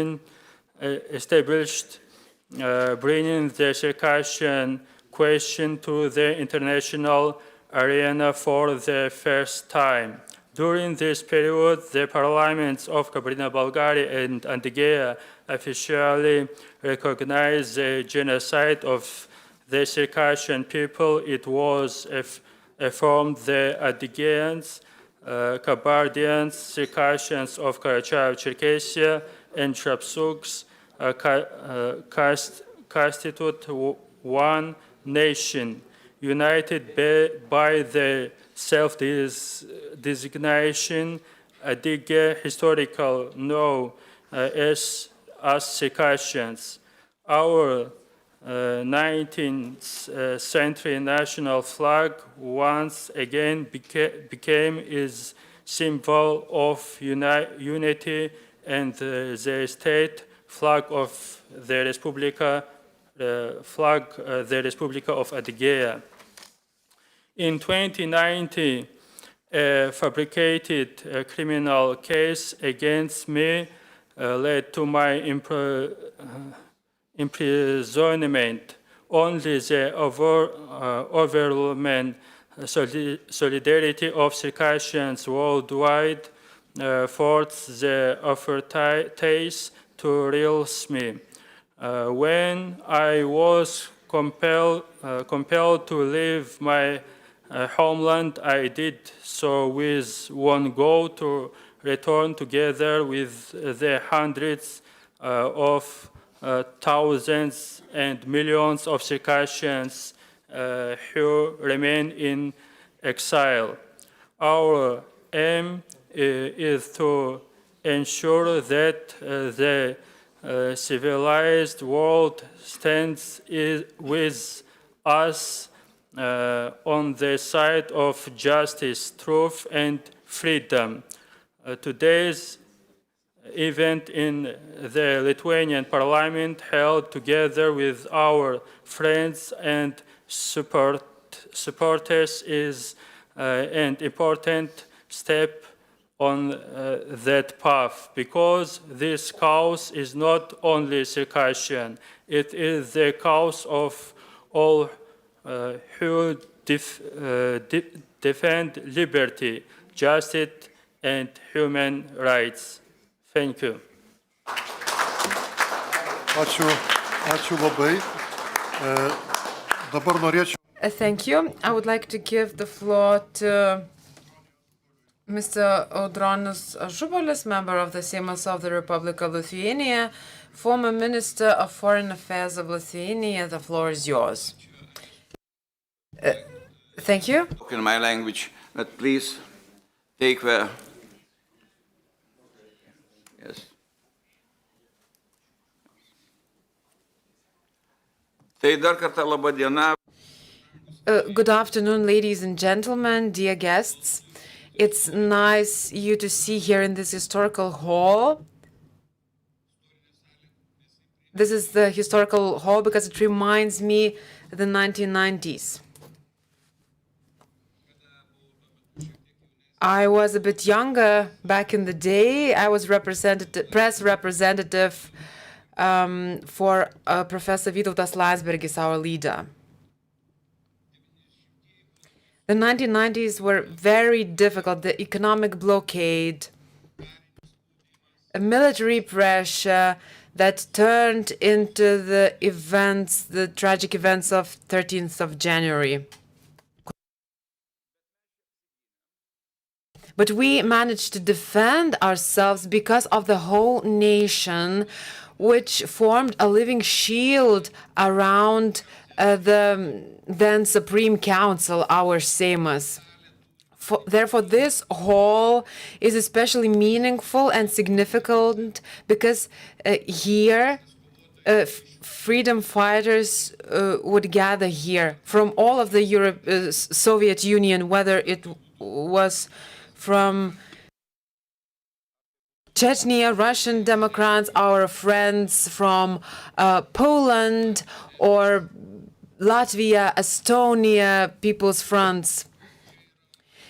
This is a truly good place to plan further liberation of the humanity and of your own nations. 1 year ago, when my colleague Jakubauskas introduced me to Chembekov and Kaplan, we met in Vilnius and we had a very smooth planning session of what can be done to stir up the continent, to raise awareness about the history of your nation and show to our neighbors the necessity to support the decolonization of the nations occupied by Russia. And 1 year later, we are here. We have Mr. Mustafa here. And this conference is important because it plays an important educational role. Because in politics, you cannot vote for what you don't know. You need to believe certain facts, just like we believed in the cause of the Chechnya freedom fights, because we got to know them. We got to know their leader.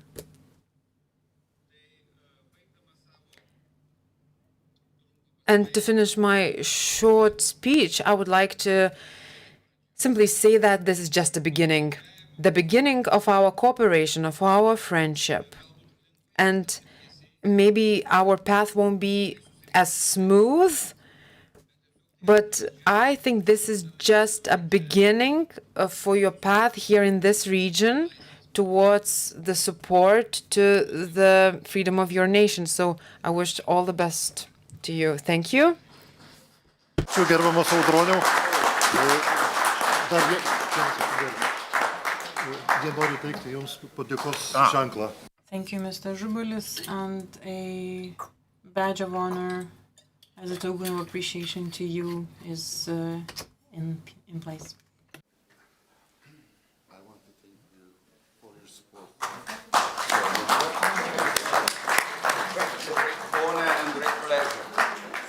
Tai man didelė garbė ir įvertinimas ir įpareigojimas ateičiai. Sėkmės mums visiems. This is a symbol of my commitment for the future.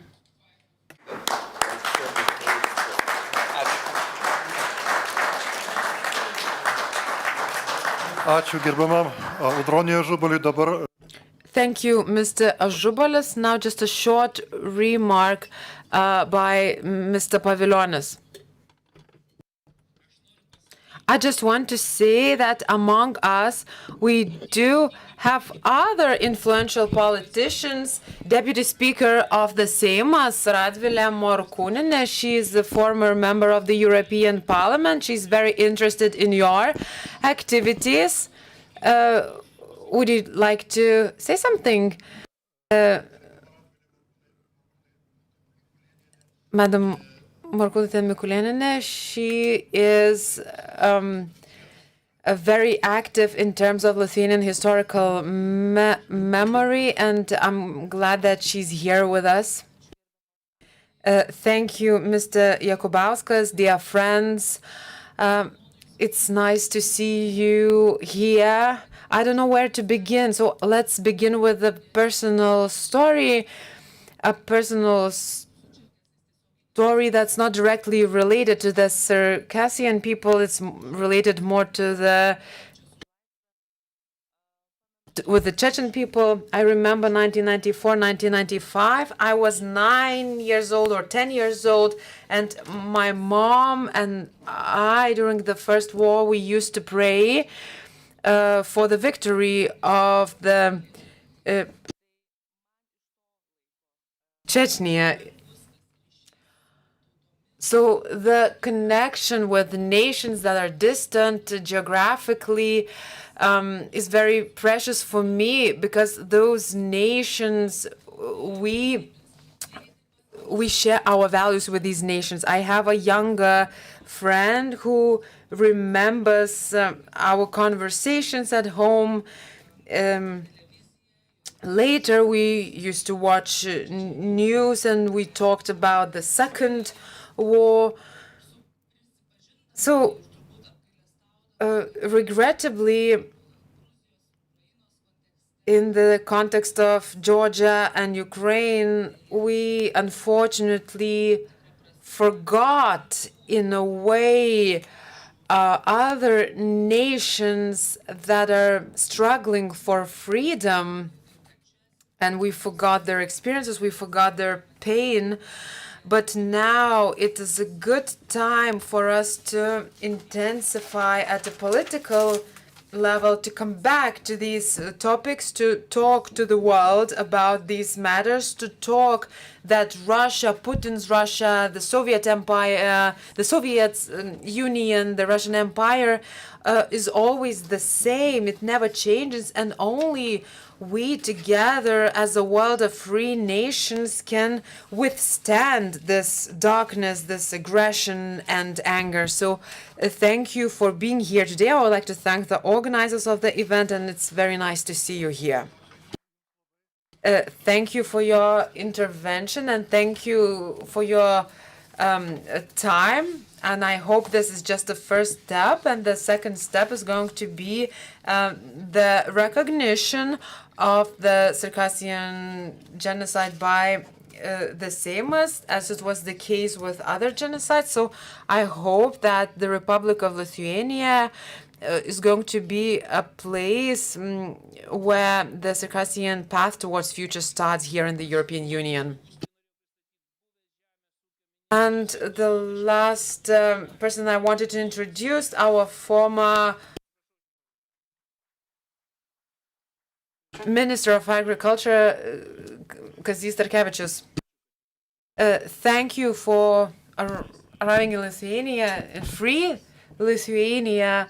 We are proud of that. I'm a member and chairman of various friendship groups. The past 2 years, I spent a lot of time in Moldova. A lot of people from Moldova came here to Lithuania to see our progress. And I think we inspired the Moldovan people to choose the right thing in the elections and to choose the right path. So they're on the good path towards the European Union. In the 1990s, I remember General Dadayev, and I used to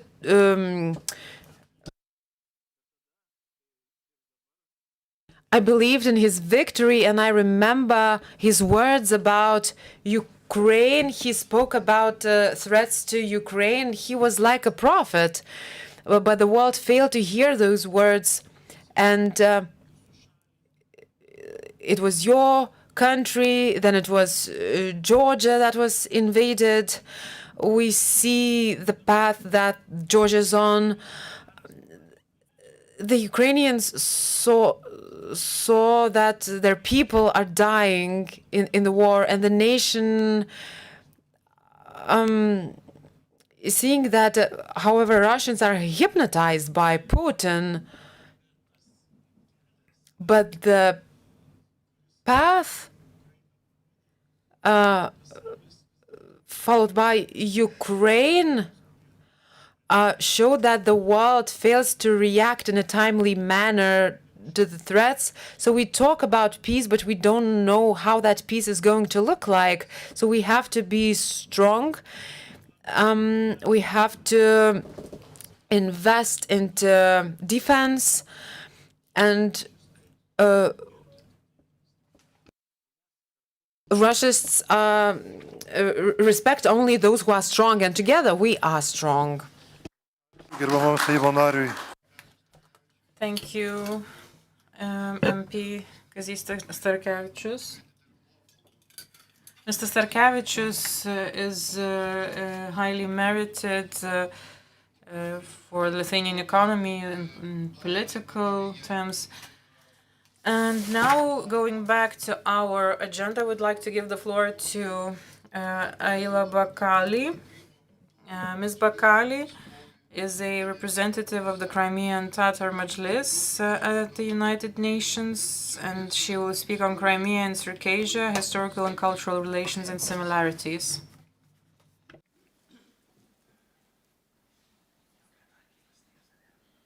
Kas ją paleis?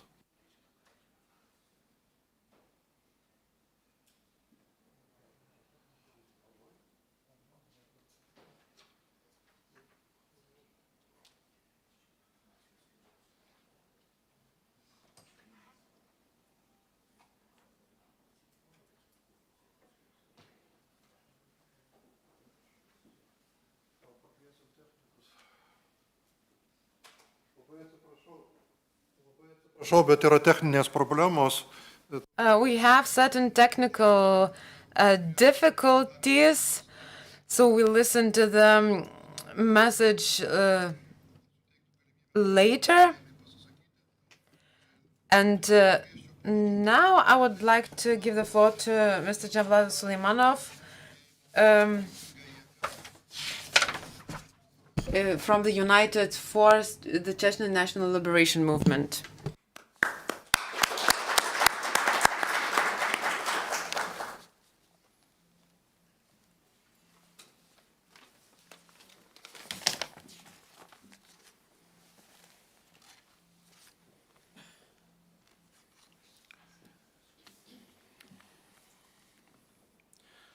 Dear participants of the conference, today we speak about a tragedy that the world ignored for many years.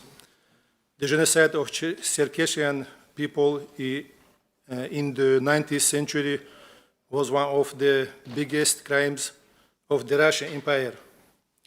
Many people were killed, and most Čerkessians had to leave their homeland. This violence happened again in other places. Against Chechens in Caucasian War and in 1944 into Russo-Chechen wars, in the Holodomor against Ukrainians, and during the occupation of Lithuania and the Baltic states. All these crimes show the same idea, to take away the right of nation to exist. These tragedies happened because the world stayed silent.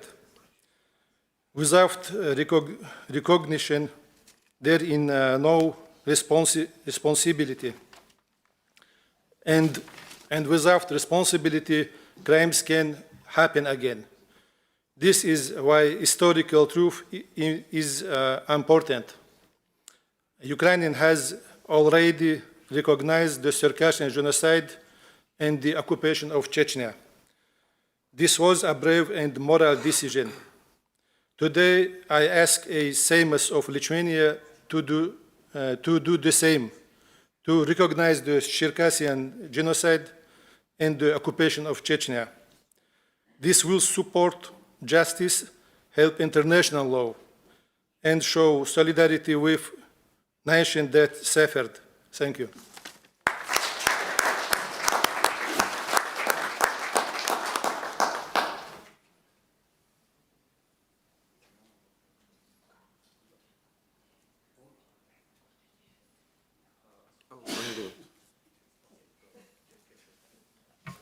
Very sorry.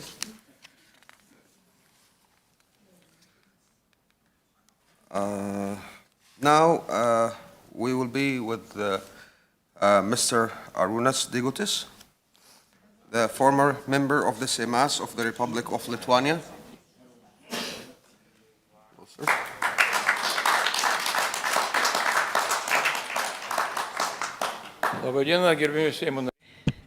Good afternoon, members of the Seimas, ladies and gentlemen, dear guests. I had a speech, but I will not stick to it because I listened to Mr. Pavilionis' speech, and I'm glad that so many of you are here, and I am glad that Mr. Pavilionis took up the initiative to organize this event. So it means a success for your work. It guarantees your success, basically.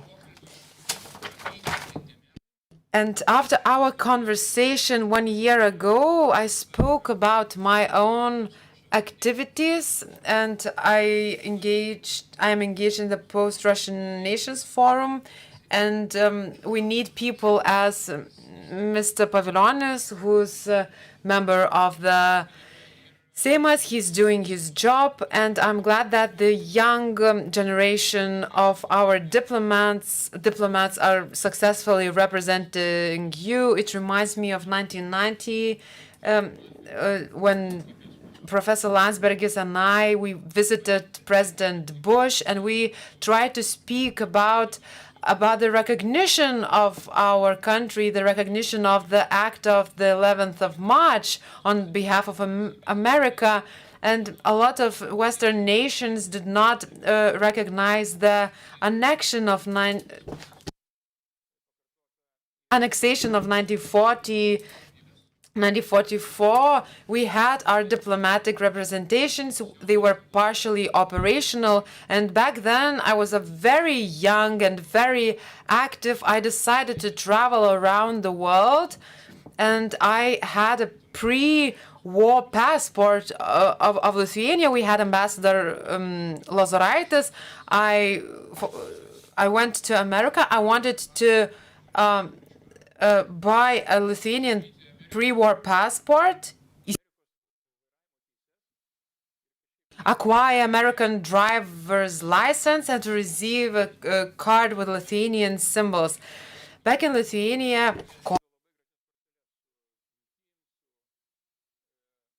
there was a union in the US, and they were issuing certain cards. It was a credit card, and then I started traveling. The world actually with that passport. I had good relations with American diplomats. I received 3 visas on that passport before the recognition of Lithuania after the events in Moscow in 1990, and I, in a way, legitimatized those passports.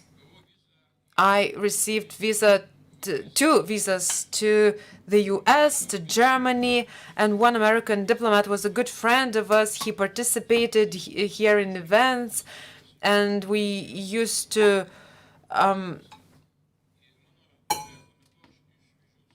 talk a lot. And my family back then was in America, so I could fight independently, and there was no risk for my family. I bought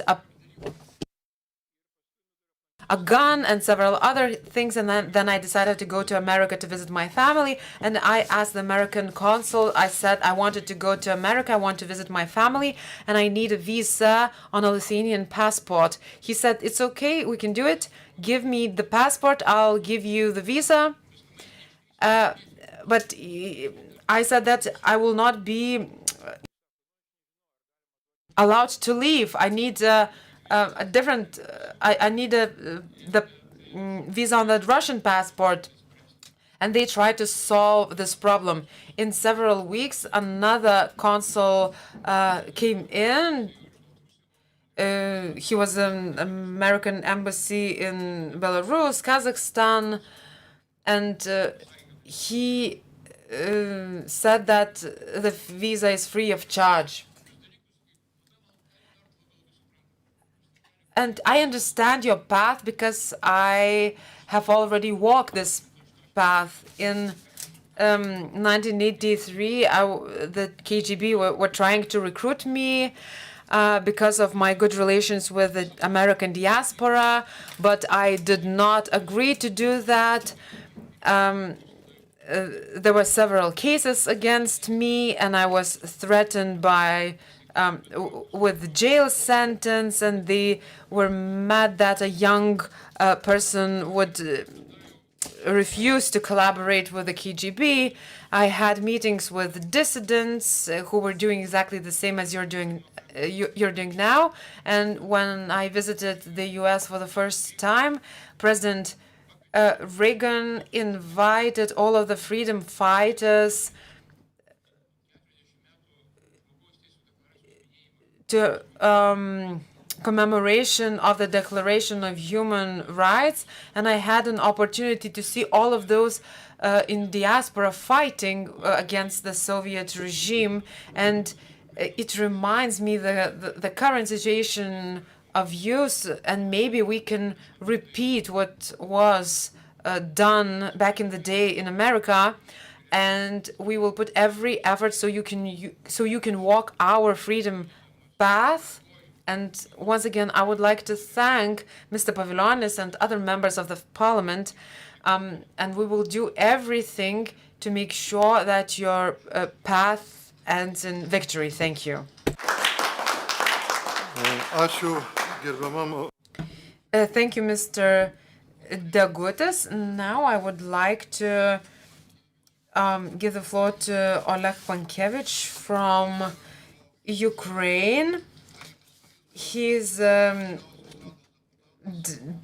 member of the Verkhovna Rada, and he's going to read his presentation. Шановні пані і панове, маю велику честь бути на цьому заході.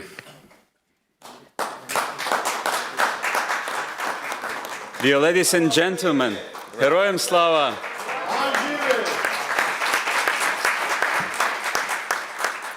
Dear ladies and gentlemen, it's a great honor for me to be present in this historic event. Тема нашої зустрічі не тільки про минуле, але й про сьогодення та майбутнє. Увесь світ має знати про те, що сучасна Московська імперія, яка напала на незалежну Україну у 2014 році, робила так увесь період свого існування. Вбивала, знищувала, окуповувала інші народи. Тож приклад геноциду черкеського народу є дуже яскравим.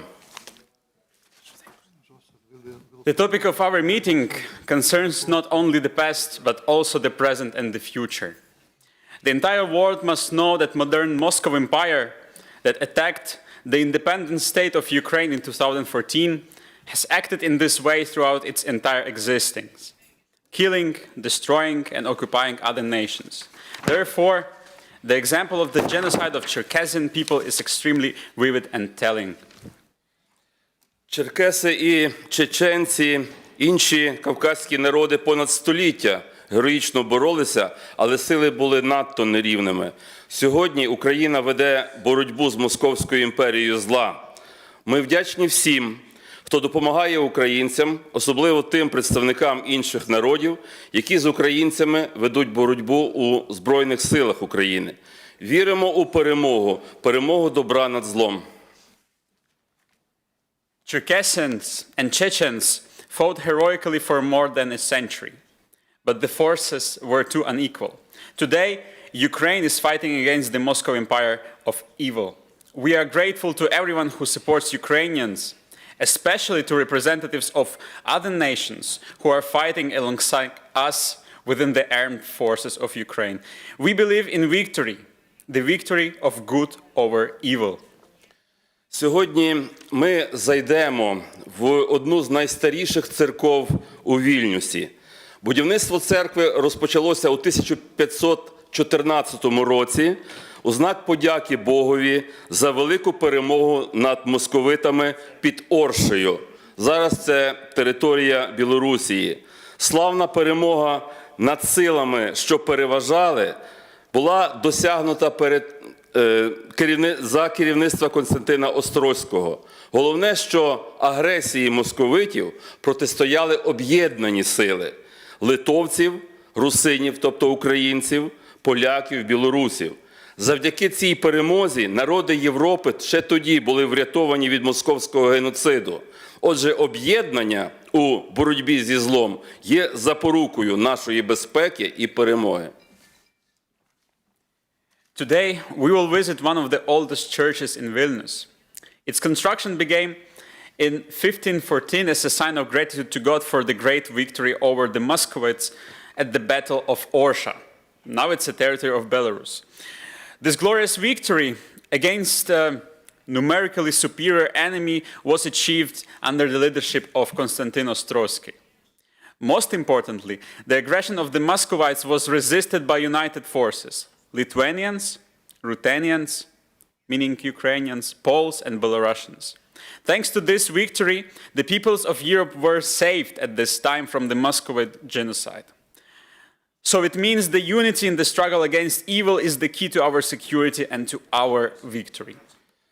Товариство, зараз багато говорять про мирний план для України. Навіть є спроби схилити Україну до фактичної капітуляції. Але історія свідчить, що домовленості з Московією – це ще гірший геноцид у майбутньому, ще більші жертви серед мирного населення. Кавказькі народи це добре знають. Ladies and gentlemen, today, a lot of people say about so-called peace plan for Ukraine. There are even attempts to push Ukraine toward de facto capitulation. However, our history proves that agreements with Moscow lead to even worse genocide in the future and to even greater civilian casualties. The people of the Caucasus know this very, very well. Часто також чуємо про те, що Московія без Путіна буде більш демократичною. Цю версію заперечує історія. 101 рік війни на Кавказі, багато перемовин, обіцянок, але зі зміною правителів, а помінялося аж 5 імператорів, геноцид тільки посилювався. Героїчна боротьба народів за своє незалежне існування є священною, і вона ніколи не буде марною. We also often hear claims that Moscow, without Putin, would become more democratic. History refused this as well. 101 years of war in the Caucasus included numerous negotiations and promises. Yet, with the change of rulers, as many as 5 emperors, the genocide only intensified. The heroic struggle of nations for their independent existence is sacred and will never be in vain. Саме завдяки національно-визвольним змаганням різних періодів Україна відновила незалежність в 1991 році. Так було у Литві і в інших народів. Черкеси, чеченці, інші окуповані імперією народи реалізують своє право на самовизначення. Тільки розпад Російської імперії стане гарантією миру для України, безпеки для Європи і усього світу. It was precisely because of national liberation struggles in different historical periods that Ukraine restored its independence in 1991. The same was true for Lithuania and for many other nations. Čerkesians, Chechens, and other peoples occupied by this empire will exercise their rights to self-determination. Only the collapse of the Moscow Empire will guarantee peace for Ukraine and security for Europe and the world. Я сьогодні представляю Львівську обласну раду, орган місцевого самоврядування Львівської області, яка відіграла важливу роль у відродженні української держави в 90-х роках. Український національний прапор замайорів над будинком обласної ради за 1,5 року ще до проголошення Україною незалежності у Верховній Раді. Зараз обласна рада підтримує ідею напрацювання в Україні державної політики, підтримки колонізованих Московією народів, імперією народів. Зокрема, прийняття Верховною Радою України відповідних законодавчих актів. Потрібні також місцеві регіональні програми, заходи щодо цієї проблеми. Today I represent the Lviv Regional Council, a local self-government body of the Lviv region that played an important role in the revival of the Ukrainian state in the 90s. The Ukrainian national flag was raised over the council building 1.5 years before independence was proclaimed by Verkhovna Rada of Ukraine. Today, the Regional Council supports the development of a state policy in Ukraine aimed at supporting peoples colonized by the Moscow Empire. In particular, it supports the adoption of relevant legislative acts by the Verkhovna Rada of Ukraine. Regional programs, we believe, and initiatives on these issues are also very, very needed. У нас також працюють недержавні організації і окремі ініціативи. У 1919 році видано книгу «Вбивство нації. Російський геноцид черкесів» автора у нас відомого Дмитра Чобота. Також в 2024-2025 роках видавались книги про визвольну боротьбу окупованих Росією народів. Оця книга «Недобровільне приєднання» також є перекладена на англійську мову. І тут є присутній один з авторів, Рустам Хуажев. Я йому після нашого заходу обов'язково подарую цю книгу. We also have very active in this field non-governmental organizations and individual initiatives. For example, this book was published in 2019. The book is called The Murder of a Nation, the Russian Genocide of the Čerkesans by Dmytro Chobit, and needs translation into other languages. And in 2024 and 25, books about the liberation struggles of peoples occupied by Russia were also published. The book, Not a Voluntary Accession, has been translated and published in English, and we have here one of the authors of this book, Rustam Huazhev. У 2025 році Львівська обласна рада в цьому році підписала меморандум про співпрацю з урядом Чеченської Республіки Ічкерія, який, сподіваємось, буде реалізовуватися у майбутньому. Продовжуємо також працювати в цьому напрямку, і ми дуже сподіваємось на співпрацю з Литовською Республікою, з якою у нас є спільна історія. На Литву ми рівнялися у 90-х роках, і Литва по-особливому підтримує Україну зараз. In 2025, the Lviv Regional Council signed a memorandum of cooperation with the government of the Chechen Republic of Ichkeria, which we hope will be implemented in the future.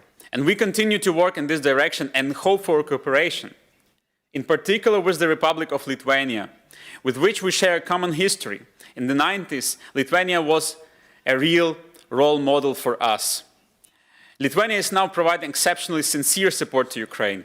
We hope that Lithuania will become an example for other European countries in supporting oppressed nations. Сподіваємось, що Литва стане прикладом для інших країн Європи у питанні підтримки поневолених народів. Ми віримо в це, і цей сьогоднішній наш захід, сподіваємося, що буде в подальшому також реалізовано. І завершуємо словами, які народилися під час національно-визвольної боротьби українців, які сьогодні відомі багатьом у світі. Слава Україні! Героям слава! І продовжуємо уривком Тараса Шевченка з поеми «Кавказ», яку він присвятив черкесам, чеченцям та іншим народам Кавказу, які боролися за свободу. І вам слава, сині гори, кригою окуті, і вам, лицарі великі, Богом не забуті. Борітеся, поборете, вам Бог помагає. За вас правда, за вас слава і воля святая.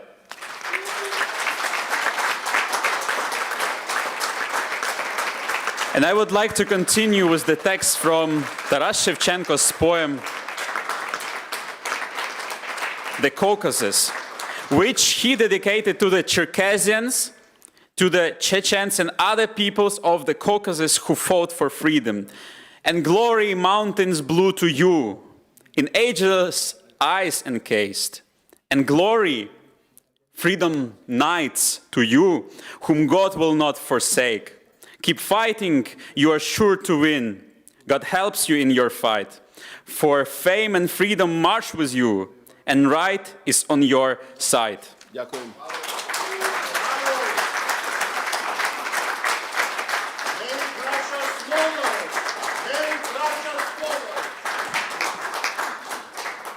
Ačiū labai gerbiamam Ole. Thank you very much, Mr. Pankevich. Your fiery speech was definitely impactful. Now I'd like to give the floor to Mr. Dorjo Dugarov, Advisor in International Affairs of the Free Nations League, leader of the Buryat National Movement, if he is present in the hall. Labą dieną, mėly kolegis. Good afternoon, colleagues. Ladies and gentlemen, I am a little bit sorry I'm not speaking Lithuanian, but I have to speak because in this long, big conference we talk many important things and topics and saying many warm words of support to Čerkesyan and expressing our support to Ukraine. And I want to tell you my personal story. Why? Because I live in Europe last 10 years and already I am a citizen of Finland. I speak Finnish language, but my family is Lithuanian. Because when I come to move to political immigration, I come to Lithuania and I meet my wife here. So my family is also Lithuanian. And I understand a little bit basic Lithuanian language, but not speak yet. I promise you next time I will speak in Lithuanian. So, this, my story started not 10 years ago. I am from a very ancient Mongolian family, dynasty, which has 400 years of struggle against Russian Empire. Every generation in my family sacrificed someone to struggle for independence. So, and 100 years ago, when the Russian Empire collapsed, Buryat Mongolian people declared independence and established 2 independent states. And in one of them, my grandfather and grandfather was ministers, and we have a kingdom. And here starts my connection to Lithuania, because our king, Bidia Dandaron, who was famous historian, Buddhologist, Orientalist, he has many students from Lithuania.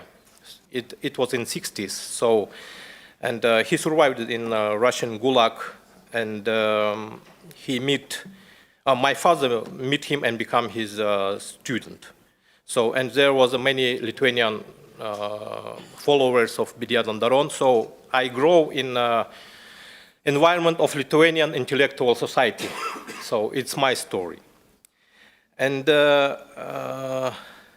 when 20 years ago, I started lead protest against Putin's policy in Buryatia, when Putin started process to eliminate Buryatian autonomy.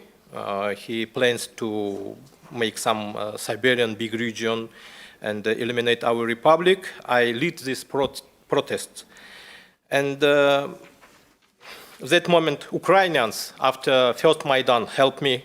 They come to Buryatia and teach us how to make civilian protests and how to establish such organizations. And 10 years ago, when Russia invaded to Ukraine, first to Donbass, I was that person who published documents about how Russia sent troops from Buryatia, from Siberia to Russia. So I was under risk, and the Russian FSB tried to arrest me. And I was forced to leave from Russia, and I come to Lithuania, and I meet my wife. And here's a miracle. Why? because before I come to Lithuania, half year before, aunt of my wife talked with her aunt. Talked with my wife, and she said that when she was young, she was in Siberia, in Buryatia, and they was under this oppression of Russians and suffered much, but Buryatian people helped them. And she said to my wife, in the future, maybe you will meet a Buryatian man. You have to marry. So, and half year after I come, it's miracle. And we married, but now we live in Lithuania. But my wife and my Lithuanian family become my reliable rear. And we struggling, and we united all Buryatian organizations. We started our movement again in exile. All Buryatian, like Free Buryatia Foundation, Independent Buryatia, it was established by me. It's really a story.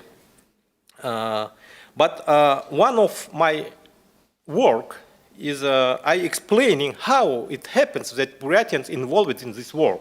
You know the story of Putin's Buryats, such things. And I trying to explain why it happens. Because Russian genocide, it's not only on Caucasus, it is in Siberia too. Our people suffering. And they banned our language. We cannot use our scripting, writing system. We cannot study our history.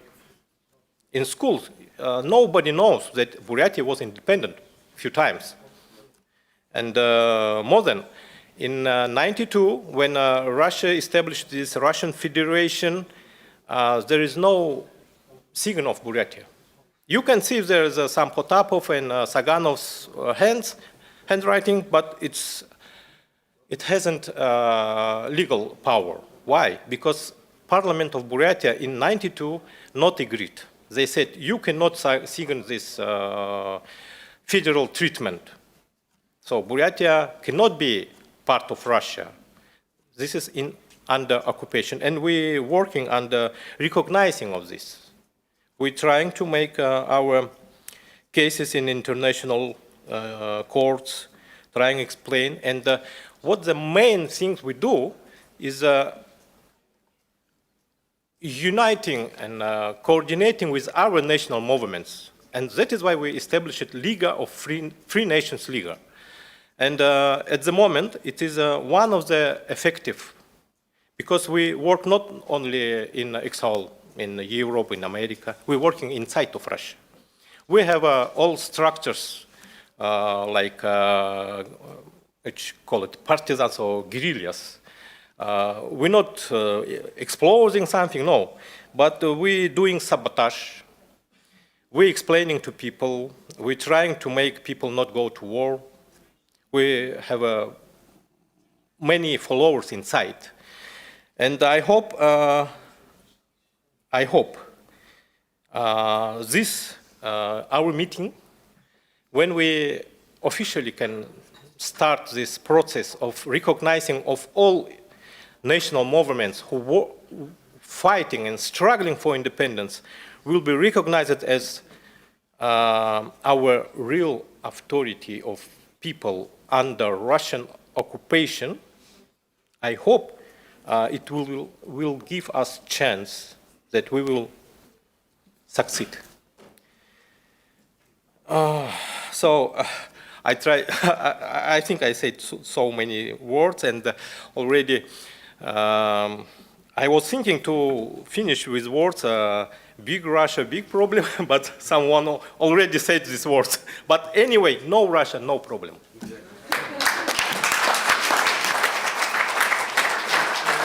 Ačiū gerbiamam Dožo Dugarovui.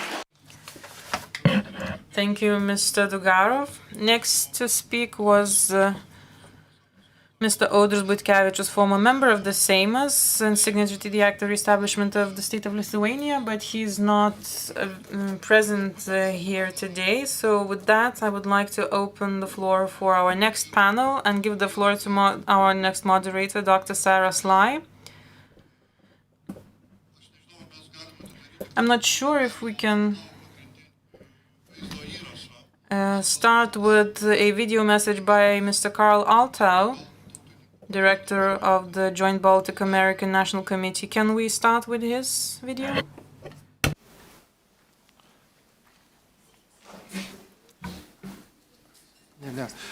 Ponas Karlas neatsiuntė savo pranešimo, tai dabar kviečiame Vasfiją.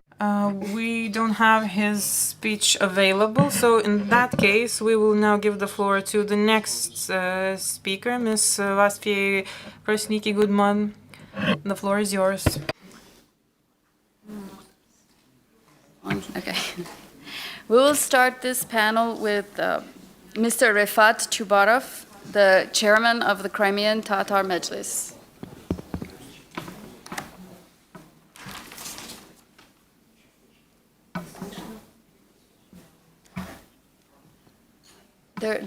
Пане Рефате, ми вас не слышимо.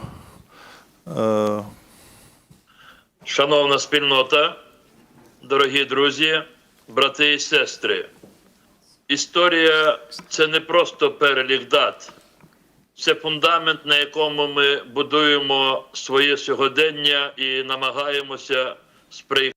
There will be no interpretation from Ukrainian. Тому, коли сьогодні ми говоримо про геноцид черкеського народу, ми не просто згадуємо трагедію 18-19 століть, ми аналізуємо сутність і наслідки російської імперської політики. Намагаємося вирвати її коріння, щоб запобігти новим трагедіям, які приносять носії політики смерті, тим, що вбиває наших людей і руйнує наші домівки та наші землі. Геноцид черкеського народу був здійснений Російською імперією у формі масового знищення черкесів під час Кавказської війни 1763-1864 років шляхом витіснення адигів із їхніх історичних земель. Фізичне знищення на власній землі та масове вигнання, мухаджирство призвели до того, що понад 90% черкеського етносу опинилися за межами своєї батьківщини. Dear community, dear friends, brothers and sisters, history is not just a list of dates. It's the foundation on which we build our present and think about our future. That is why when we speak about the genocide of Cherkessian people, we are not only remembering a tragedy of 18th, 19th century. We are trying to understand the nature and the consequences of Russian imperial policy and to stop it from causing new tragedies. This is the same policy that kills people and destroys homes and lands. The genocide of Cherkessian people were committed by Russian Empire during Caucasian War of 1763-1864. It took the form of mass killings and the forced expulsion of Cherkessians from their ancestral lands. As the result of mass violence and forced exile, more than 90% of Cherkessian people were driven out of their homeland. У контексті міжнародного права визнання цього факту – це не лише акт історичної пам'яті, а й питання юридичної відповідальності. Злочини такого масштабу не мають строку давності. Проте в міжнародній політиці питання геноциду черкесів десятиліттями залишалося незручним, що створило небезпечний прецедент безкарності за імперську експансію. Прошу. From the perspective of international law, recognizing this genocide is not only about historical memory, it is also about legal responsibility. Crimes of this scale do not expire with time. However, for decades, the issue of Cherkessian genocide was ignored by international politics. This silence created a dangerous sense of impunity for imperial crimes. Без жодного перебільшення, російсько-українська війна розв'язана Росією у лютому 2014 році з окупації Криму і переведена у фазу повномасштабної агресії у лютому 2022 року, є прямим наслідком цієї безкарності за злочини проти черкеського, кримськотатарського, чеченського та багатьох інших корінних народів, чиї землі були захоплені Росією. The Russian war against Ukraine is a direct result of this impunity. It began in February 2014 with the occupation of Crimea and turned into full-scale invasion in February 2022. This war is the continuation of earlier crimes against Cherkessian people, the Crimean Tatars and the Chechens, and many other indigenous people whose lands were taken by force. Геноцид кримськотатарського народу, здійснений Москвою 18 травня 1944 року, внаслідок якого загинуло 46,2% кримських татар, а народ майже 50 років насильницьки утримувався в місцях вигнання, сьогодні має своє трагічне продовження. Жорстокі переслідування та репресії проти кримсько-татарського народу в окупованому Росією Криму – це повторення того самого сценарію витіснення корінного народу з власної землі. The genocide of the Crimean Tatar people, carried out by Moscow on May 18, 1944, led to deaths of 46.2% of the nation. The Crimean Tatars were forced to live in exile for almost 50 years.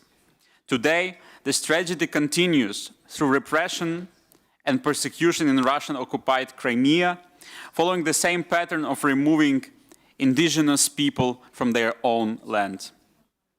Таким чином, ми бачимо пряму і очевидну спадковість між діями Російської імперії, Радянського Союзу та сучасної Російської Федерації. Це єдина лінія колоніальної політики, спрямована на фізичне знищення, асиміляцію та підкорення народів, чиї землі були силою завойовані і насильницьки включені до складу Російської імперії, а згодом СРСР. We clearly see continuity between the Russian Empire, the Soviet Union, and today's Russian Federation. It is the same colonial policy aimed at destruction, assimilation, and control of conquered nations. Москва так і не змирилася з розпадом Радянського Союзу. Сьогодні всі її зусилля спрямовані на збереження та відновлення імперії. Російсько-українська війна, яка триває вже майже 12 років, є прямим наслідком сучасної політики Російської Федерації, спрямованої на імперський реванш.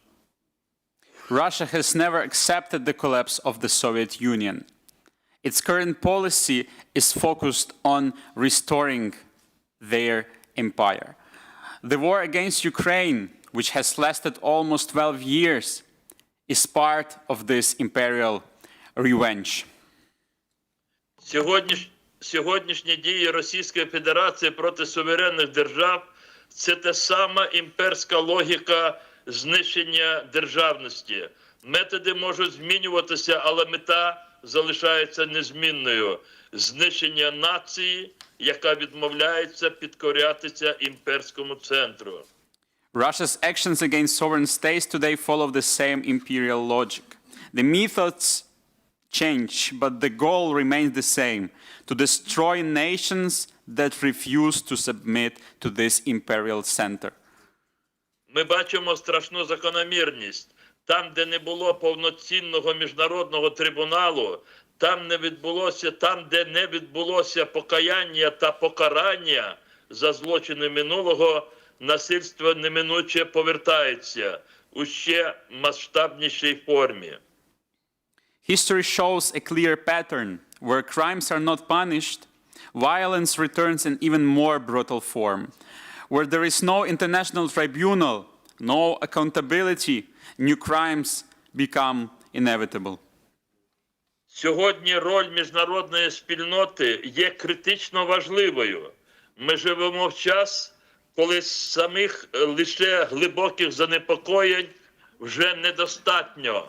Міжнародна спільнота мала би дати чітку правову оцінку історичним злочинам, зокрема геноциду черкеського народу, геноциду українського та кримськотатарського народів, щоб зруйнувати міф про цивілізаційну чи творчу роль імперій.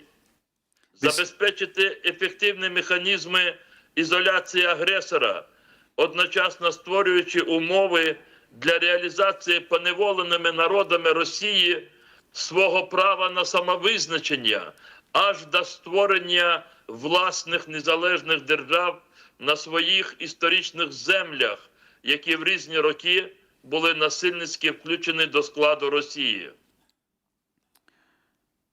This is why the role of international community today is crucial. Expressions of deep concern are not longer enough. The international community must give a clear legal assessment of historical crimes, including the genocide of Čerkesyn people, the Ukrainian people, and the Crimean Tatar people. Must isolate the aggressor and support the right of oppressed nations within Russia to self-determination, including the possibility of creating independent states on their historical lands. Визнання геноциду черкесів, як і визнання масових злочинів проти інших народів, насильно включених до складу Російської імперії, а згодом СРСР, це питання безпеки всього сучасного світу. Поки імперські амбіції не отримують належної юридичної, політичної, а у випадку з Росією і військової відсічі, жодна держава і жоден народ у зоні інтересів Російської імперії не може почуватися в безпеці. Recognizing the Cherkesyn genocide, as well as crimes against other peoples, forcibly incorporated into Russian Empire and the USSR is the matter of global security. As long as the imperial ambitions are not met with legal, political, and in the case of Russia, military resistance, no nation near such an empire can feel safe.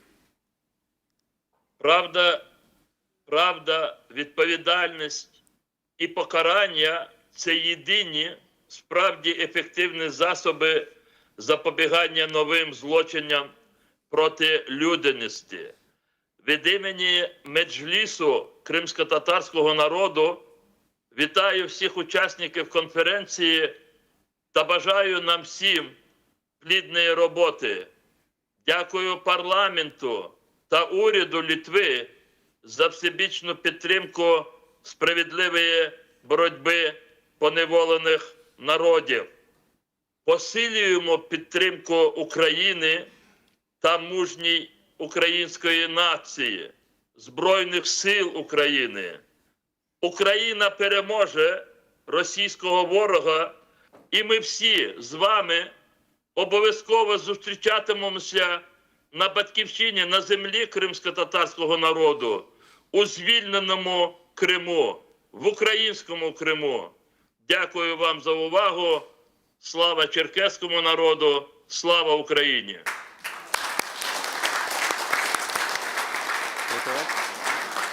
Truth, responsibility, and punishment are the only real tools to prevent new crimes against humanity. From the name of Mejlis of Crimean Tatarian people, Crimean Tatarian nation, we need to work together to meet with you in a freed Crimea, to support Ukrainian army to meet in a free Ukrainian Crimea. Slava to Cherkesyn people. Slava Ukraini.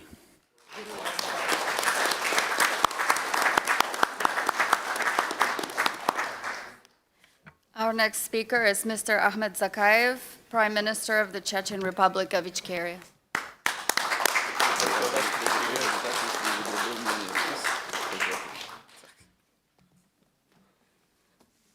Thank you very much. Thank you. And first of all, I would like to thank the organizers of this event, very important event, for inviting me and giving me opportunity to express my point of view. It's very sensitive issues which we have today. And also, I would like to greeting all participants on the Chechen language. Marsh Doril. It means come freely. And you now understand what means for Chechens, for Caucasian people, freedom. Freedom, it's not only just words for Caucasian peoples. It's our life. Thank you for inviting and having us. Honorable members, Parliament, and estimated participants of this conference. It is a great honor for me to speak today at this forum in a country that has itself gone through occupation and attempt to destroy its statehood and dignity of its people. Here today, the discussions of genocide of Circassian people cease to be merely a topic for historians. It becomes a matter of conscience, of security, and of the future of all Europe. When we speak about the genocide, the Circassians, we are not speaking only about a tragedy of the 19th century. We are speaking about ongoing crime of the Russian Empire. The very same empire that has changed its flags and its official names, but has never changed its essence, colonial, aggressive, and contemptuous of human life. From expulsion of the Circassians, from the conquest of Chechnya and whole North Caucasus, from the deportation of the Chechens and Ingush to Bucha and Mariupol. This is one line, one logic, the destruction of free peoples. Historical memory is not a museum. It is a political compass. The recognition of the genocide of the Circassian people by democratic states is not just of courtesy towards the past, but a choice of direction in the present. If we honestly call a crime genocide, we are obliged to take the next step to change our policy in such a way that something like this can never be repeated. And today, when in a sense a third world war is under very hybrid, protracted, but no less real. For that, we simply have no moral right to remain in zone of comfortable formulas and half measures. All half steps, all diplomatic ambiguities today work not for peace, but work for the aggressor. Every time we avoid direct words when we call war a crisis, occupation a conflict, and genocide a tragedy, we give Moscow yet another signal to impunity. The Russian Empire is very skilled at reading weakness. It interprets caution as an invitation to strike again. Lithuania knows this better than many. Lithuania, like Estonia and Latvia, we once deprived of your freedom under the same flag that today is bombing Ukrainian cities and continues to keep the peoples of the North Caucasus in bondage. And we must speak honestly. If today, timely and sufficiently firm, discussions are not taken, tomorrow occupation may return to the Baltic states. This is not the rhetoric or fear. It's a sober analysis of the behavior of an empire that recognizes only the language of strength and resolve. Therefore, when we're speaking about the recognition of the genocide of Circassian people, I am addressing you not only as the Parliament of the Republic of Lithuania, a country in solidarity with the victims of the past. I am addressing the leadership of a country which, in my view, must become the political vanguard in Europe, the vanguard of honest languages and a real strategy. If we recognize that Russian Empire has committed and continue to commit genocide against the peoples of the Caucasus, then we must also recognize the consequences of this. The subjugated peoples are not an internal affair of Russia. This is a question of international security and international law. In this regard, I call on the Lithuanian Seims, following the examples of the Verkhovna Rada of Ukraine, to recognize the territory of the Chechen Republic of Ichkeria as a temporarily occupied by Russia. Such a decision will have three key consequences. First off, it will affirm a simple truth. The Chechen people are not a part of the Russian Federation that has voluntarily accepted its rules. The Chechen people are people deprived of their independent statehood as a result of war, occupation, and mass crimes which the international community has yet to fully name and investigate. Second, it will send a clear signal to all other subjugated peoples of the Russian Empire. Europe sees you and hears you. The recognition of the Circassian genocide and the recognition of Ichkeria as an occupied territory are two parts of single step.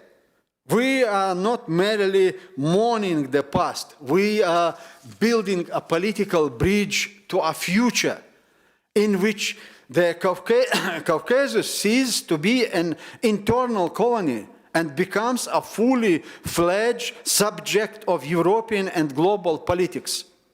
Third, such a decision will strengthen Lithuania itself and the entire Baltic region, because Lithuania's security begins not only at its own border, but also on the Terik, on the Kuban, in Grozny, and in Nalchik. Dismantling imperial control over the North Caucasus is not an abstract Russian problem. It is a key element of the long-term security of the region from the Baltic to the Black Sea. We often hear we must think about world after the war. But let us honestly acknowledge this after will depend on whether we have the courage today to call things by name, its proper names. The Third World War that Russia has unleashed against the international order is waged not only with tanks and missiles, but also with lies, with the subsequences of concepts, with attempts to present colonial aggression as the defense of historical interests. The recognition of genocide and the recognition of occupation are ways to destroy this lie, to strip the empire of its moral mask and to show that what we face is not some special civilizational path, but the hybrid politics of violence and conquest.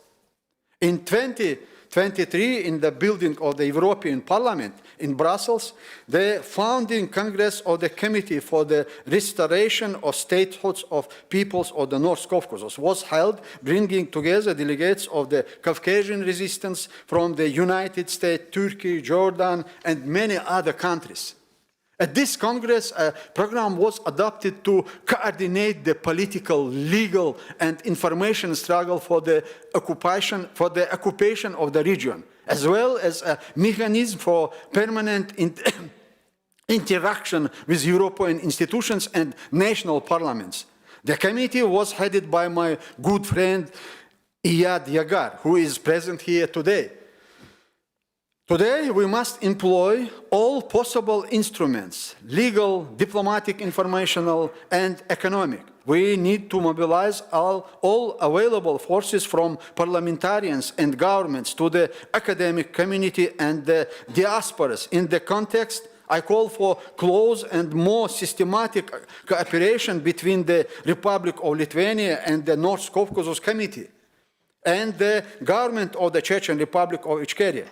This should not be episodic, symbolic communication, but ongoing, institutionalized work, consultations, joint resolutions, expert groups, humanitarian and educational programs. We are living at a moment when tomorrow really may be too late.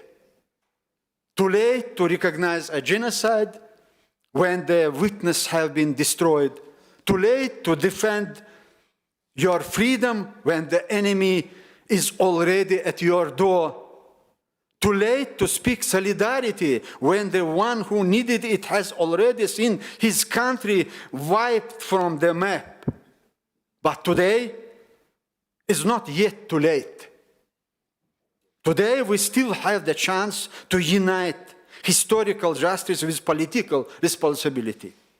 The recognition of the genocide of the Čerkesų people is a step towards restoring the truth about the crimes of the Russian Empire.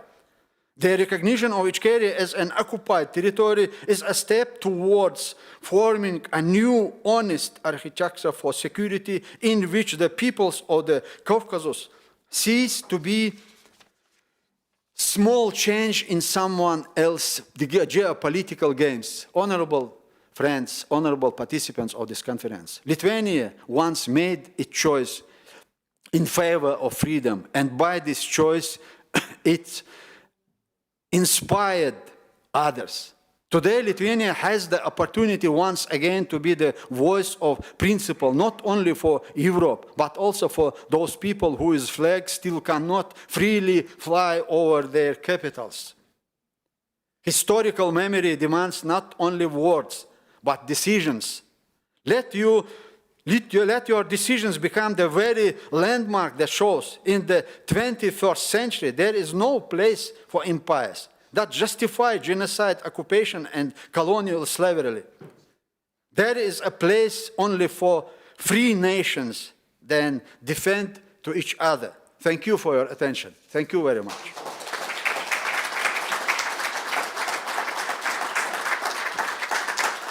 Thank you.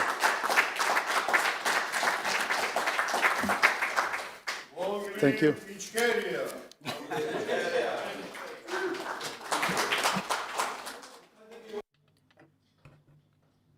Dėkojame. Tai gyvuoja Ichkerija. Please welcome our next speaker, Professor Dr. Mohammed Hawar.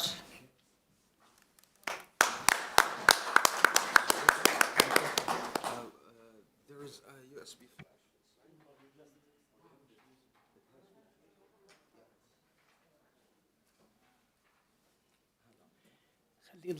Okay. You talked about the genocide, and I will talk today about the result of the genocide.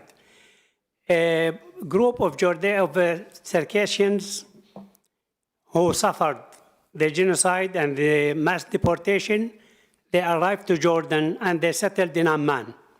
Amman governorate, it was abandoned before the Circassians arrived. الخارطة. Okay.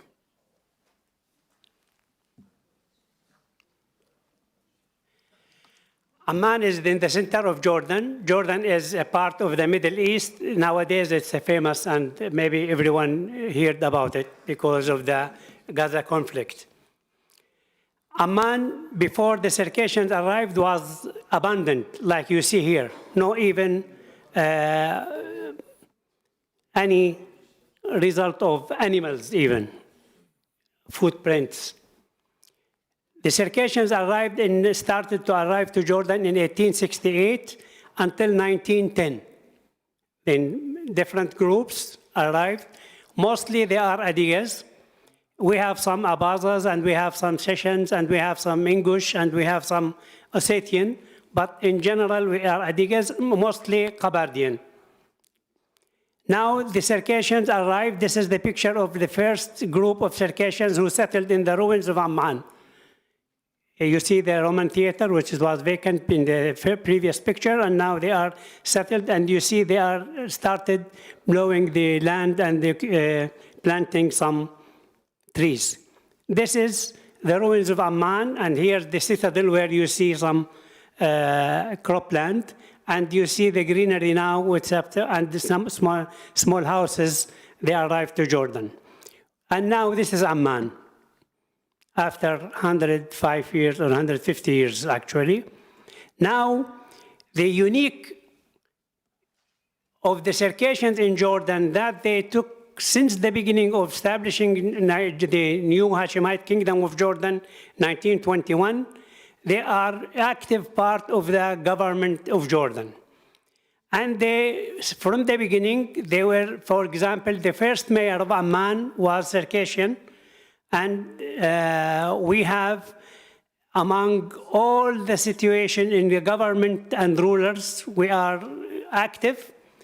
In the Jordanian army, we reached the rank of the deputy general commander, and we have many generals, and the list of them I can give it to anyone who is interested.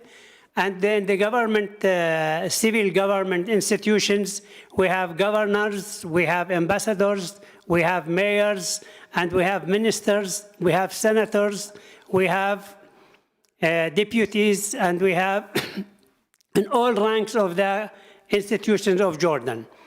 In Jordan, if we got all these positions, which you will wonder if you go through, you think that I will say that they took these positions because of their hard work, and they really fair when they rule and when they are managers and directors. So they don't, the Jordanian people are from Palestinian descent, from Syrian descent, from Iraqi descent, from even Yemeni descent. So Jordanian is a complex mixture of Arabs beside the Circassians. Circassians, when I say Circassians, I mean all the North Caucasian people, which means Chechens, Ingush, Ossetian, Abaza, Abkhaz we don't have, but we have Kabardian and Adigas, as we say. Now, all those generals and all of those, they got the respect of the people. So no, the Circassians in Jordan, they are loved ones. Nobody is against Circassians in Jordan. Because we served the country, we served ourselves, we conserved our heritage, we preserved our language, and we have institutions. Some is charity association, so we don't have poor people in the streets. We have culture clubs and associations. They teach our language. In Jordan laws, we don't have anything against Circassians to protect their language or to protect their heritage. We are full citizens, at the same time we are Circassians, which means in the laws, in the parliament, for example, we always have 3 members of the parliament should be Circassians, which means we are not undercover Circassians, we are openly Circassians. So we are candidates as Circassians, and we were elected as Circassians.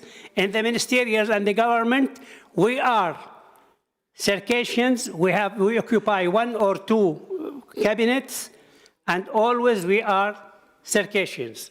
We preserve and we are proud of our national heritage and national sovereignty. Beside all of this, we have a goal and we have a dream. Our dream is to have our own government, our own state in our homeland, not in others' land, which means we want and we are looking forward to have our free Circassia, where we could assist and we could promote a new state independent. And thank you for listening.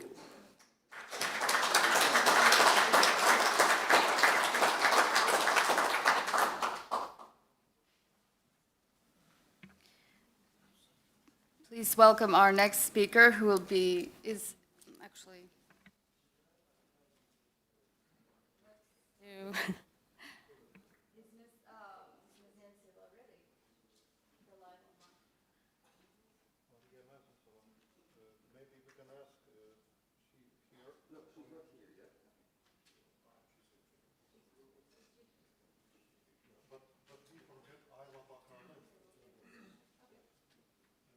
So our next speaker will be Mr. Karl Altau, who is the keynote speaker, and he has a video message. He is the director of the Joint Baltic American National Committee.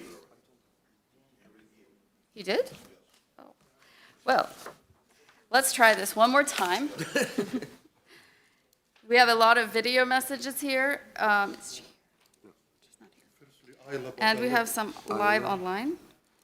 We have...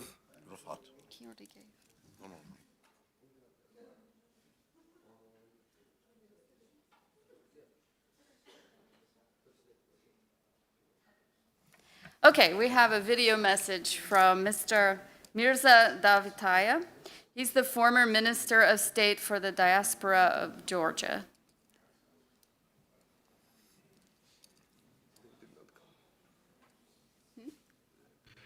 Ladies and gentlemen, distinguished scholars, policymakers, and friends, it is an honor to speak at this international conference dedicated to the genocide of Circassian people in the context of history and contemporary politics.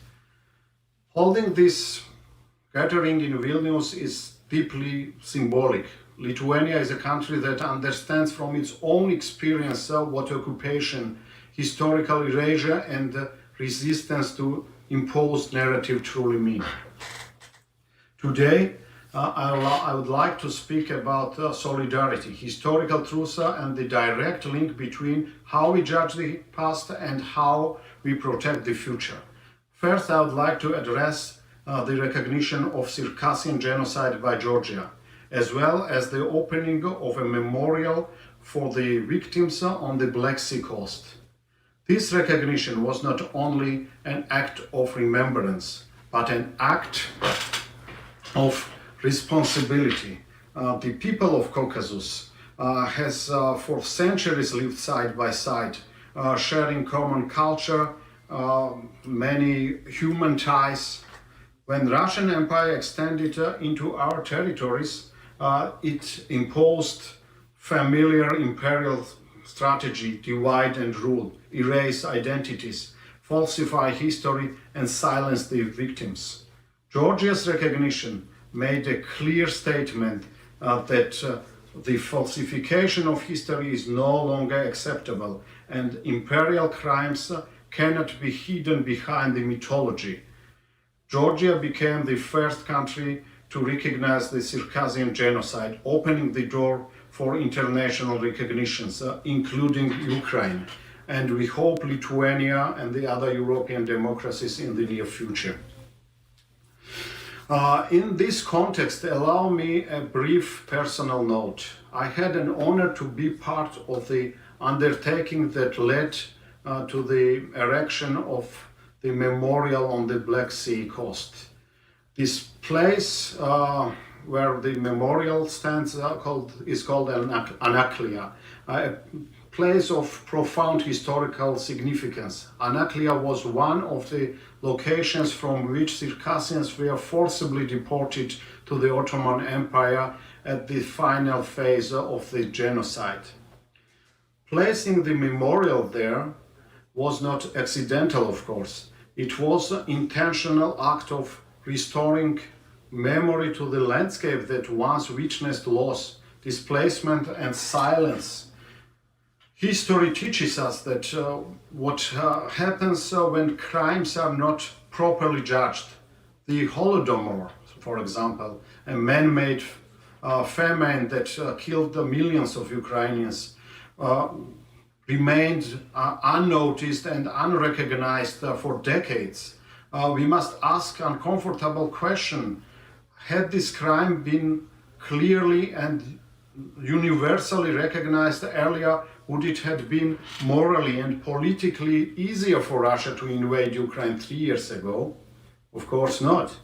Silence does not bring stability. It invites repetition. Georgia's recent history offers another painful lesson. The ethnic cleansing of Georgians in Abkhazia in the beginning of 1990s was never adequately condemned by international community. Had this crime been properly judged at the time, the Russian military against Georgia would not be invading in 2008 so easily.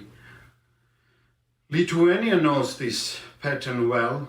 During the Soviet occupation, tens of thousands of Lithuanians were forcibly deported to Siberia, imprisoned and killed. For decades, these crimes were denied, arose from memories, and only through big efforts, documentations and international recognitions, it did re-enter public consciousness.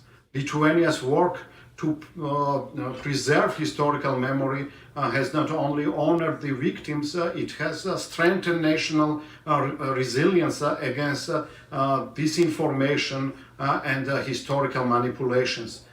These 4 cases, Circassia, Georgia, Ukraine and Lithuania, reveals the same lesson. When historical crimes are left without judgment, they return in new and more violent forms.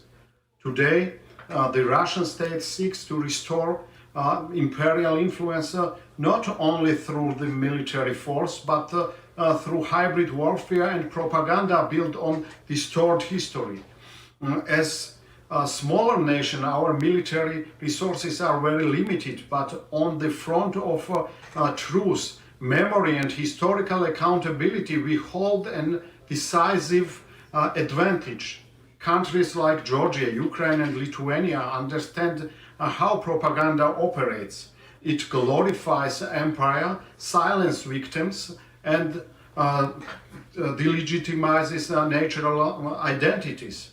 But propaganda collapses when confronted with documents and truth. We have seen this in Soviet Union. When Soviet Union controlled media, the mythology prevailed. But once the censorship weakened and free speech was possible, the mythology of Revolutionary Guard of Red Army and Communistic Party collapsed. The same principle applies today. Recognition of Circassian genocide is not only an act of remembrance, it is an act of prevention. By giving proper judgment to historical crimes, we reduce the probability of further aggression. In this sense, historical justice is not backward-looking. It is a tool for security and deterrence. Georgia took the first step, Ukraine followed. And Lithuania, with its strong commitment to historical truth, rule of law and European values, is uniquely positioned to continue this moral leadership. In conclusion, remembrance is not only about honoring death. It is about protecting the living and safeguarding the future.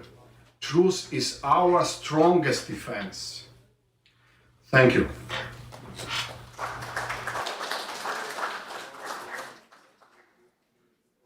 Our next video message is from Mr. Temuri Yakubashvili. He's the former ambassador of Georgia to Washington, USA.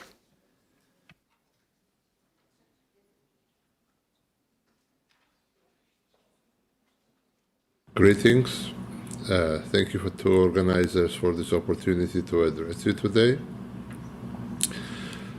When we are talking about Circassian issues, we have to remember that it basically divides into three different categories. One of them would be historical facts and historical events that took place. The second one will be a current situation, and third one will be way forward and future and tomorrow. As of present days, I think that we are somehow stuck into the paradigms of the last century and the previous centuries, that things happened, and a lot of things are built to the events that took place many years ago, which are very much relevant to many generations since then, and further we go, it becomes less relevant to younger generation. And that's why I believe that the primary reason for this kind of events that we are participating today is actually not only to keep the issue alive, but also to find the ways to address shortcomings that we had before arriving today. It seems to me that the primary concern we should have is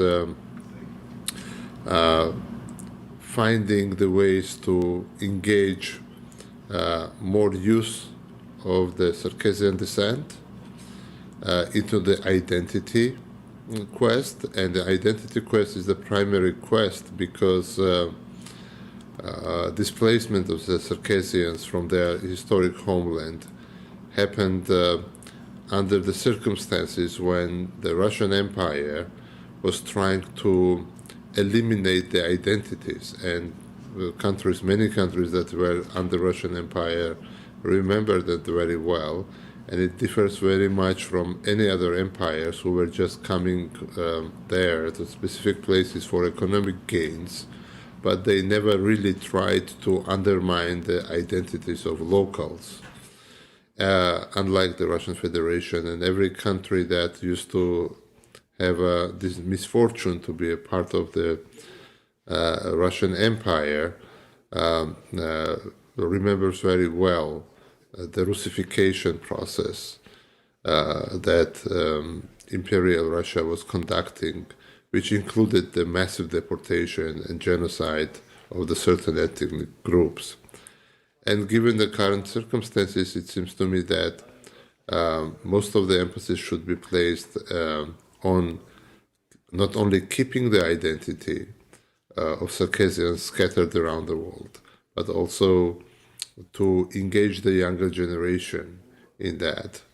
And I was talking about shifting paradigms, and the paradigms that are today, they present both challenges and opportunities, and the challenges are that people are kind of losing this identity with time, but the opportunities are also linked to the fact that now we are much more interconnected and we are much more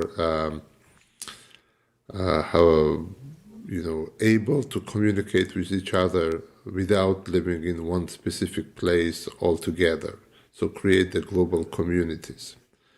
And the new result of this paradigm, I would say, also refers to many increased number of sympathizers of the Circassian case. The fact that the event is happening in Europe tells you that there are countries in Europe that sympathize with the cause. The same can be said about Ukraine, same can be said about Georgia, and other countries in a different degree. All of them are willing to accommodate the idea of Circassian self-identity and elevate it not only on the identity level, but on the political level as well. And in that regard, it seems to me that all these countries that are sympathizing to the cause can be and should be utilized as a meeting ground for Circassian diaspora events, not only the conferences, but it can be a youth camp, it can be educational institutions, it can be hubs for online activities, and is this new paradigm and new opportunities that is presented to everybody in this globalized and very interconnected world should be extended to Circassians wherever they live, where they physically are, and I believe that events, developments that are happening around Russia today, one day inevitably will present an opportunity to have a self-determination of Circassians in their historic homeland, and not only on a cultural basis, but on a political basis as well. Thank you.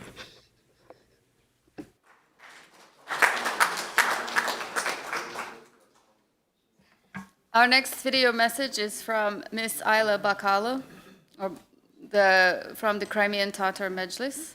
And no, she's the United Nations representative for the Crimean Tatar Mejlis.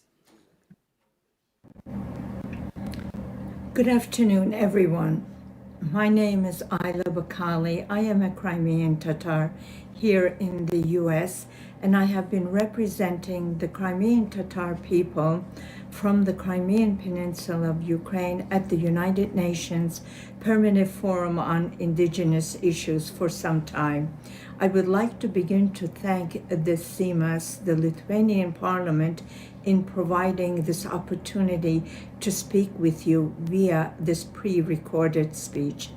It was only several weeks ago, on December 2nd, that the Lithuanian mission to the UN in New York hosted a side event along with the Ukrainian permanent mission on the consequences of human rights violations for civilians and children. This event was precision-timed as it preceded the UN General Assembly emergency session on the Russian aggression against Ukraine, whereby the UN, the world body, adopted a resolution which received 91 votes to end forcible transfer of Ukrainian children. Lithuania's consistent efforts in advocating human rights, historical justice for Ukraine and its people, the Crimean Tatars and the Circassians, remain greatly appreciated. I wish to also thank the freedom-loving Circassians and Chechens and my Crimean Tatar people who have been to hell and back to hell over the span of hundreds of years. It still has not ended. The thematic view of this conference speaks to our never-ending struggle for justice and freedom. Given the short allotted time, I will restrict my comments to one theme that has an overarching applicability not only to the Caucasus region, but to Ukraine and indigenous Crimean Tatars, which Russia's imperialistic policy has not left us. Their vision for Greater Russia is moving forward. It has started in 2014 with the illegal temporary annexation of Ukraine's Crimean Peninsula, and in 2022, further invasion into mainland Ukraine. While our common history is both sad and tragic, but it is also replete with resilience and resistance and courage. And we have each other. And in a sort of paradoxical way, this tragedy has brought us together under this common denominator. We are very much united by our shared tragic history of genocide. To wit, our historic interface between the Circassian and Crimean Tatars is an unfinished chapter within the annals of our history as we go back hundreds, even thousands years. We are the peoples of the Black Sea region. We shared common architecture, we shared traditions given our geography. The Crimean Hunite, which ruled Crimea from 1441 to 1783, had cross-cultural trust and reciprocity in social interaction with the Circassians, such as the custom of atalyuk, which is a custom of fosterage. The custom of fosterage whereby Crimean Huns presented their children and relatives, sending their Crimean princes under the tutelage of Circassians in its education and breeding. The Prince Han Grai wrote about it in his work titled Notes About Circassia. The education was in leadership, endurance, under the umbrella of military sciences, as well as equestrian sportsmanship, shooting, and wrestling. Moreover, the Crimean Tatar child was also taught communication skills known as speechcraft.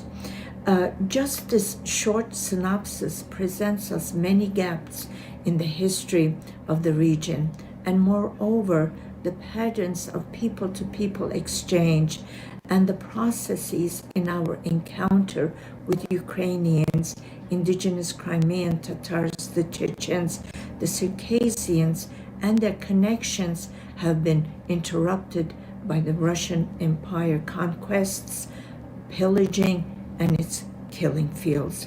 Russia's war in Ukraine has been a revelation in the post-Cold War great power competition set to shape our world. How quickly the political map of the world has changed and can change. Only 55 sovereign states existed in the 1900s.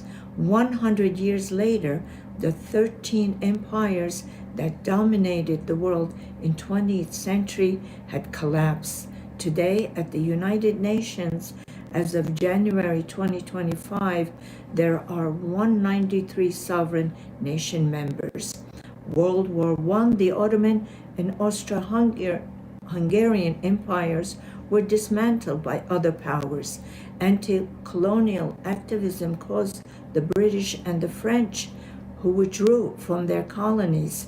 The Soviet Union disintegrated in 1991. Moscow could not sustain its communism regime. The system fell. There was no will to live under such a system. Having stated this, we might ask ourselves the following probing questions. Is the Russian Federation, as the successor state to a collapsed empire, made its first steps in resurrecting its past by invading the sovereign nation of Ukraine? That it has nothing to do with Ukraine's wish as a sovereign state to join NATO and EU.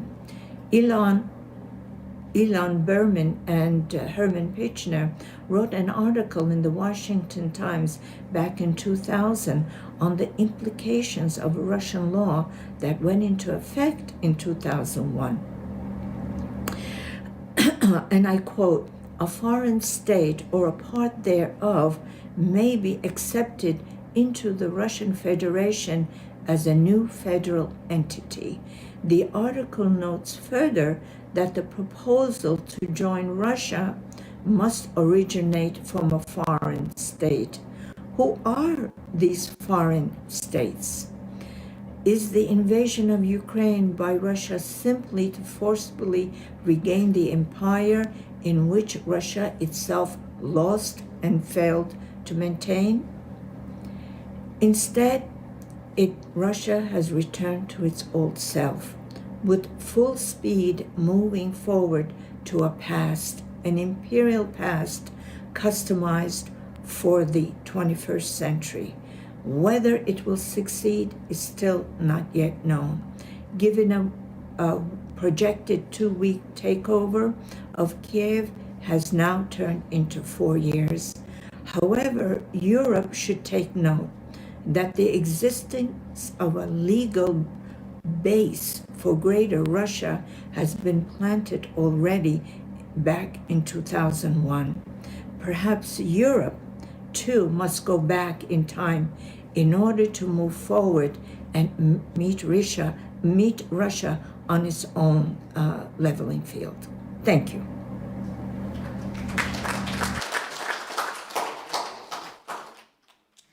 Okay, we have one final very short video message from Mr. Alexei Goncharenko, Member of Parliament, Verkhovna Rada of Ukraine, and then we will have a very short coffee break, 5 minutes, and continue. Hello to all members of the conference, which is now held in Vilnius in Lithuania. Hello to all Čerkesians, representatives of other nations, and to all Lithuanians who are supporting this. Ačiū. And thank you very much, dear friends, for what you're doing, and it's an honor for me to address you. My message is very simple. De-imperialization of Russia is the only way to security in Europe. That's it. Before Russia will become a usual, normal nation state, that would be a constant threat for all of us. Because today Russia is not a normal state. It's a prison for nations. For Čerkesians, for Chechens, Kalmyks, Tatars, and many, many, many others. And that makes Russia so dangerous and so crazy, horrible. Because what they are doing is just destroying nations and their future for next steps of revanchism, imperialism, expansion. That's what they're doing. No difference how they are called. Russian Empire, Soviet Union, Russian Federation, the essence is the same. It's colonization of people and using them. That's it. And Čerkesijans, unfortunately, is one of the nations which are suffering from this already for 200 years. In 2022, Ukrainian parliament addressed the parliaments of the world, including Lithuanian parliament, to recognize right of self-determination for the colonized nations of Russian Federation. In 2025, on January 9, almost exactly a year ago, Верховна Rada adopted the resolution about recognition of genocide of Cherkessian people during the Caucasian War in the 19th century. As the head of Caucus for Free Caucasus, I was advocating for this recognition for a long time, proposing such bills and moving it forward, and I'm happy that finally it happened. Cherkessians, as well as other nations, deserve their right to build their own state, free state, where they will live freely without any suppression from empires, from Russian Empire, first of all. So my support to you. We need all to be free. Before the last nation, which is colonized by Russian Empire, will not be free, all other nations in neighborhood will be under threat. And we in Ukraine, we understand it very well. We continue to fight against this empire. We are doing our best, and we give our hand to all those who are ready to fight for future of their nations. Slava Ukraini, freedom to Cherkessia. Thank you very much. Russian Empire should be destroyed.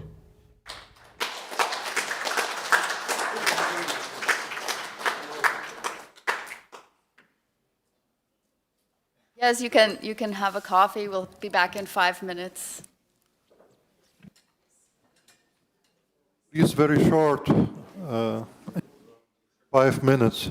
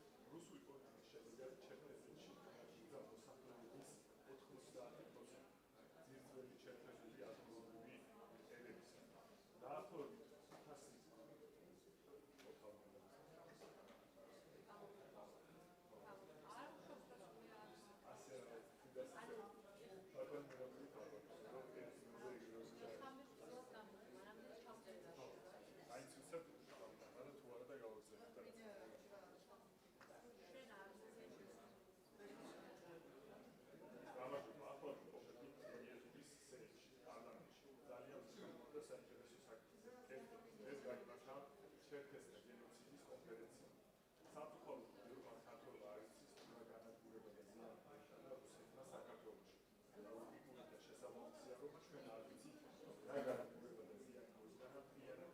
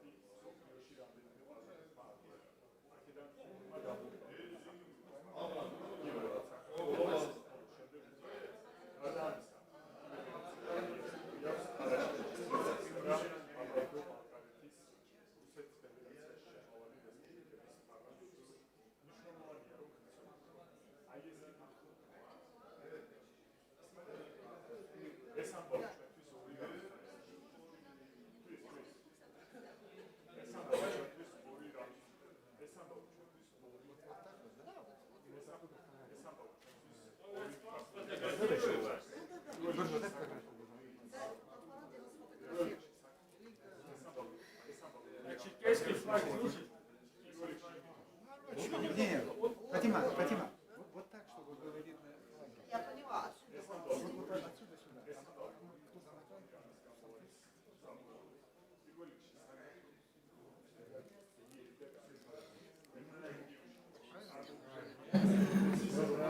На середину.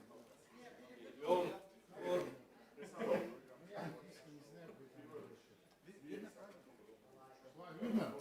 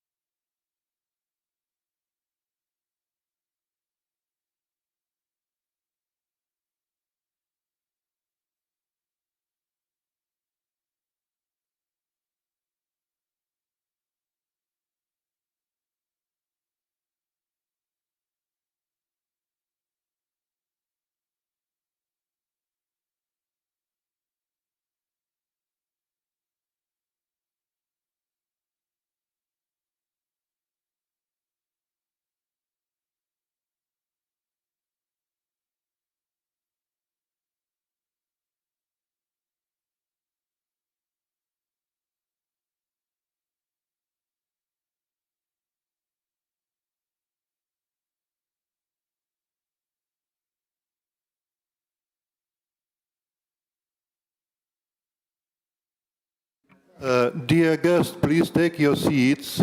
Дорогие гости, пожалуйста, займите свои места в зале.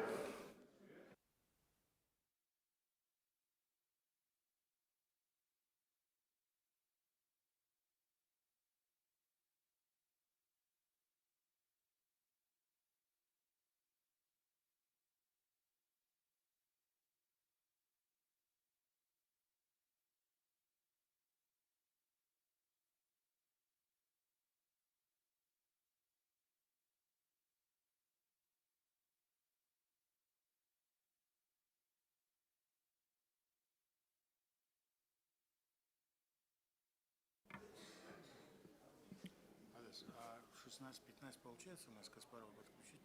Да, будем пробовать.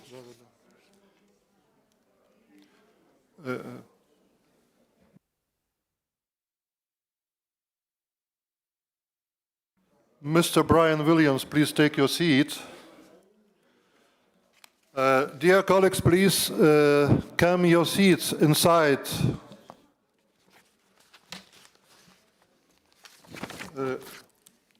We decided only people who are here, not recorded messages because it's too long, who are here, because at 5 o'clock the translators will close session.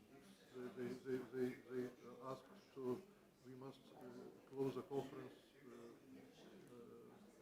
5 p.m. Okay. So maybe better ask Orhan because he knows people.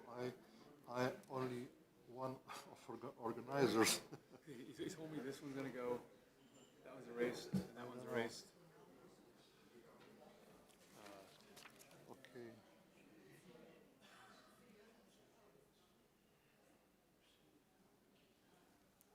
Where is Orhan Bey?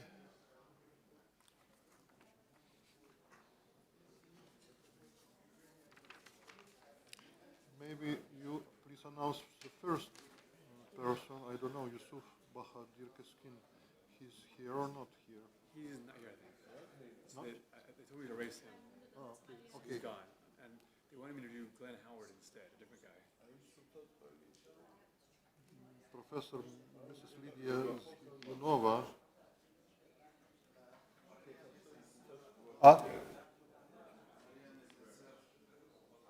She asked, can I still Yes. You can announce, Mrs. Medinseva. If she's online, I'm not sure. But here was technician man. I don't know where is.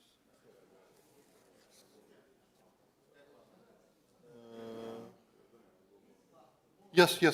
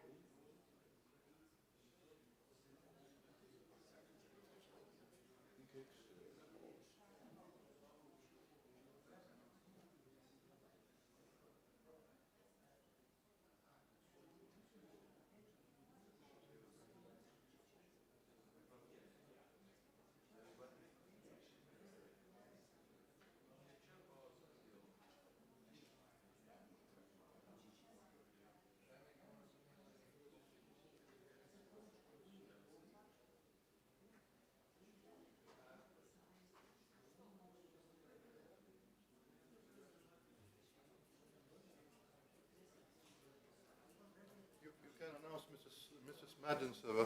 Okay. You can announce.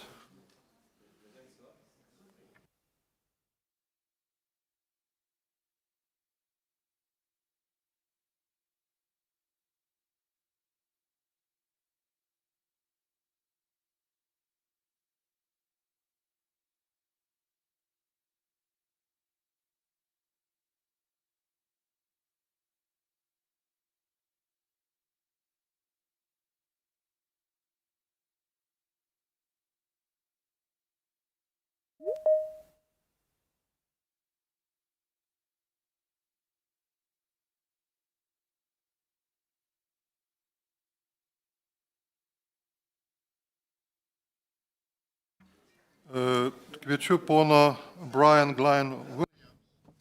I would like to give the floor to Mr. Professor Dr. Brian Glenn Williams. Honor and the pleasure of being here today with my esteemed colleagues.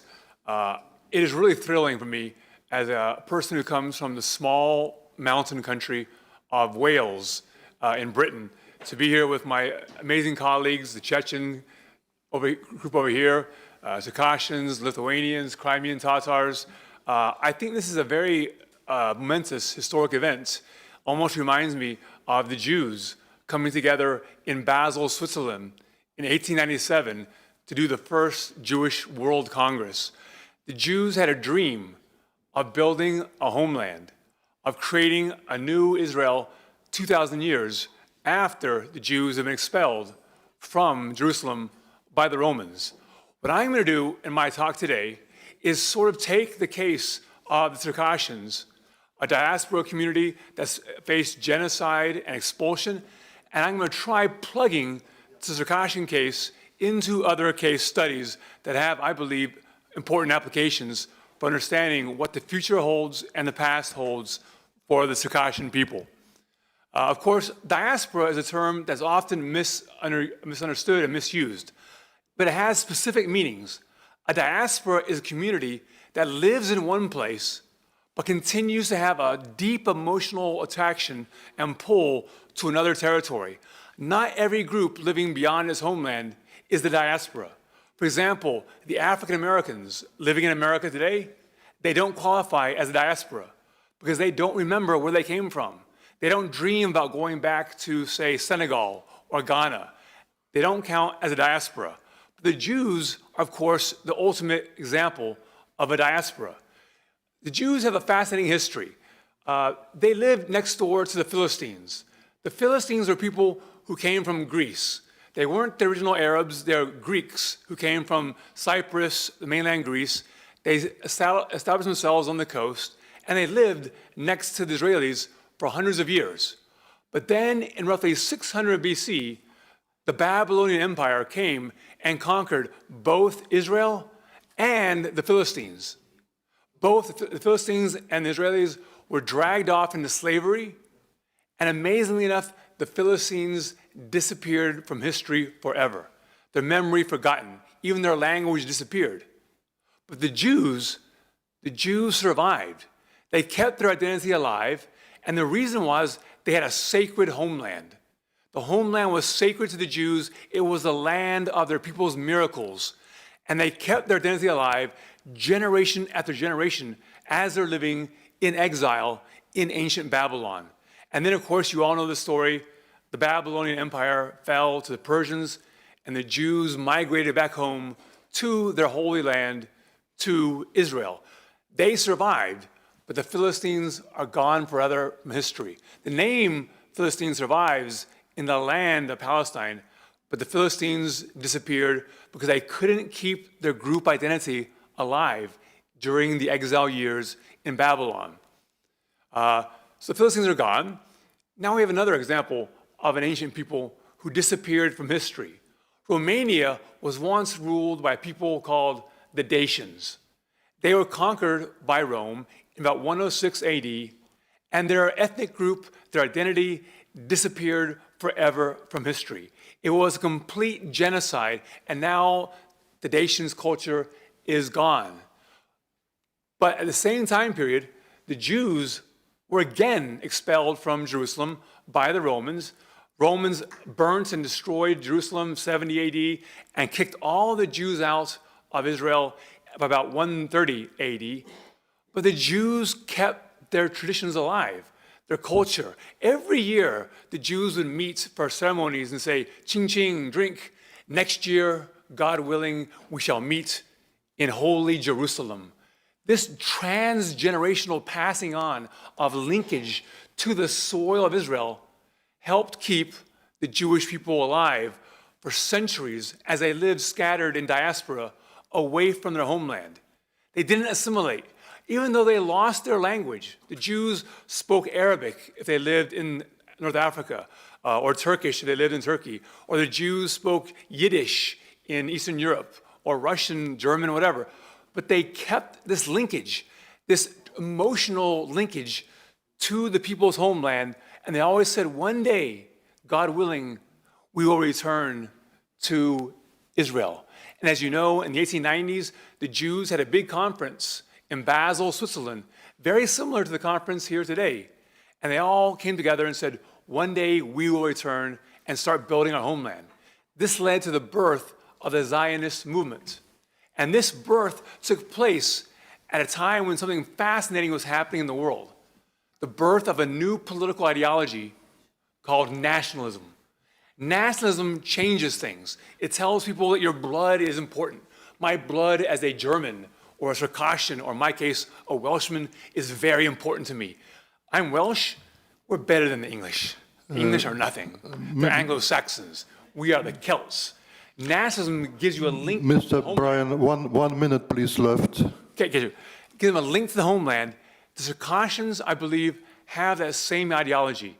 They migrated to the Ottoman Empire before there was nationalism, but they're passing on to new generations a link to the homeland.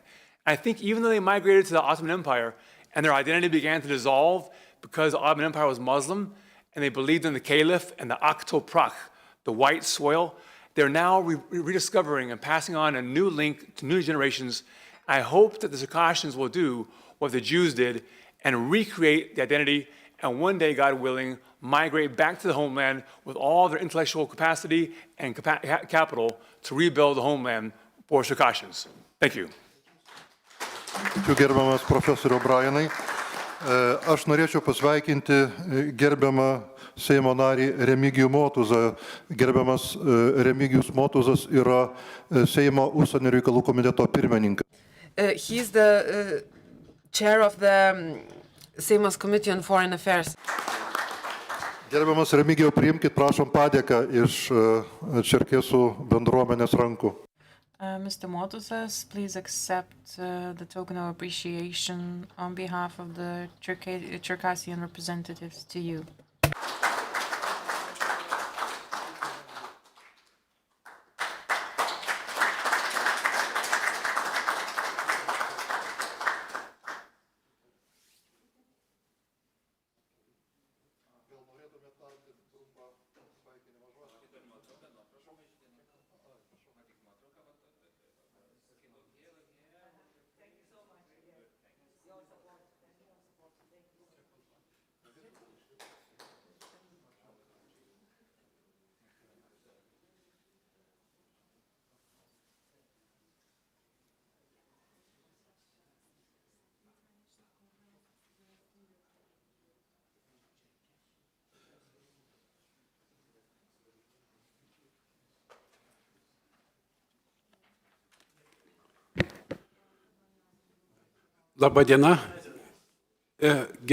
Good afternoon. Dear participants, dear guests of this conference,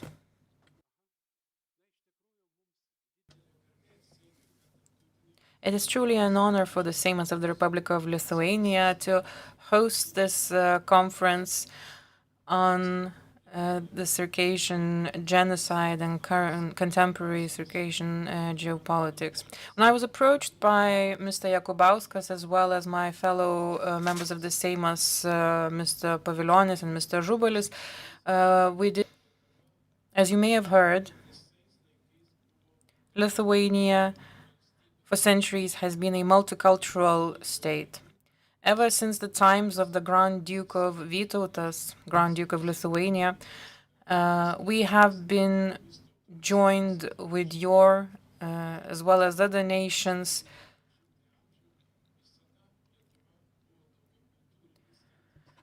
and even in later centuries, Lithuania used to be a multicultural hub. And we can also take pride in the fact that there were no ethnic conflicts in the history of our state. We were even among the states that managed to establish in 1997 an institution of representing different ethnicities. I had a chance to represent this organization for 5 years in 1997. Different nations have always been represented here, being the patriots of their nations. We're currently going through uncertain times. The times when our values are slipping from our grip. Seeing what's happening in other regions, including ethnic conflicts there, we are concerned, which is why I believe we must be vocal about the previous genocides and ethnic cleansings of the past and the repressions that had been pursued against those nations. Something that will help us to avoid and prevent conflicts in the future and stay safe.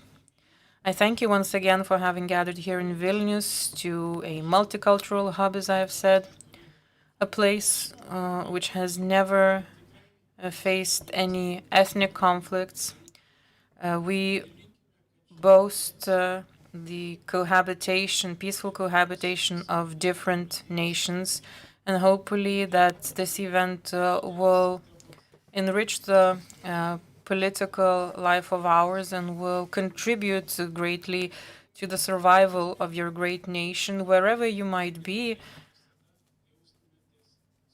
I truly hope that you can feel safe and recognized citizens of the world. Thank you and all the best. Thank you, Mr. Motuzas. That was the chair of the Seimas Committee on Foreign Affairs. And we would also like to decorate a person who contributed dearly to the organizing of this event, Mr. Laurynas Čižas. Thank you, Laurynas, very much.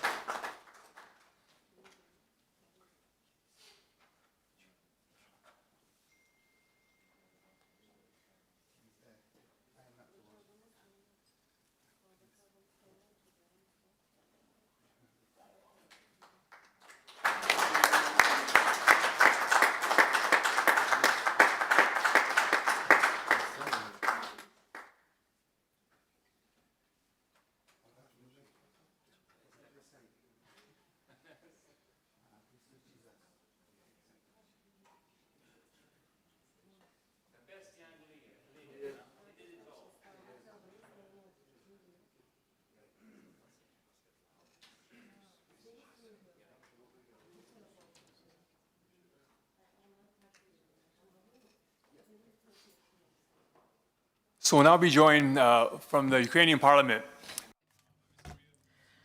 Na, o dabar išklausysime iš Ukrainos aukščiausiosios rados narę, ponę Mezinčejevą. Hello, dear friends. I hope you can hear me well and you can see me well. I was late due to the fact that I had to put my small baby son to sleep. So I hope you will apologize me.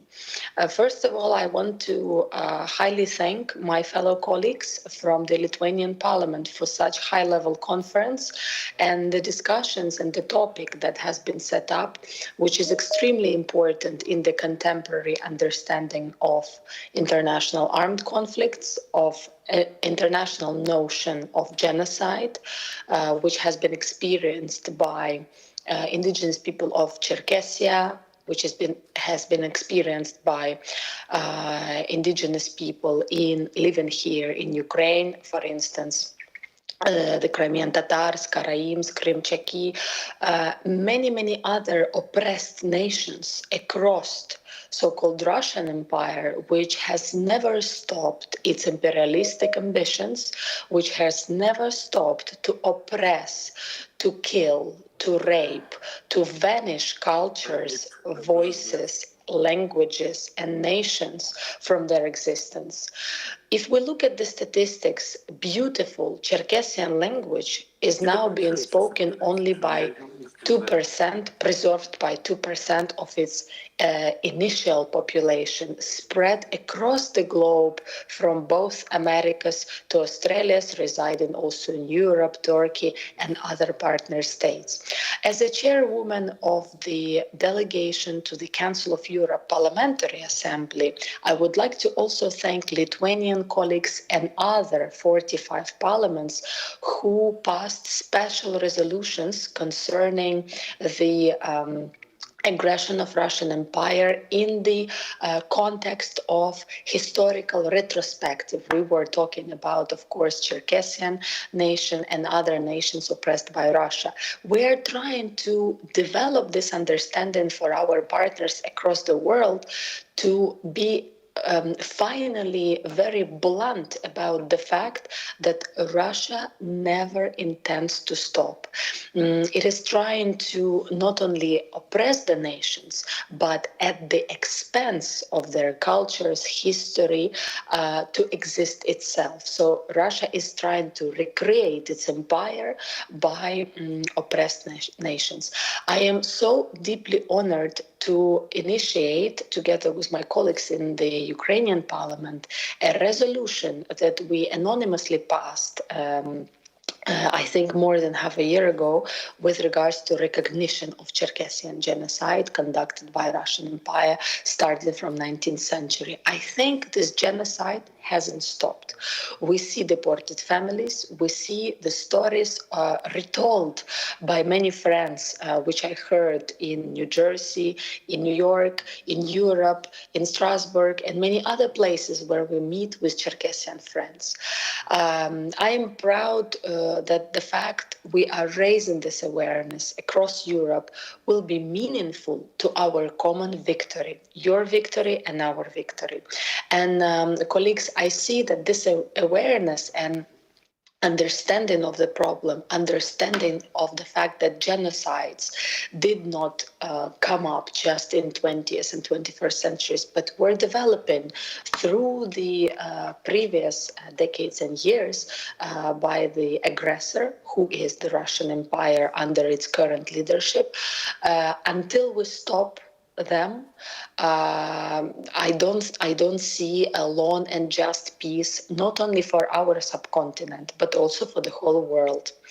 I also would like to let you know that we keep the work of our special commission in the Ukrainian parliament with regards to the oppressed nations within the Russian Federation.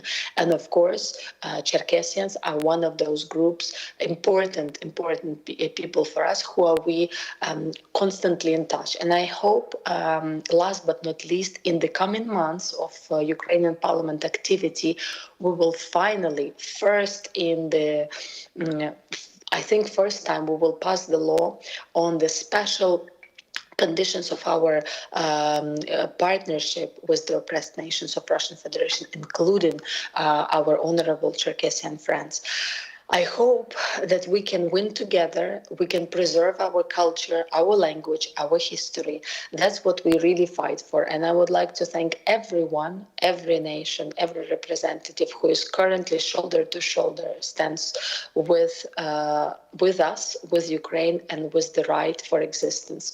This is all enshrined in the international conventions of the UN, in the Council of Europe resolutions, and I hope these resolutions will only not be words, but implemented in reality. We have common enemy. I hope we can win with a common victory. Ačiū, thank you very much. Dėkui, best regards from Kiev.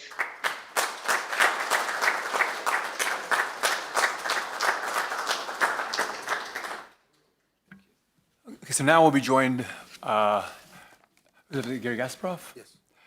We're joined by a hero of mine, the world-famous chess champion, author, and human rights activist, the famous, legendary Gary Kasparov.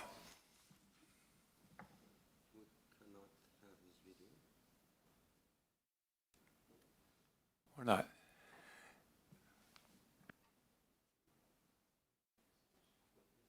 Hello? Hello?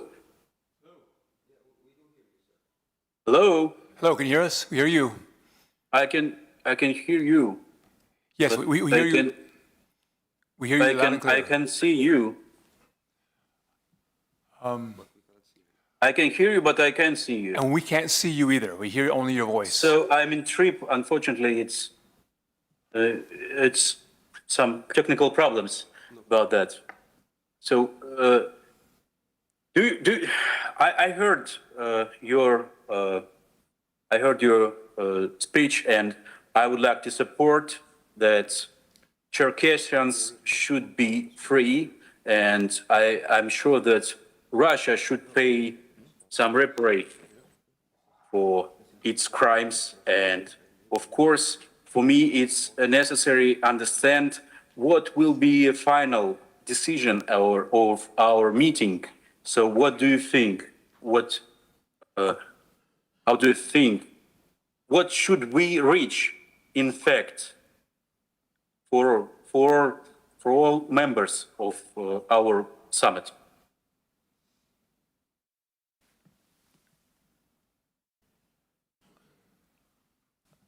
Can you hear me? Oh, yes, sir. Sir, could you please ask that question one more time real quick for us? So what is your goal? What we could reach after the meeting?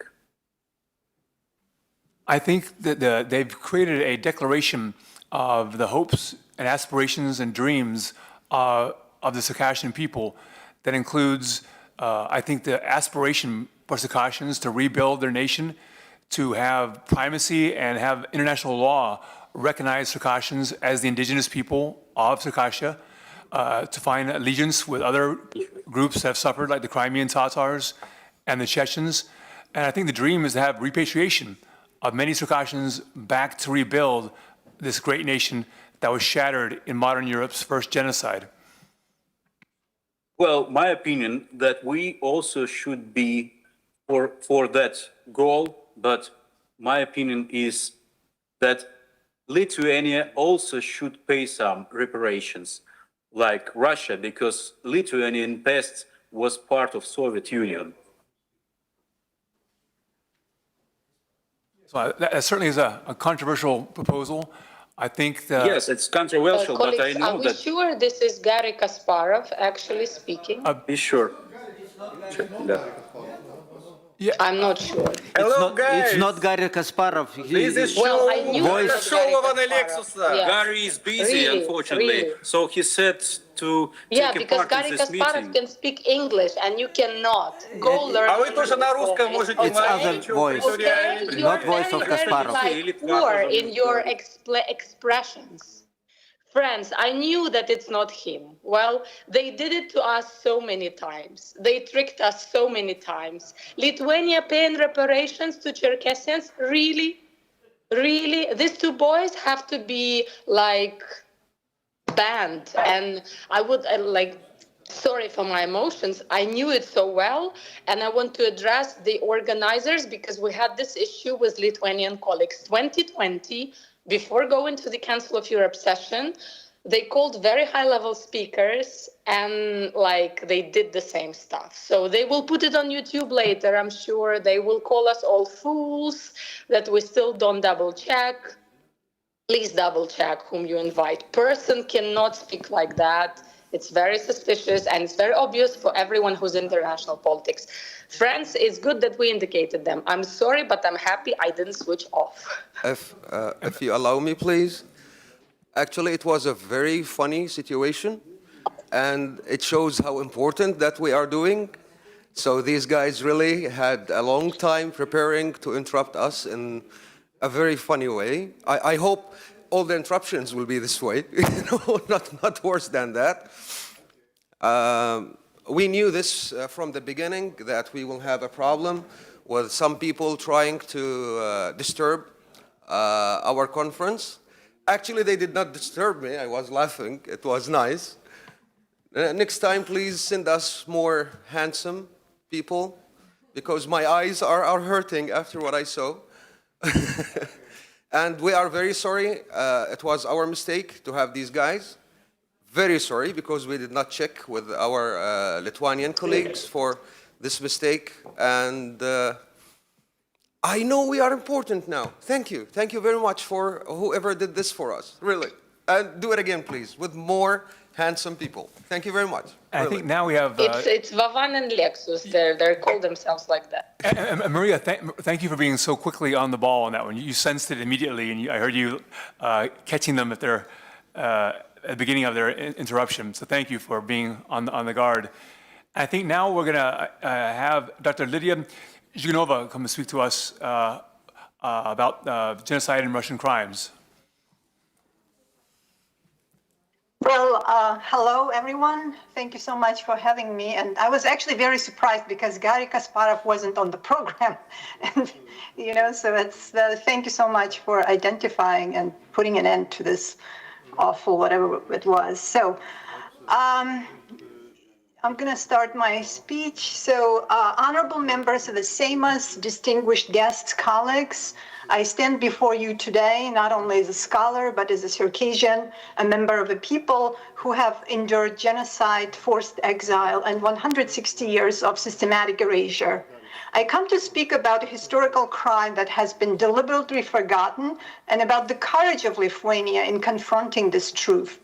The people now referred to as Circassians have deep historical roots in the Northwest Caucasus that trace back to antiquity. By the 18th century, when Russian imperial expansion reached their territories, Circassians were one of the largest indigenous peoples of the Northwest Caucasus, inhabiting the Black Sea coastline and central mountainous regions. Speaking varieties of Adygabze, the Circassian language, and self-identifying as Adyga in their native tongue, they were organized into at least 12 closely related communities, each with distinct, though contiguous territories and dialects within the polity known as Circassia. Pre-conquest population estimates ranged from 1.3 to 1.7 million, with major groups including Kabardians, Shapsugh, Abazakh, and so on. This ancient and populous civilization would face near total destruction in the century-long war that followed. On May 21st, 1864, Russian forces declared victory over the last free Circassian territories on the Black Sea coast, bringing to end the Russo-Circassian or Russo-Caucasian War that started in 1763 and ended in 1864, a 101-year struggle that stands as the longest and one of the bloodiest colonial wars in European history, culminating in the genocide and mass expulsion of the Circassian people from their ancestral homeland in the North Caucasus to the Ottoman Empire. Yet this war and the subsequent genocide have been systematically erased from global consciousness. Historical information is fragmented, dates are distorted, and Russian imperial and Soviet historiography, through which this narrative entered Western scholarship, reduced the conflict to the Caucasian War with start date 1817 and end date 1864. So this framing not only shortens the war by half a century, but also fundamentally alters its geography and meaning. In Russian historiography, the Caucasian War is framed primarily around the conquest of the northeastern Caucasus, Dagestan, Chechnya, and Ingushetia, and the resistance led by Imam Shamil, which is very important, of course, but also this largely marginalizes the Circassian struggle in the northwestern Caucasus. This narrative obscures the fact that the conflict began in Kabarda, eastern Circassia, in 1763 with Russia's violation of the 1739 Belgrade Peace Treaty and the construction of the Mozdok fortress, and that it ended a century later in northwestern Circassia, where Circassians were the last indigenous nation to sustain organized military resistance against the Russian Empire. Such selective retelling distorts chronology and effectively erases Circassians from the war that culminated in their destruction, underscoring how imperial violence continues to shape historical memory. By the mid-19th century, Russian military strategists explicitly advocated genocide. General Dmitry Milutin's 1857 memorandum called for complete destruction and of resisting Circassian populations, while General Rostislav Fadeev declared that Russia must, and I quote, destroy half completely so the other half will lay down their weapons. End of quote. The final battles of the Russo-Circassian War were fought in Sochi, today an international resort, but in the 19th century, the last capital of independent Circassia and the homeland of the Shache people, from whom the city's name derives. On May 21st, 1864, Russian troops staged a military parade there to mark the conquest of Circassia, while Sochi's port became the primary site from which hundreds of thousands of Circassians were deported to the Ottoman Empire. The scale of destruction was catastrophic. Kabarda's population had already collapsed from approximately 300,000 in 1790 to 30,000 by the 1820s. And between 1858 and 1864, Russian forces implemented scorched earth campaigns that destroyed villages, food supplies, and infrastructure, making return impossible. Approximately 1 million Circassians were forcibly expelled, many dying en route from disease, starvation, and exposure. The Northwestern Caucasus became the only region of the Caucasus where an indigenous population was almost entirely removed and replaced by settlers. Cities such as Novorossiysk, Tuapse, Sochi, and Anapa were built atop the ruins of Circassian villages, and monuments to Russian imperial generals responsible for these atrocities still stand today in those places. Novorossiysk itself was founded on the site of Tsemez, the original Circassian name of the bay, which was later transformed into a major Russian port, generating wealth for the state through maritime trade and resource extraction, while the Circassian population remains displaced and excluded from its homeland. Today, Circassians are still one of the largest indigenous ethnic groups in Russia's North Caucasus, yet this demographic catastrophe shapes their existence. Approximately 800,000 live in the homeland, divided along Soviet-era administrative lines into 3 republics: Kabardino-Balkaria, where Circassians are known as Kabardins, Karachay-Cherkessia, Čerkesų, and the Republic of Adygea as Adyge. So these administrative divisions are imposed, and these ethnonyms are also imposed, and they do not reflect Circassian self-identification. As single people who identify collectively as Circassians, Adyge, and speak Adygabze, but were designed by Soviet nationality policy to fragment the population. This fragmentation creates vastly different demographic realities across the 3 republics, where Circassians hold majority status in only one, fundamentally shaping the possibilities for cultural preservation, language policy, and political mobilization around historical memory. Since the 1990s, Circassian activists in the North Caucasus and the diaspora have advocated for reunification into a single Circassian republic and for the repatriation of diaspora communities to their ancestral homeland. Russian authorities have consistently rejected these demands, maintaining Soviet-era fragmentation alongside policies of linguistic and cultural Russification that endanger Circassian identity. The result is an existential crisis. Circassians remain politically divided, demographically weakened, and culturally marginalized in their historic homeland. Beyond the 3 republics, a small Shapsug Circassian population persists in the Tuapsinsky and Lazarevsky district of Krasnodar Krai along the Black Sea coast, the former heartland of independent Circassia. Despite their continuous presence, Shapsugs are not recognized as an indigenous people in the regional constitution of Krasnodar Krai, underscoring their political marginalization and the broader erasure of Circassian identity.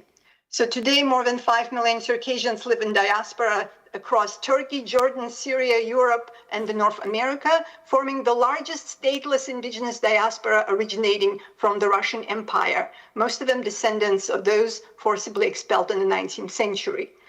And Russia continues its systematic oppression. Let me tell you about a recent case that illustrates this.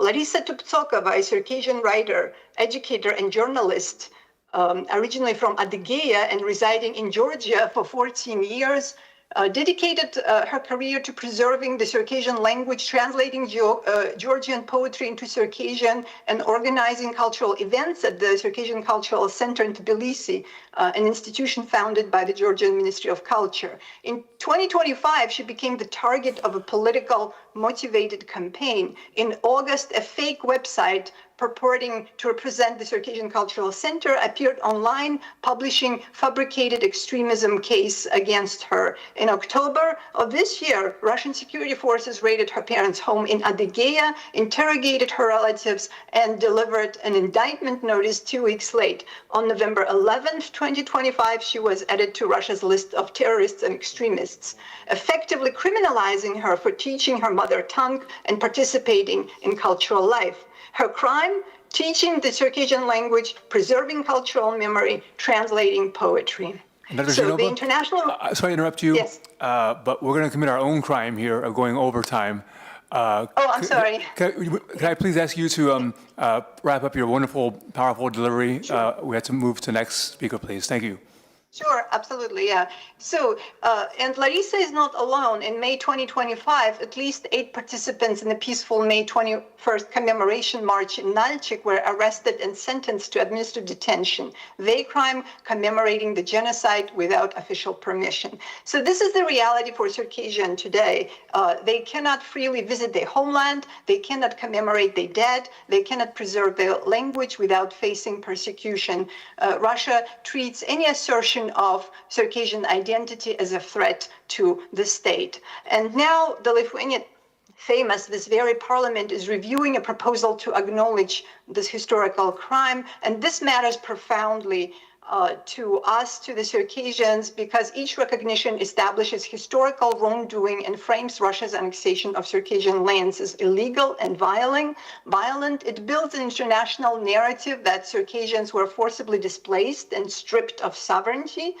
And each recognition provides moral and legal weight to Circassian claims for justice, repatriation rights, and cultural preservation. And Lithuania knows the cost of Russian imperialism. For decades, your nation endured Soviet occupation, cultural suppression, and the systematic attempt to erase Lithuanian identity. You understand that what it means to have your language banned, your history falsified, your people deported. And by recognizing the Circassian genocide, Lithuania would affirm that imperial violence cannot be forgotten or forgiven simply because time has passed. So thank you for your attention, and thank you for your courage in confronting difficult truths. Thank you. And sorry, I went over time.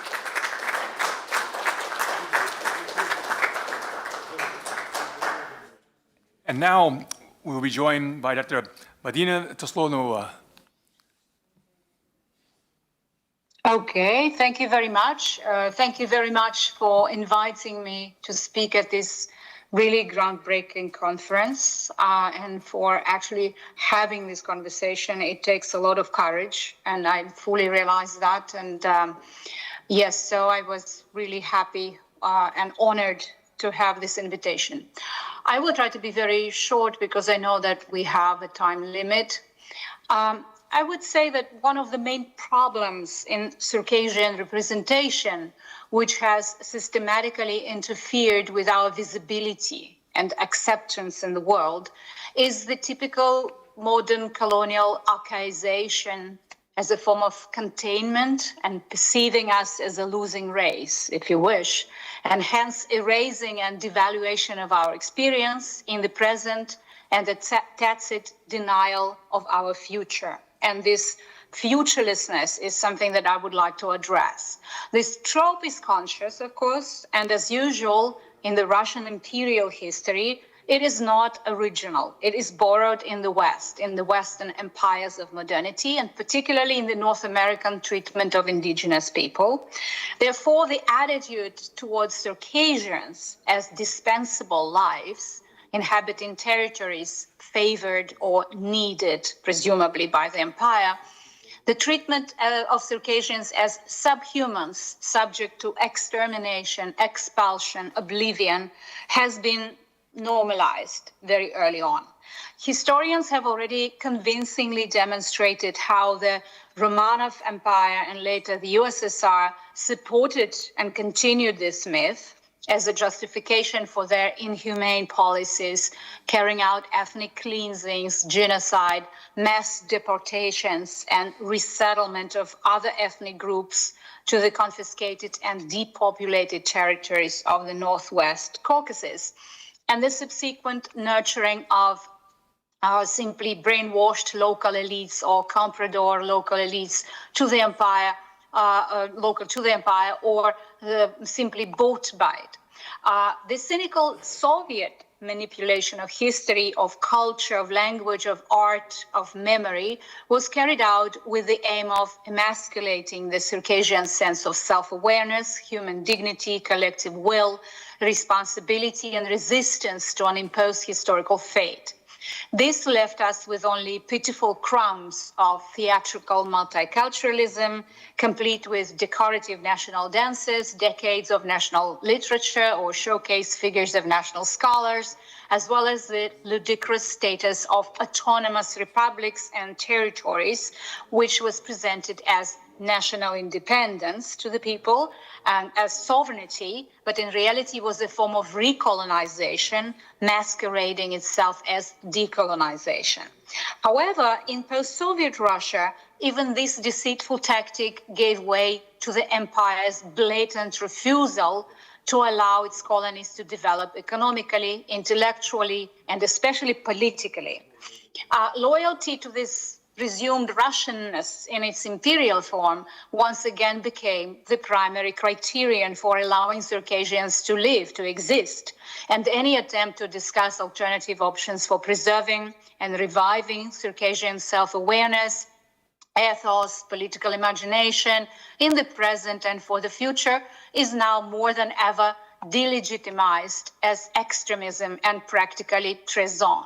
It's important to note that Circassians themselves were also influenced by the coloniality of knowledge, coloniality of perception, internalizing this modern colonial matrix of archaization of themselves, or ourselves in this case, for the sake of exclusion from modernity and exclusion from the future. Soviet and post-Soviet decades of fear and carefully cultivated mancourtism played a crucial role here, severely impacting the divided Circassians' ability to unite, to engage in collective action, and recognize real problems that, of course, we have a lot, instead of focusing on the past and various symbolic handouts, such as the revival of national costumes or discussions of the intricacies of Habsburg. I in no way wish to diminish the importance of preserving and understanding these profound manifestations of national culture, national cosmology, but I do wish to shift people's consciousness more towards the present and towards the future.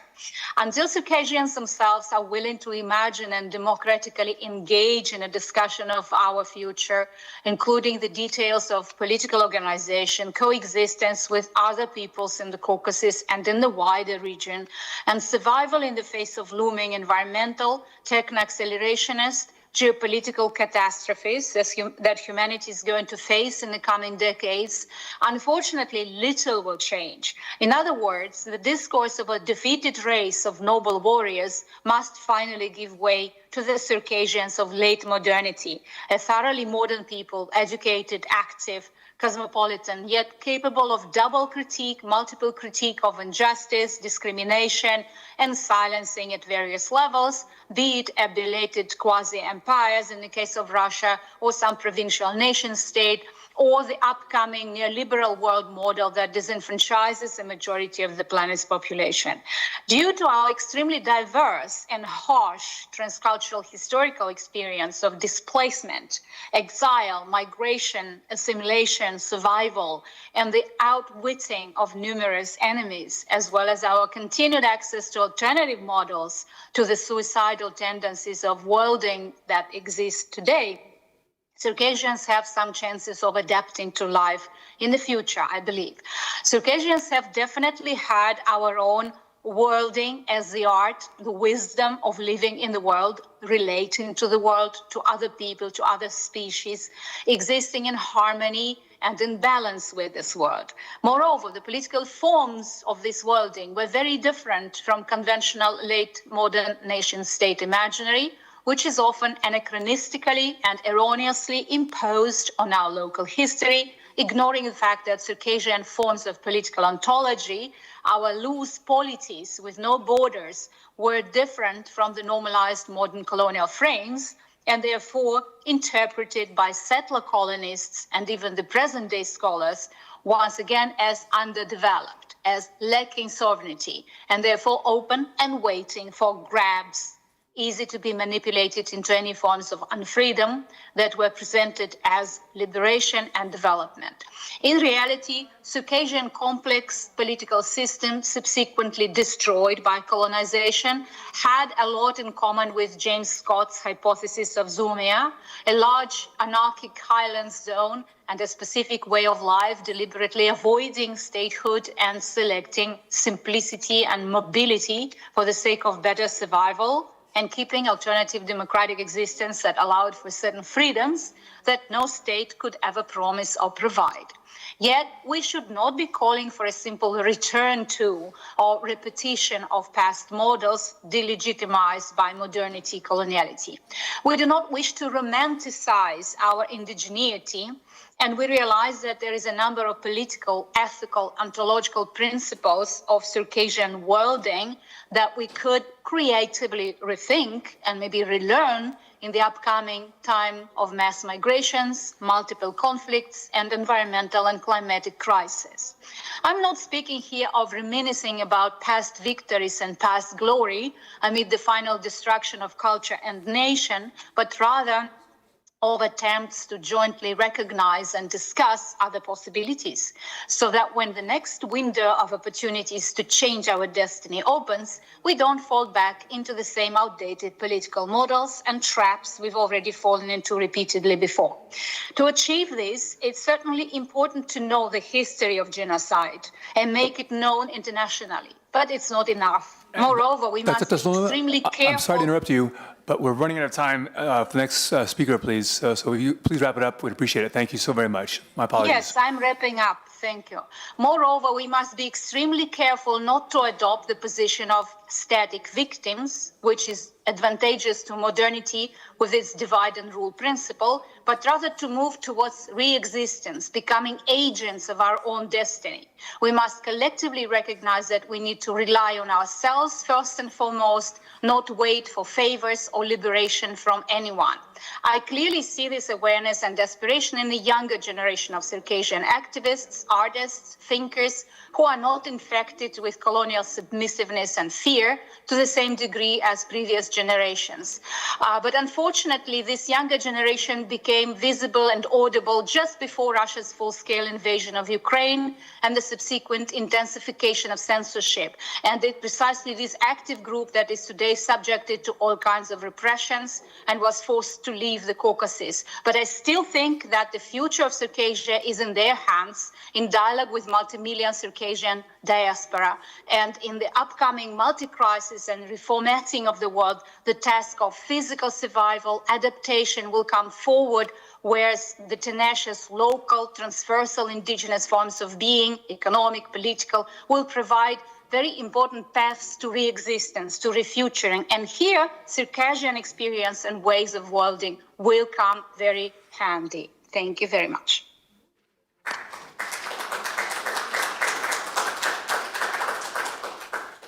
So now I believe we have my new friend and one of the founders of this conference today, Dr. Mustafa Canbek.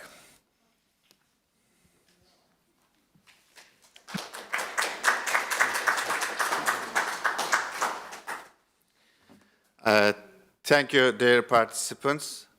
I have to keep my speech short. Sorry for this.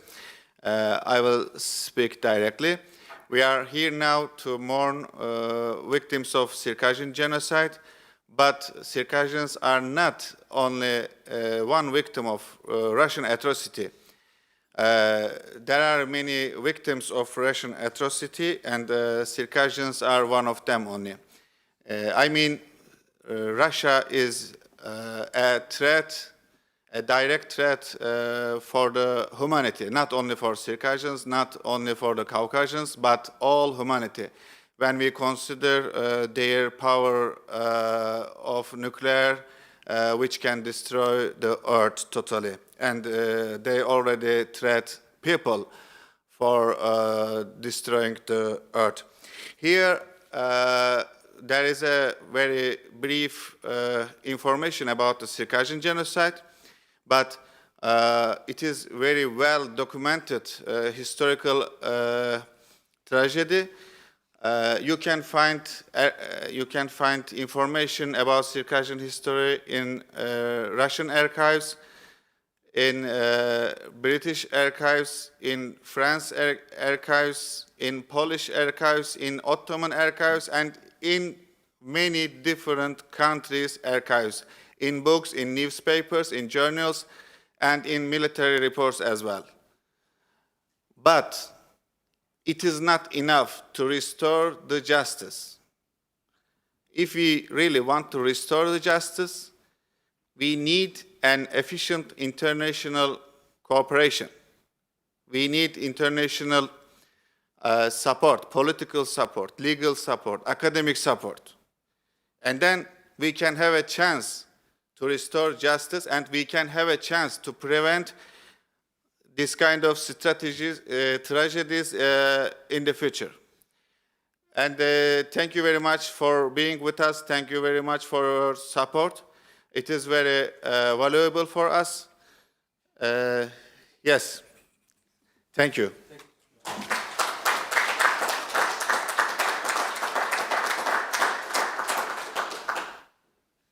Now I believe we're going to have Glenn Howard coming to us from Washington, D.C. For many decades, he was president of the Jamestown Foundation, and now he is president of a new think tank in Washington that he's founded called the Saratoga Foundation. So we'll bring Glenn Howard up now. Hello, everyone. Thank you for this opportunity to speak to you today before the Seimas of the Republic of Lithuania in what is truly a historic event. My name is Glenn Howard. I am currently the president of the Saratoga Foundation based in Washington, D.C. And for 2 decades, I led the Jamestown Foundation, which played a critical role in 2011 in getting the Georgian Parliament to back its historic legislation recognizing the Circassian genocide. That moment in history is important because the Republic of Georgia set a historic precedent by defying Putin's Russia and becoming the first foreign government to ever recognize the Circassian tragedy as an act of genocide. It took the Circassians over a century to get to that historic day in May 2011. Now, a decade later, we are on the verge of another milestone in Circassian statehood as the people of Lithuania and its representatives in the Lithuanian parliament have an important mission in their effort to help the Circassian people achieve justice. Let me begin my brief remarks today by noting that the Circassian quest for statehood has long rested on 3 pillars. First, it's the homeland in the North Caucasus, consisting of a population of 700,000 Circassians divided into several binational republics. Second is the overseas diaspora, consisting of 5 to 7 million Circassians. And the third item of importance is the international recognition of the Circassians. Recognition has come in 3 milestones in the history of the Circassians. It is now reflected in the Georgian, Ukrainian, and soon-to-be Lithuanian passage of a similar measure concerning Russian atrocities against the Circassians in the 19th century, what we would now call genocide. The Lithuanian support for the measure being considered by the Lithuanian parliament is extremely important because it adds a European Union dimension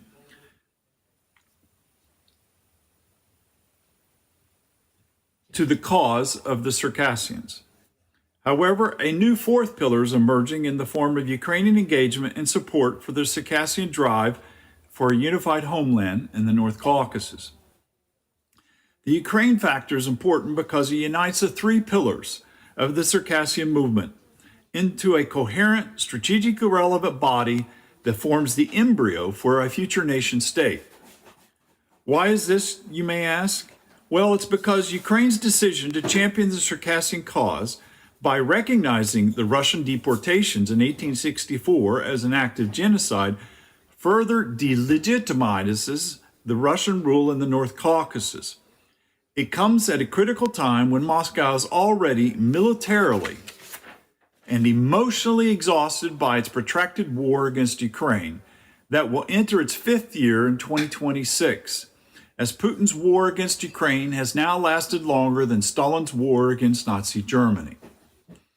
Ukraine greatly matters to the Circassians and the other captive nations under Russian rule because it is fighting to preserve its national homeland in the same way the Circassians fought their national homeland before being ethnically cleansed by the Russian Empire 100 years before. Despite being expelled from their homeland to Turkey, Syria, and Israel and other parts of the Middle East, Circassians strongly identify with the Ukrainian struggle to preserve their independence in the same way that the Lithuanians and other Baltic states associate the punishment of their nations with the punished nations of the North Caucasus. For this reason, I decided to call my presentation today The Fourth Wave. So, as a part of that discussion, Ukraine is not just another country. It is the most consequential external actor in the world today because it is directly engaged in a war of national survival with Moscow while also actively promoting non-Russian national movements under Muscovy's rule. Ukraine functions as a critical new dimension in the fourth wave for the following reasons. First of all, it amplifies the Circassian homeland. Ukraine's championing of the Circassian cause delegitimizes Russian rule in the North Caucasus at a time when Moscow is already militarily strained after 4 years of fighting in Ukraine. This raises the political cost of repression inside Russia rather than creating a separate arena. Number two, it motivates the Circassian diaspora. Ukrainian recognition creates activism in the Circassian diaspora in the same way that French support helped galvanize the United States in its Revolutionary War of Independence, which notably came after the American victory at the Battle of Saratoga in 1774, which, by the way, was a turning point in the war. And it is also the name of the Saratoga Foundation, which takes its name after the 1777 battle, which was a turning point. Ukraine is at a turning point today in history. Circassia is also at a turning point in history. But that said, why is Ukraine important? Because Ukraine today is to Circassia what France was to the United States, serving as a geopolitical anchor and a partner for the Circassians in the Black Sea region, helping them to develop a pathway from advocacy to strategy. Ukrainian support is qualitatively different from earlier diaspora movements that supported independence during the Soviet era, and that's very important. The third item that is very important is today, Ukraine helps convert international recognition into a strategy. Lithuania and other countries have provided international legitimacy. But Ukraine provides operational relevance, and it crystallizes in the minds of the Circassian people inside and outside Russia a cause that is similar to Chechny's fight against Russia in 1995 and in 1999. It also connects moral recognition to an ongoing war that directly challenges Moscow's imperial structure in a way that the Chechen War of the 1990s never could achieve, simply because the size of Ukraine and its larger population and technological military advances permit Ukraine to strike the Russian capital regularly in a way that the Allies during the Second World War bombed Berlin repeatedly during the Second World War. And more recently, Ukraine has begun to take its drone campaign to the North Caucasus and Northern Caspian, most recently last week attacking Lukoil's offshore oil platform off the coast of Dagestan. So all this said, Ukraine is a part of what is being discussed today is the fourth factor. Ukraine's not just another country supporting Circassians, it is a country at war with Russia, which makes it more its support more than just symbolic, but strategic due to its proximity to the North Caucasus. So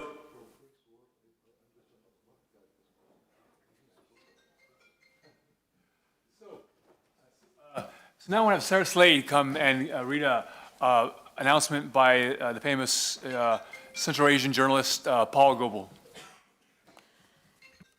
For the sake of time, I will summarize his speech. It's a very intelligent and interesting speech, and I enjoyed reading it very much, but I'll try to make it as short as possible. According to Paul Goebel, he sees that, like the Baltic countries in the final decades of the Soviet times, Circassians are today ready to position to retake control of their history, recover their state of independence, and reshape a post-Russian reality, not only for themselves, but also supporting others. That is why this meeting today is so important and significant. But according to Paul's opinion, Circassians will only achieve such success if they focus on the parallels and lessons that the Estonians, Latvians, and Lithuanians have provided. Before the Baltic countries recovered their independence in 1991, many people thought this would be impossible because they're such small countries in comparison.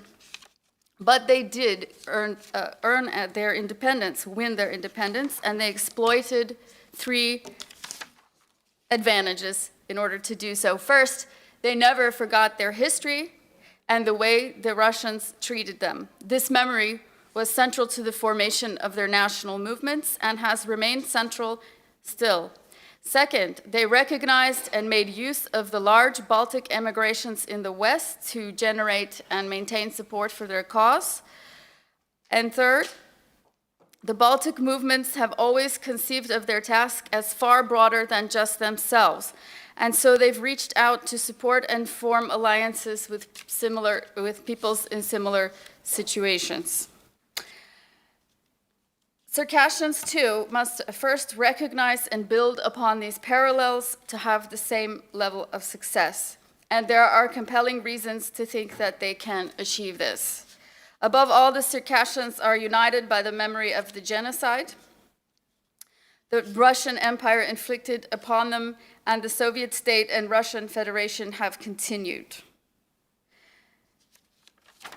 No Circassian can forget these things.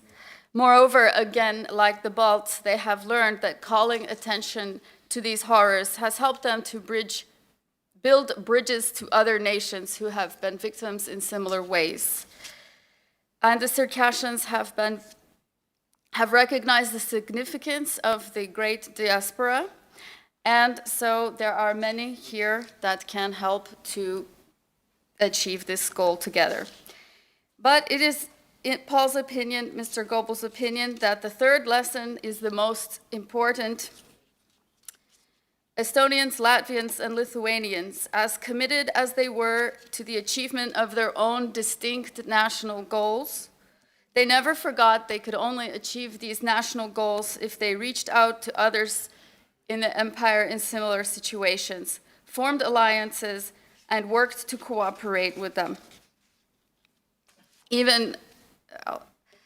So one should never forget the role Baltic activists played in developing the national movements in Ukraine and Moldova, for example.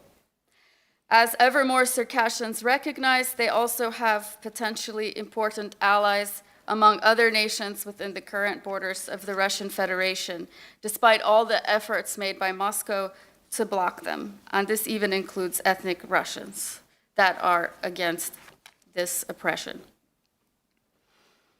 Both because of their own national culture and skills honed in dealing with the binational republics that the Soviet state created and the Russian one continues, Circassians have been compelled to hone their skills at cooperating with other peoples of the North Caucasus.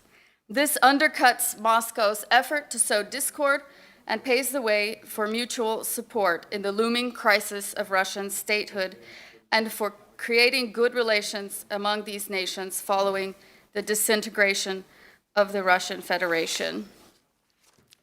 Learning and applying all these lessons won't be easy for Circassians, but they have already made major steps in that direction. Securing Ukraine's recognition was a major step forward. Having meetings like this is another. And because such steps echo the success the Balts had earlier, Circassians should have renewed confidence that they are going to win. Thank you.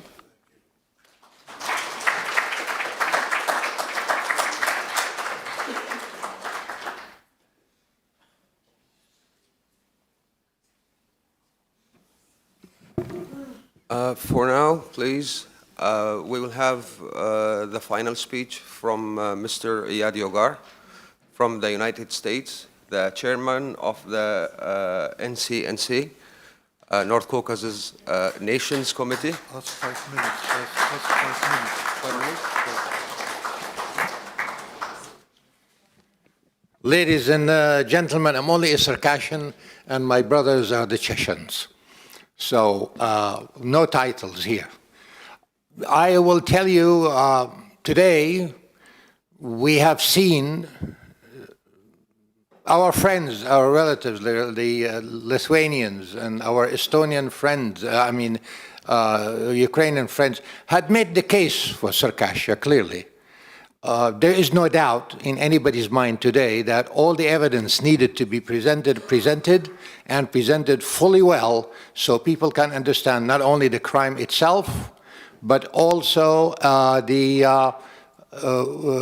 evidence and the facts in that crime. So anyone wants to see where the facts are today, tomorrow they can pass the resolution to recognize the Circassian genocide, similar to what we had done with Ahmed's knowledge in Ukraine and with Mirab in Georgia, the cases friends. So the prosecution here rests over the prosecuting of the crime. We presented our case to you. Now it's your term. So if you do recognize the Circassian genocide, and that's very important, not only for you and for us, but it's important for humanity, because genocide is a crime against humanity at large. That's what the United Nations say. So when Lithuania recognizes the Circassian genocide, Lithuania is defending itself.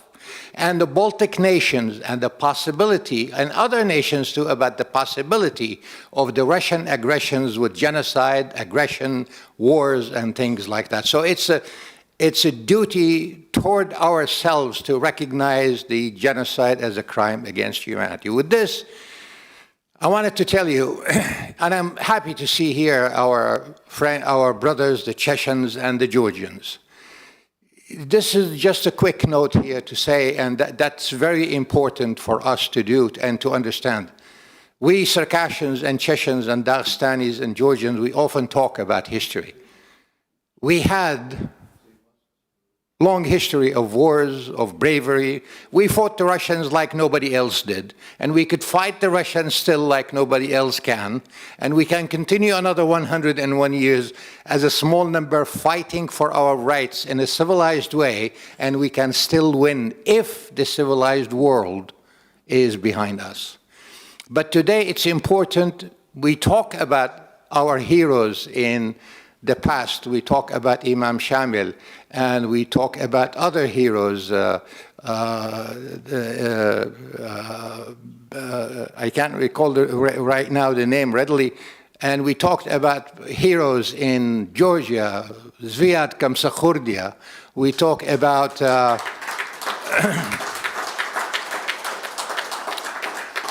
we talked about Johar Dudayev. We talk about other people too. But today I wanted to tell you that we really need to admire our heroes who are here today. One of them is my dear brother, Prime Minister Ahmed Zakayev. Today, Ahmed Zakayev is the hero of the Caucasus. Today, Mirab Shukhwa is the hero of Georgia. And if we acknowledge our heroes, then we are giving the second generation to build a second wave of heroes, so the fight will continue, so we will not lose this war. We haven't lost the war, we're still fighting, but we need to build the second wave, like Glenn Howard said, the fourth wave. We are the second wave in here. We have to find our leadership for the future. So this way, someone would carry the torch and go forward with this, and this is how we continue.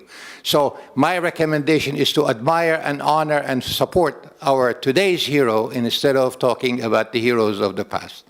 Thank you very much.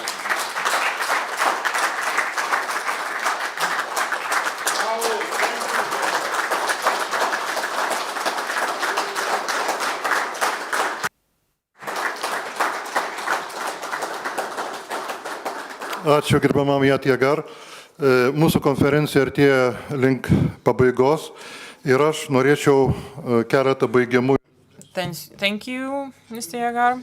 Since we are approaching the closing of our conference, a few reflections. As this significant international conference, the Circassian genocide in the context of history and contemporary politics, comes to an end, allow me to sincerely thank each and every one of you for your insights, for academic integrity, open discussions, and profound human empathy. Today, we examine not only historical facts, but also create a space for truth that has been silenced for many years. Once again, we have confirmed that the genocide of the Circassian people is not merely a tragedy of the past, but a moral challenge for today's world. It is a story of loss, forced deportation, cultural destruction, and attempts to annihilate a nation's identity. Yet at the same time, it is also a story of perseverance, resilience, and the unwavering effort to preserve cultural and historical memory. For the Lithuanian nation, this experience is close and understandable. Although our history, as it has been mentioned by myself previously, is not identical to the Circassian tragedy, the defense of freedom, statehood, language, and culture is a path Lithuania has walked more than once. We too have endured forced deportations, attempts to break national will, repression, occupation, and the violence of totalitarian regimes. Therefore, Lithuania has a moral sensitivity and responsibility to see the pain of other nations and to acknowledge historical injustices. This conference has become the first and very significant steps towards a broader understanding within Lithuanian society and the political sphere about the Circassian tragedy. And I reiterate that the decision of our colleagues in Georgia in 2011 and the decision of the Ukrainian parliament in 2025 to recognize the Circassian genocide show that the international community is increasingly opening up to the truth and historical accountability. Lithuania can and must be also part of this process as a state that cares about justice, human rights, and the importance of historical recognition. That is why today I want to express my firm belief that the Seimas of the Republic of Lithuania has the moral grounds and political maturity to take a bold step in the near future, which is to recognize the Circassian genocide.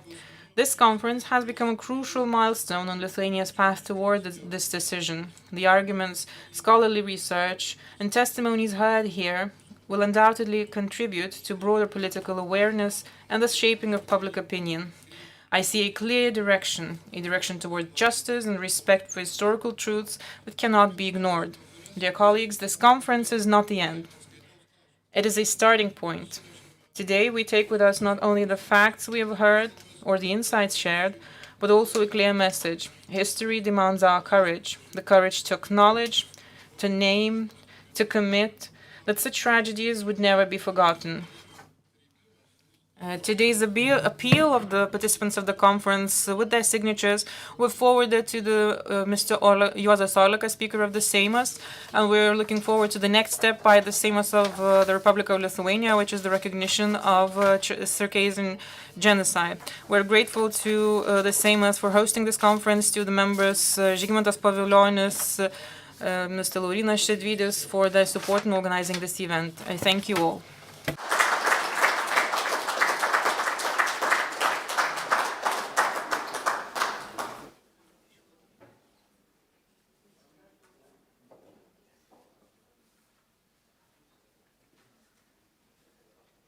Ladies and gentlemen, please allow us to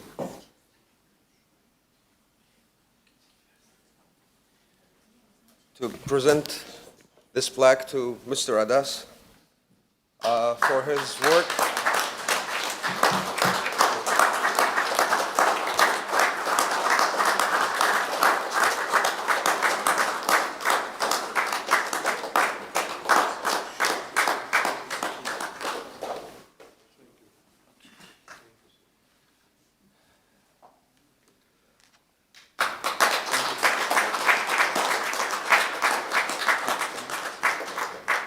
Everything was designed by Mr. Adas. And really thank him for that.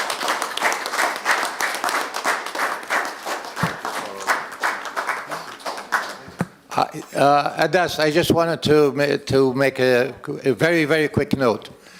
In the Caucasus, we have a tradition that we give as a gift to anyone anything we have. The only thing that we don't give as a gift is our weapons. We only give that to a very, very dear, respected, deeply respected friend. So now you have our karma with you, and it's our weapon.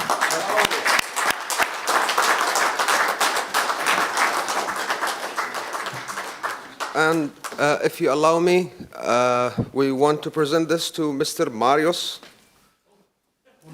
Please, sir.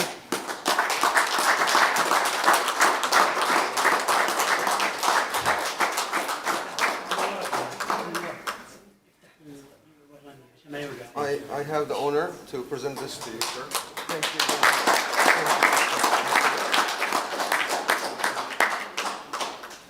I'm bad with furniture and technology.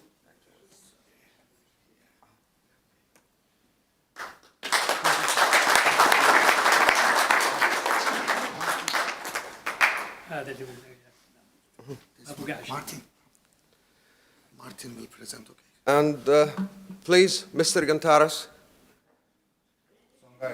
if you... Mr. Songali. Songali, извините. Please, sir.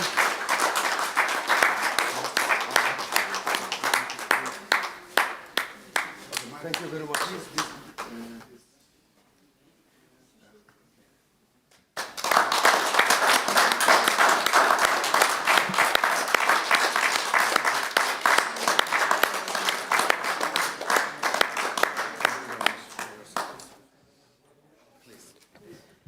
Thank you. I look at this gift as a credit for very near future.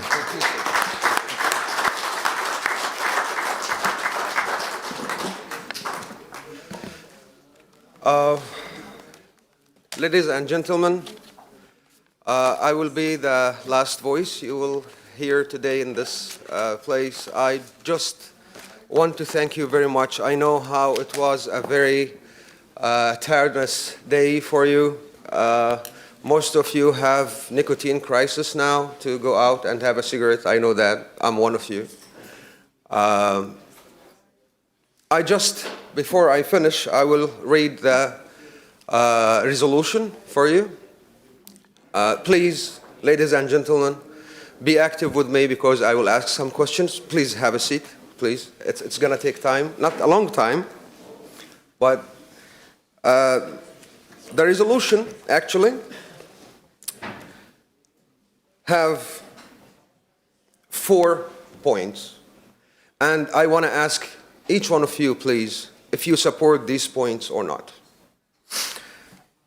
Recognition of the Circassian genocide, and this is what we are asking from the state of Lithuania and the parliament of Lithuania.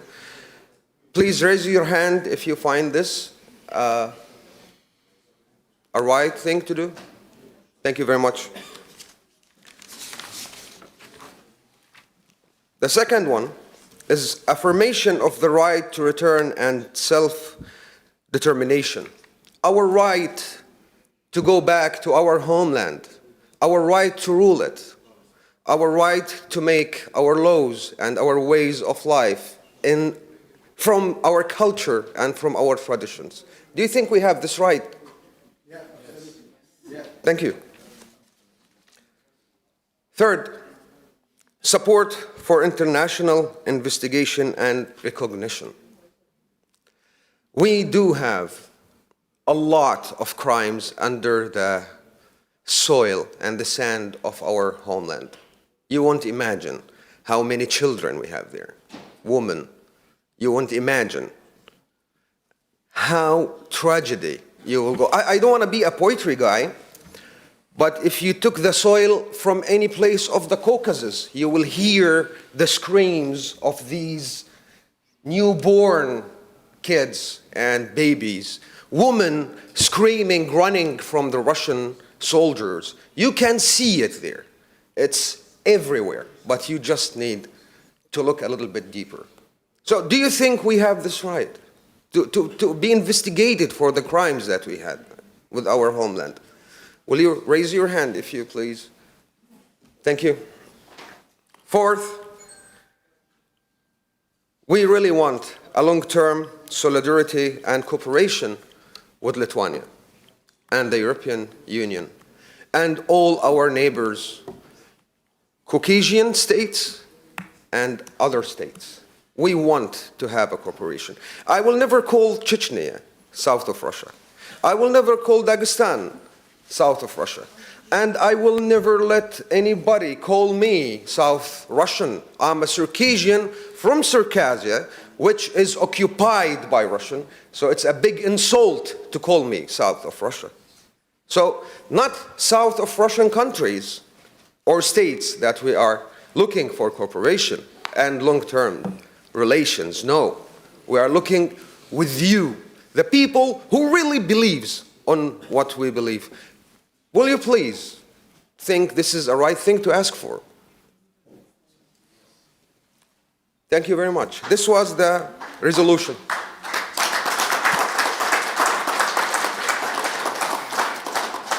In the end, I want to thank each one of you. Thank you. Thank you for coming. Thank you for listening to our problem. Thank you for helping us. Thank you for helping us presenting our problem and our tragedy, our rights, to make it a fact, to show the Lithuanian parliament, the Lithuanian deputies, our brothers and sisters. You helped us to show them the fact of the crime, of the tragedy that happened to us.